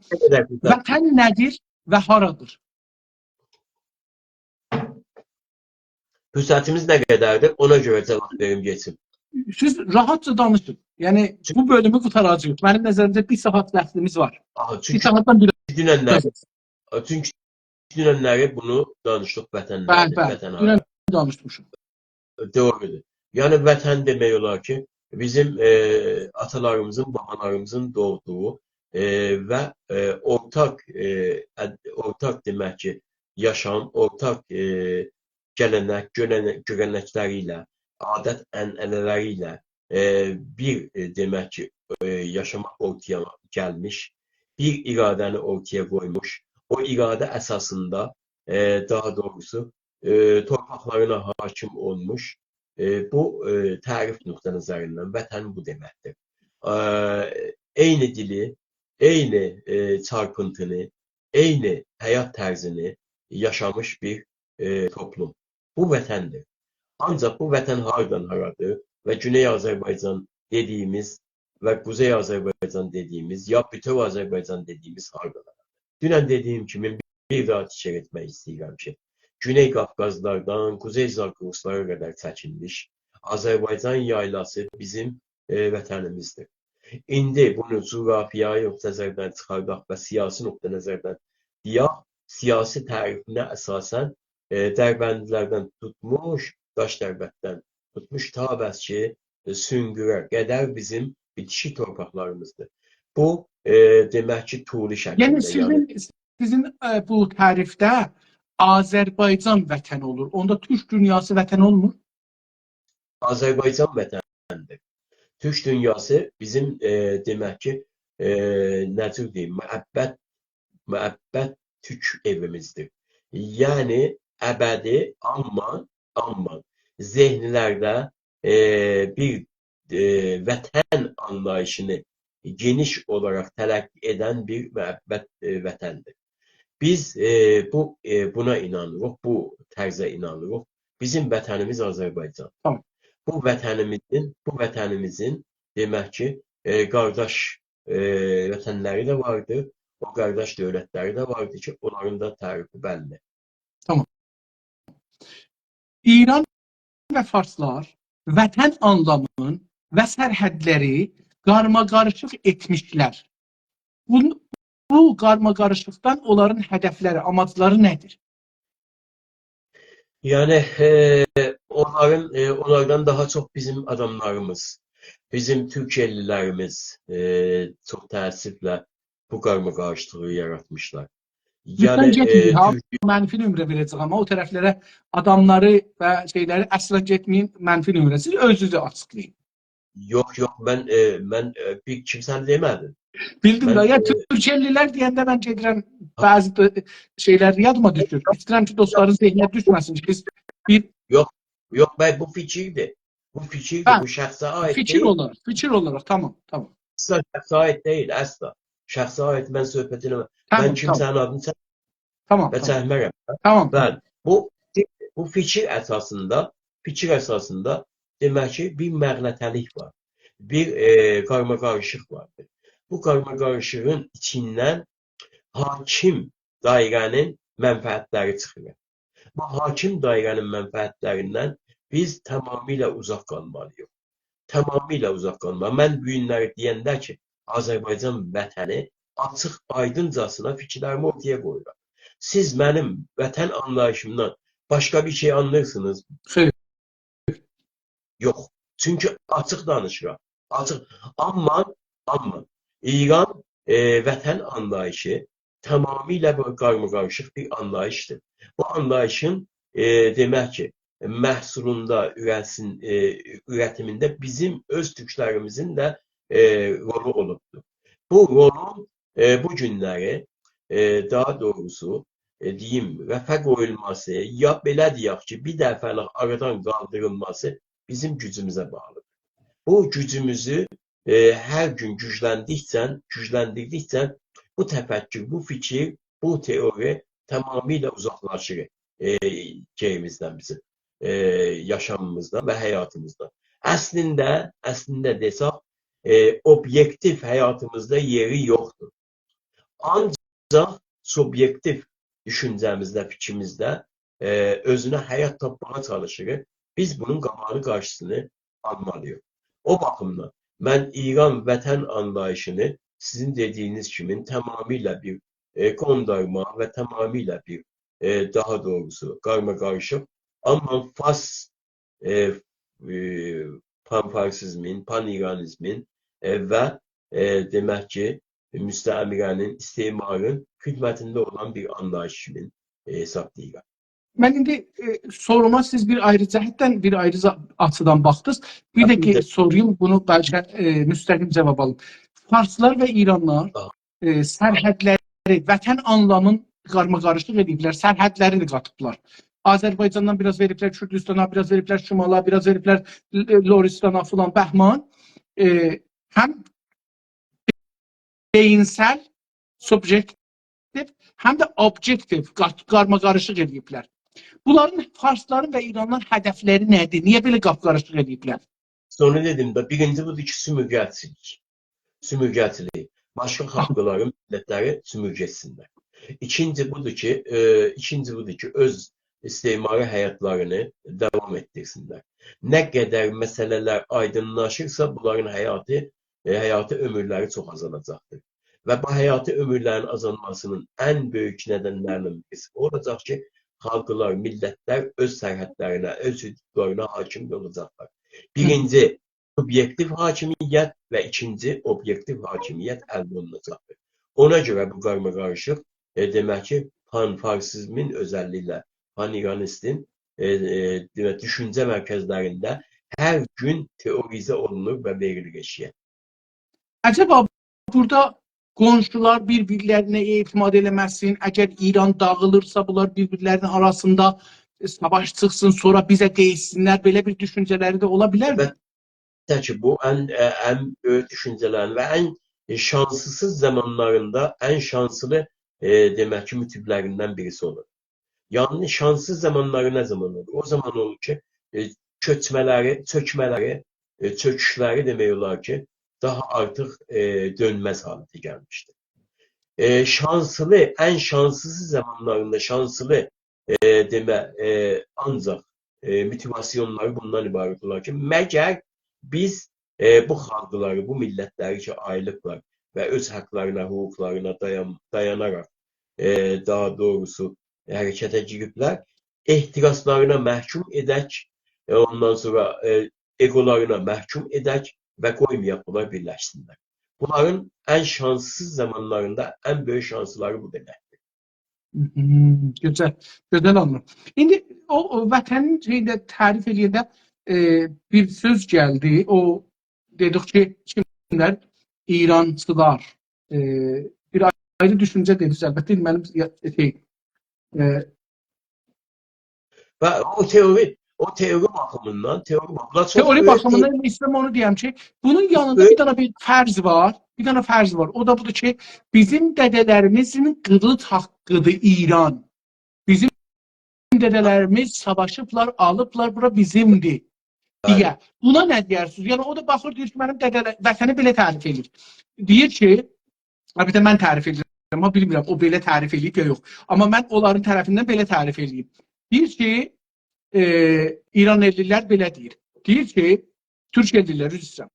Türkiyəlilər deyirlər ki, mənim dədələrimin qılıcı haracan gedibdi, harda hakimiyyət qurubdu, ora mənim vətənimdir. Ya bu tabii ki bunu değiller deməklə. Ancaq bunun demək ki bu günlərdə teoride qalıbdır. Sabahlarda teoride qalacaqdır. Bu teori ilə, bu düşüncə ilə Pan-İranistlərin düşüncəsinin heç bir fərqi yoxdur. Pan-İranistlər də açıqcasına deyirlər ki, bizim babamız Kuruş gedibdi, Orta Asiyanı belə vurub gəlib, bu tərəfdən gəlib gedibdi. İki çay arasını darmadağın edibdi, mədəniyyət, Babil filan filan filan o tərəfdən gəlib dedi. Daha doğrusu Hindistanı filanı, Behmanı, hər yeri, yəni dünyanın hər yerini alıp de, belə deyək da, o cür deyirlər də. Demək ki, bu bizim qılınc haqqımızdır. Bu bizim qılınc haqqımızdır. Ruslar bu Pieter'in vəsiyyəti əsasında qılınc haqqı siyasətinə əl vurdular. Və bu qılınc haqqı siyasəti ilə bağlı bir politikadan başladılar. Demək ki, ala ta Finlanda qədər çəkildilər, getdilər. Ondan sonra gəldilər, ilə savaşdılar. Nədir? İskandinavi ölkələri ilə, ondan İsveçlər ilə və onları da qılınc haqqına Bu məhkum tarifi, etdilər. yəni bu İranlılar ya Türkiyəlilərin tarifin əgər qoysaq, yəni məsələn dünyada İngilistан imperatorluğu var, tarifini saxlayıbdır, bəllidir hardan haranı indi əlan. Mən keçən dəfələrdə fikir mərz elədim, Kanadanın torpaqları 89% mələkənindir, İngilistanın şahınındır, indi şahınındır. 11% kolli bu Kanadada yaşayanların şirkətli adamlıdır. Qılınc haqqı. Bunlarındır. Qılınc haqqıdır. Bəli, qılınc haqqı. Yəni deyir ki, Kanadanın qılınc haqqı şahındır. Avustraliya da bu cürdür. Fikirəm Hindistan da bu cürdür. Yəni fikirəm Hindistanda da aynı budur. Çünki müştərikül mənafe deyirlər də bunlara. İngilistanın müstəmrələridir, amma gizli müstəmrədir. Yəni heç kəs bilmir ki, mələkə ya şah nə qədər orada torpağı var. İndi farslar da belə bir düşüncələri var. Ermənilərin də belə bir düşüncələri var. Kürdlərin də hətta buna yaxın bir düşüncələri var. Şeylərin də bir düşüncələri var. Hər halda yadımdan çıxdı o birisi. İndi Yunanlıların da belə bir düşüncələri var. İndi acaba teorik olaraq, subjektiv olaraq beyinsel bizim belə bir düşüncənin olmasının iradı nədir? Əsla. Biz belə tuzaqlara, belə tələlərə bundan sonra düşməməliyik. Çünki dünya dəyişibdir. Bu günləri əgər Kanadanın 11% müstəqildir və demək sizin dediyiniz sayağı desək 11% millətindir, qalanı şahındır. 9% demək qılınc haqqı sayılır, qılınc haqqı. Bu nə qədər çıxacaq? 89%. 89% qılınc haqqı sayılır. Qılınc haqqı sayılır. Bu demək ki, istemarın sümürgənin qalan son aşamalarının nəticəsi, qalan son aşamalarının payıdır. Bu təbii ki, aradan gedəcəkdir. Bu əlbəttə ki, demək ki, bir günləri olacaq ki, Kanada milləti öz bütün haqlarına %100 hakim olacaqdır. İngiltərə, Avustraliya da elə olacaqdır, Hindistan da elə olacaqdır. Yəni insanlıq dediyimiz əməldə demokrasiya və çağdaşlıq dediyimiz bu deməkdir. Biz niyə gəlib demək ki, hələ bu günləri bütün torpaqlarımızın hamısı işğal altındadır, yəni Güney Azərbaycan deyirəm. Gəlib bu böyüyə düşək ki, biz demə imperiyaçılıq edəcəyik və bu imperiyaçılıq əsaslarında da gələcəyik, ta Körfəzə qədər gedəcəyik. Bu günləri hakim, demirəm hakim fikirdə, amma Azərbaycanın kuzeyində də mən bildiyim, tanıdığım qədərilə elə partiya başkanları vardılar ki, belə düşünürlər ki, bu Kəngər körfəzi, daha doğrusu bizim babalarımızın, atalarımızın bizə qoyduğu miras deyib, onu əldə edəcək, çünki orada nəft vardı. Kəngər körfəzini istəmir, orada nəft olmağı istəyir. Və yəni daha doğrusu bu təməhlərdən, bu ehtiraslardan biz uzaq kəsməliyiz. Əlbəttə bilirsiniz daha, yəni məmləkət qurmaqda mənim nəzərimə budur. Su qaynaqları, yeraltı qaynaqları bu sərhədlərin təyin edicisidir. Yəni mənafe, milli mənafeləri təmin edir. Yəni bu bir təbiidir. Yəni dünyada adın qoyduğu istismar pis olmaz ki. İstismar çox da gözəldir, başarsan. Biz başarmadıq, İngilis başardı. Məncə əlbəttə ki, zaman çox dəyişibdir və bu dəyişik zamanda da keçmişi düşünmək deyil, gələcəyə düşünmək lazımdır. Önümüzə baxmalıyıq, önümüzə hərəkət etməliyik. Əgər enerjimiz varsa, millətimizin enerjisini önünə səfərbər etməliyik, keçmişə deyil. İndi o vətən ki siz buyurdunuz, o vətən ki vardı, o vətəni kim tərif edir? Acaba parti tərif edir, dövlət tərif edir, ziyalılar tərif edir, güc faktoru tərif edir. Nə mənə o vətənin özün, anlamın və yəni subjektiv olaraq və objektiv olaraq nə tərif edir? Biz demək ki, milli vətənimizi milli xəritələrimizə dayalı tərif edirik. Yəni keçmişdən indiyənə qədər mən sabahları gelərəm, əgər əlimdə olsa, o xəritəni çıxararam. Demək ki, bu xəritə 1905-ci ildə xəritədir. Çıxıb hələ nə zamandır? Təqribən demək olar 4 il Rza Şahın gəlməsindən sonraki xəritədir. Məndə o xəritənin orijinalı vardı. İnşallah ki, onu gətirəm, burada nümayişə qoyuram. Lütfələrsiniz. O xəritə bizim son Məmalik Məhrusənin üzərində çəkilmiş xəritədir və Rza Pəhləvinin zamanında da hakim xəritə sayılır. O xəritə Azərbaycanı göstərməkdədir.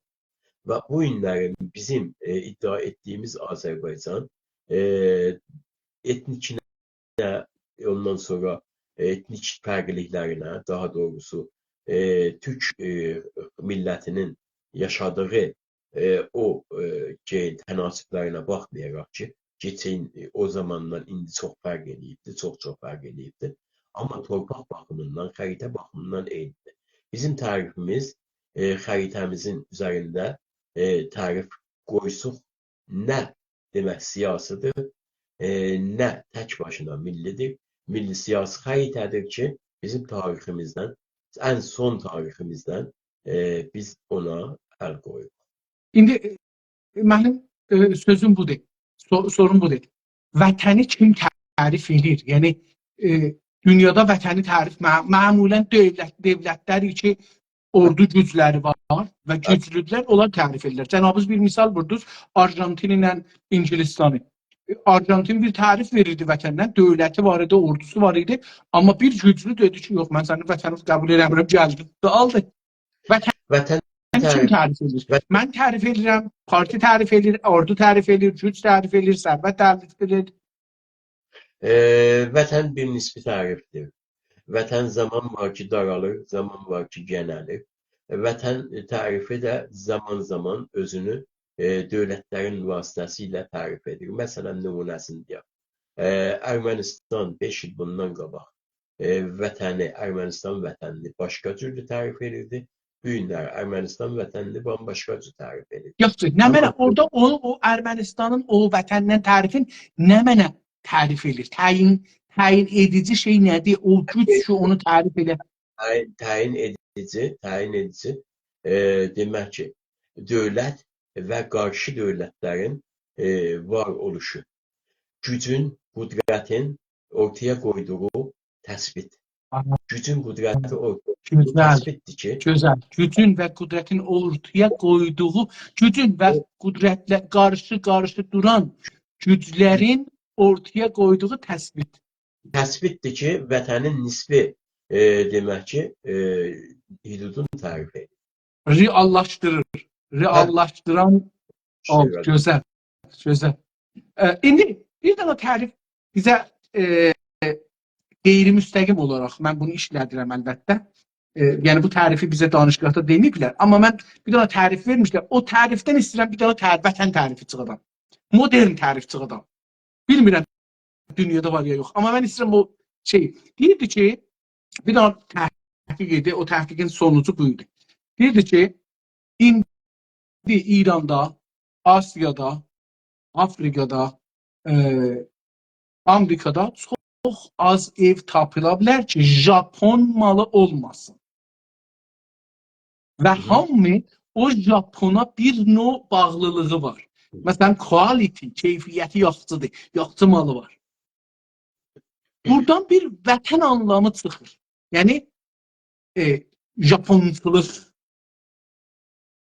Japon dünya vətənidir. Siz bunu necə düşünürsünüz? Bu tabii ki indi siz Japonun özüne de gidersiniz. Japon'da bir ev yoktu ki Çin malı orada olmasın. Veya gediz Çin'de bir ev tapabilmezsiniz ki. Mesela diyeyim, demek ki Avrupa'nın bir ülkesinin, Alman'ın mesela məhsulu orada olmasın. Ya orada var ondan ötürü ondan kopya götürsün, ya orada var ondan ötürü ondan istifadə eləsin. Yəni bunu demək istəyirəm ki, bu günləri dünya teknolojiyası, dünya irtibatları artıq vətənlər üzərində deyil.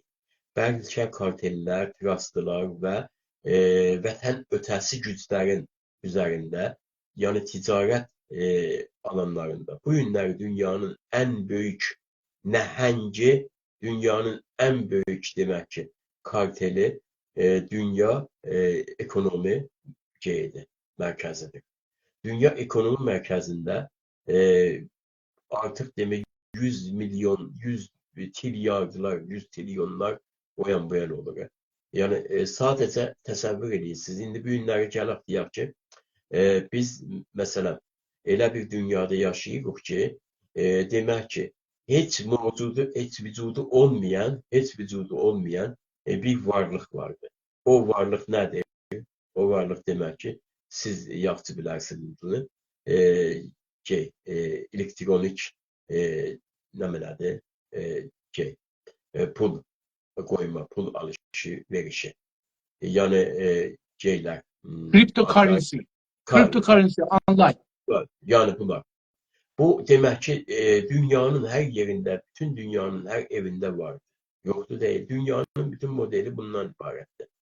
Ha dediğiniz o tarifte özü güzel bir tarifti. Ancak sadece ve sadece bu Japon'a ait olan değil. Dünyada elə öne Mən çıxan... istəmədim deyəm Japona. Dedim ki, o dərsdən mən beləsə bir tərif çıxardıram, mən tərif edirəm. Acaba vətəni belə tərif eləsək ki, sənin ekonomi gücündür dünyada. Tabii. Onda nə cür olar? Yəni vətəni belə tərif eləmək olar. Çünki əgər özümüzü torpağa xülas edəsək, çox məhdud bir yerdə qalırıq. Amma özümüzü dünyasal, yəni o bayaqları dostlarımız işarə elədi o tərifə. Cənabız, mən də onu danışdım. Bir atamın qılıcı haracan gedibdi, ora mənim vətənimdir. Bir var o cür baxaq. Bir də baxaq ki, mənim ürətdiyim mal və düşüncə. Baxın, mənim ürətdiyim mal və düşüncə haracan getsə, ora mənim evimdir, mənim vətənimdir deyə bilənmiyor. Axı, bilirsiniz, böyle çok güçlü dünya demek ki ekonomimiz güçlerini təmin edir. Mesela dünyada təsəvvür edin ki 15 minlik ölkələr vardılar. Müstəqildirlər. Vətən sayılırlar. Özlərini vətən hiss edirlər. Muz verir. Məsələn, dünyaya muz verir, qəhvə verir. Bu dünyanın hər yerində. Əlbəttə. Məsələn, Seyşel var dünyada. Seyşel var, bilirsiniz. Müstəqil ölkədir. Bunun demək olar ki, cəmiyyəti yəni hər gündə getdikcə azalmaqdadır. Deyirlər 30 min, amma 30 min üzərində də deyil. Çox azalır, get-gedə. Amma bir millət, bir vətəndir. Vətən anlayışında müstəqil bir dövlətdir. Ya məsələn, Lüksemburgu nəzərə alaq biz. Lüksemburg Avropanın göbəyində demək ki, bir vətən. Bir vətən və oranın vətəndaşı vardır. O nə desin? O dünyaya hiçbir şey sadır etmir axı. Dünyaya hiçbir şey vermir. Məsələn, Djibouti vardı. Baxın, mən indi onu bildim. Onu kamilən dərk edirəm, nə buyurursunuz. İstəyirəm deyəm ki, bir var vətəni bu cür tərif eləyəsiniz, ona tərəf hərəkət eləyəsiniz. Bir var ki, vətəni kiçik tərif eləyəsiniz, içində qərq olasınız, özünüz qalasınız orada. Djibouti var, bir var ki, o Djibouti, o Lüksemburg özün o cürsü tərif eləyəsiniz, su et kimi. Dünyaya saatın verə, filanlar çipləri verə, kompüter çiplərini verə, dünyanın hər yerində ola. Bir var ki, məsələn, deyək ki, yox, elə qala öz torpaqlarının içində əsir ola. Mən bu istəyirəm deyəm ki, yəni mənim zehnimə belə bir vətən tərifi də gəldi. Bilmirəm indi Gəldi, toplumumuzla. gözəldir, amma ümumiyyətlə gəlişmiş sənayenin gəlişmiş sənayenin küresəlləşməsi əslində güclü vətənlər və gücsüz vətənlər ortaya çıxarır. Siz deyirsiniz ki, biz özümüzü güclü vətənlər kimi tərif edək. Mən deyirəm ki, tamam gözəldir, amma öncə o vətəni əldə edək. Öncə o vətənin demək ki, dövlətini əldə edək. Ondan sonra dövlətimizi hansı miqyasda strateji qoymalıyıq onda. Strateji vətəni tərif edəndə strateji əsasında tərif etməliyik. Bayaqlar mən bir misal gətirdim. Dedim ki, demək ki, biz Türkiyənin baxışı bizə nə ola bilər? Türkiyənin baxışı bizə gələcəkdə bu ola bilər. Demək ki, Güney Azərbaycan 40 milyonluq bir Türk milləti. Çünki 40 milyonluq Azərbaycan Türk millətinə elə bir axın olacaq ki, Farsistandan. Elə bir axın olacaq, Türk axını olacaq ki, biz bu günlər təsəvvür etdiyimiz 40 milyon 50 milyona çatacaq. Çünki elə bir böyük axın olacaqdır. Yəni fəlakətdən qaçış və doğuş və doğum və demək ki, nədir deyim, doğrudan da öz vətəni sayan, hesablayan böyük bir axım olacaqdır. Bu baxımı təsəvvür edin siz Türkiyə ilə Azərbaycana. Türkiyənin baxışı Azərbaycana nə olacaqdır? Mənim daha doğrusu indi Arjantin'dən, Brezil'dən ixrac etdiyim, gətirdiyim mədənlər hamısı Azərbaycanda, Güney Azərbaycandadır. Güney Azərbaycanın bütün torpaqları, Güney Azərbaycanın bütün dağları, daşları hamısı mədəndir. Hamısı mədən. Demək ki, deyəcək ki, tamam, mənim üçün çox gözəl, əlverişli bir halətdir bu. Təbii ki, onu ötürməz. Yəni, məsələn, Türkiyə əgər məsələn uzaqda bir mədəni ötürə gələk Azərbaycan yaxındadır ala, onda oranı uzaq zamanda əldən verər. Onu əldən verməmək üçün orada qalacaq yəni. Bu məni də gəlişdirəcəkdir. Bu məni də gəlişdirəcəkdir. Hər mədənin ətrafında, çevrəsində o mədənə aid olan onlarla demək olar ki, fabrikalar açılacaqdır. Bu fabrikalar Azərbaycanın güneyinin özəlliyi açılmayacaqdır. Türkiyənin əli ilə açılacaq. Tamam. Yəni bu çox gözəl bəhs. Bunu sonra bəhs eləyəcək. Türkiyənin özünün bir ciddi şeyi var. Onu bəhs eləyəcək. Azərbaycandır, Hindistandır, Çindir. Bunları hər məmləkəti yetişsək ömrümüz olsa bəhs eləyəcək. Ya da ki, cənabınız bəhs eləyəcəksiniz, göndərəcəksiniz, yayacaq. İndi yenə də gəldik, qeydirəm vətənə. Bu bəhslərdən sonra ki, cənabınızla mənim aramda oldu. Sizin tərifiniz vətəndən dəyişdimi? Ya həmandır, nədir? Yox, mənim tərifim vətəndən demək ki, mənim tariximdən gəlmiş, mənim tariximin üzərində yapı yapmış və demək ki, daşlaşmış bir vətən anlayışıdır.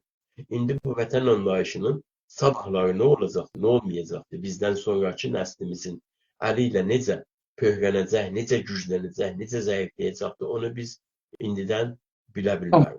O zaman bilən onu tərif. Amma bizim tərifimiz eyni tərifdir. Tamam. Sizin vətəndən olan tərifiniz hangi əsaslara dayanır? Dedim, tarixi, dil, kültür, yaşam bağları, yaşam bənzərlikləri, onların etnik qiyafətləri və örf təməlləri üzərində, əsaslarında birləşmiş demək ki, toplulukların bu konularda ortaklaşması və o ortaklaşmanın üzərində torpaq çizması əsasları bizim vətən anlayışımız. Vətənin sərhədləri hangi dövrəyə əsasən siz tərif edirsiniz? Ən son dövrəyə ki, Məmləkət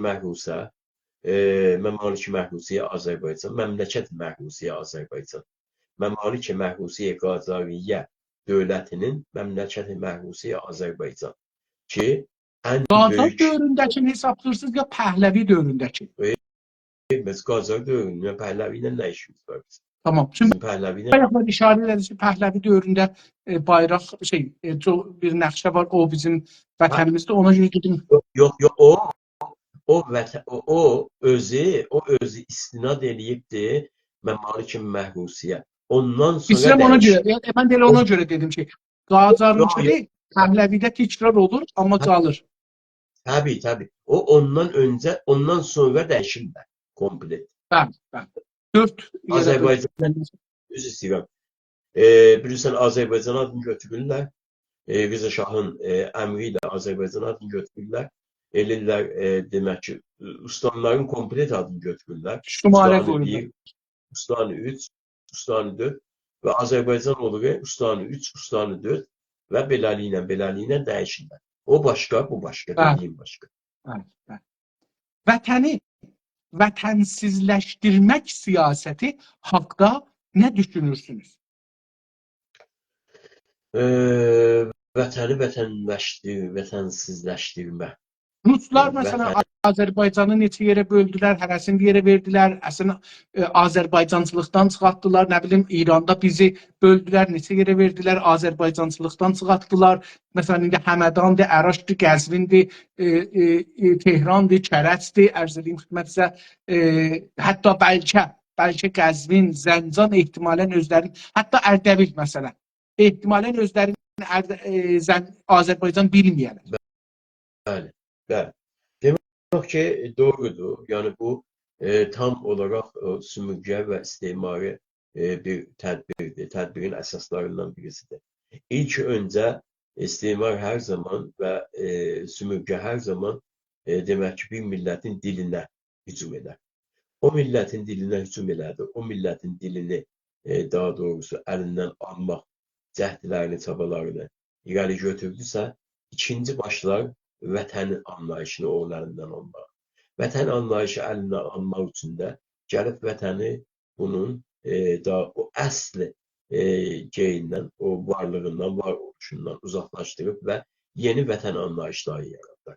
O yeni vətən anlayışlarına müəyyən dərəcə yeni adlar buraxar. Yeni adlar qoyar ki, o adlarla daha doğrusu belə deyək, özünün ortaya qoyduğu o qondarma kimliklər birləşsin. O əsasda da vətənsizləşir. O əsasda da vətəni vətənsizləşdirmə projesi ortaya çıxır. Məsələn, bu günləri Azərbaycanın özəlliklə mərkəzə doğru, yəni İran mərkəzliyinə doğru getdikcə dağlarının adlarının dəyişməsi, bağlarının adlarının dəyişməsi, ondan kəndlərinin adlarının dəyişməsi, məhəllələrin adlarının dəyişməsi, hətta abidələrinin belə adının dəyişməsi söz konusu gəlir. Bu vətəni vətənsizləşdirmə projesidir ki, bir tərəfdən başlar və sonuna qədər devam eder. O zamana qədər ki, daha doğrusu vətən anlayışından heç bir vətəndaşın anlayışı ortada olmaz. Yəni indi doğrusu desək, mən cənabınız danışa zehnim partladı birdən getdi bir yerə. O da budur ki, çox adam Azərbaycanı vətən bilmir. Yəni Azərbaycanı deyəcək ustan, təsəvvürü budur ki, bura ustandır, vətən İrandır. Yəni bu hətta mənim özüm də bəzən görürəm ki, vətən deyəndə mənim Azərbaycan bir ustan gəlir zehnimə. Yəni üstündə vətən şeyi yoxdur da. Baxın, ustan var, ustan. Ustan Azərbaycan şərqi, ustan Azərbaycan qərbi, ustan Zəncan, ustan... Amma o tərəf, ustan Ərdəbil, o tərəfdə bir tane də vətən adı var, o da İran. Bu vətənsizləşdirmək, bunu nə tür görürsünüz? Yəni bu da vətənsizləşdirmək hesab olur. Yəni vətənsizləşməyin ən son aşamaları elə ondan ibarət olur. Yəni adam demək olar ki, teorisyendir. Teori sistemlərini demək ki, mərhələ, aşama irəli götürür. Bu aşama irəli götürməkdə yeni kəşflər əldə edilir. O yeni kəşflərin əsasında da yenə yeni teorilər əldə etməyə çalışır.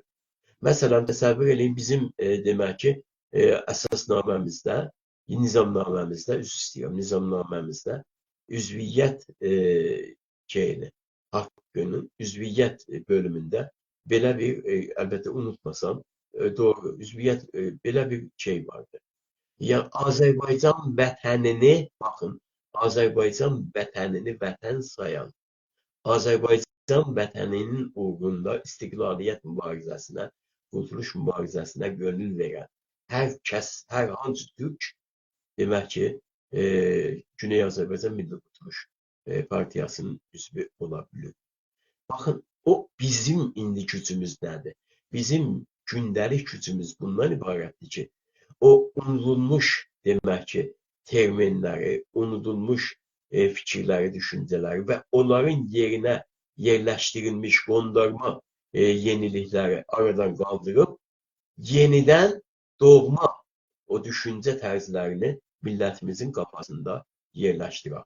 Bu mübarizədir. Bugünkü mübarizəmizin ən əsas tərəflərindən birisi budur.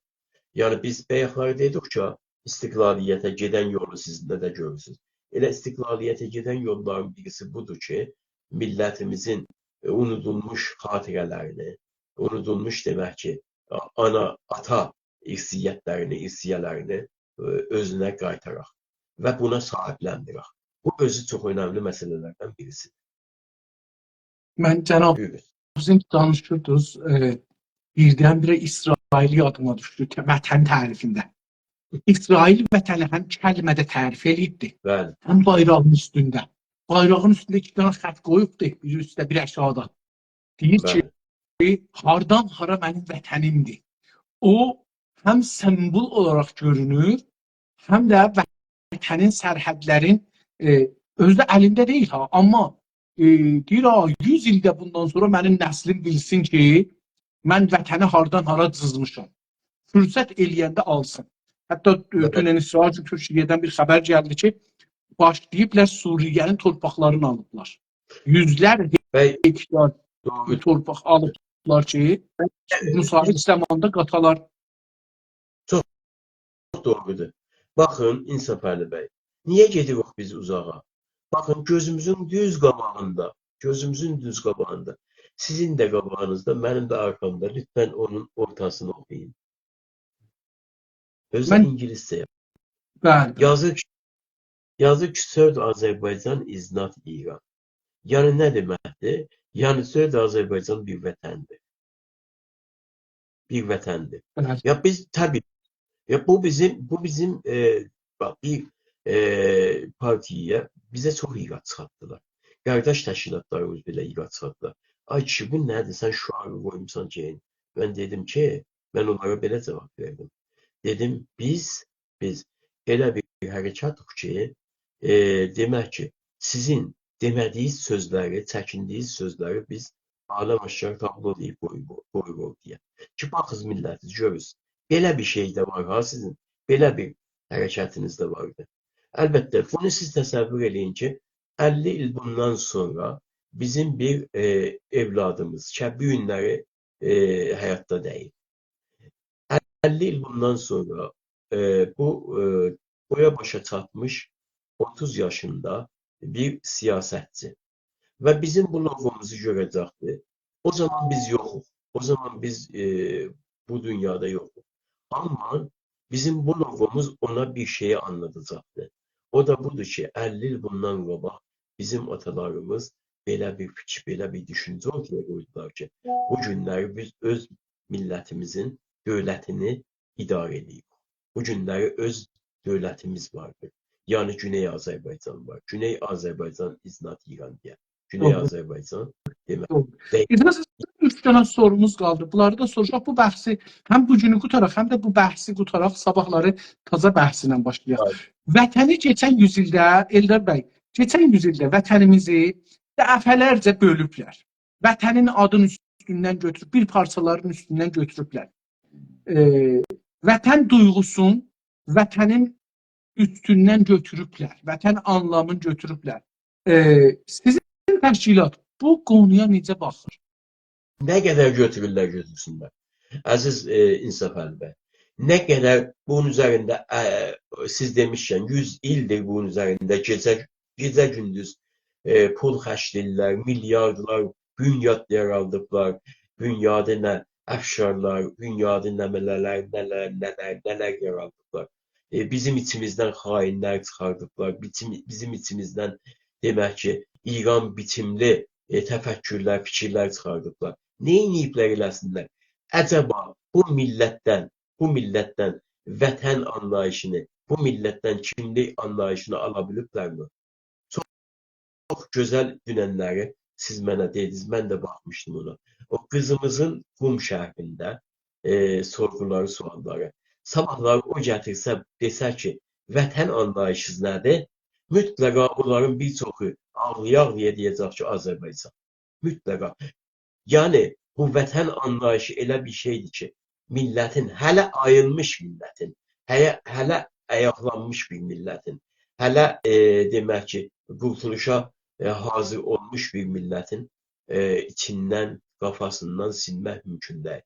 Vətən anlayışı Azərbaycan Türk millətini öz demək ki, vətənində dövlət sahibi edəcəkdir. Buna bizim şəkkimiz, şübhəmiz yox. Pəhləvilər və mollalar siyasəti sonucunda vətənin bir parçaların qonşulara vermişlər və bir neçə nəslidən sonra o parçalara vətən duyğusu millətimizin içində azalıb ya da aradan gedib əslən. Bunların haqqında nə düşünürsünüz? Aha, məsələn, qonşular dediyiniz birdən Gilandır, birdən Kürdistandır, nə bilim, Həmədanda Loristandır, Qəşqaistanı 8 yerə bölüblər. Doğrudur, bölüblər və kifayət qədər də bizim demək olar ki, milli ayaqlanmamıza, milli dirçəlməmizə çox böyük bir darba vurdular. Amma bunu sonuna gətirib çıxarıblar mı? Yox.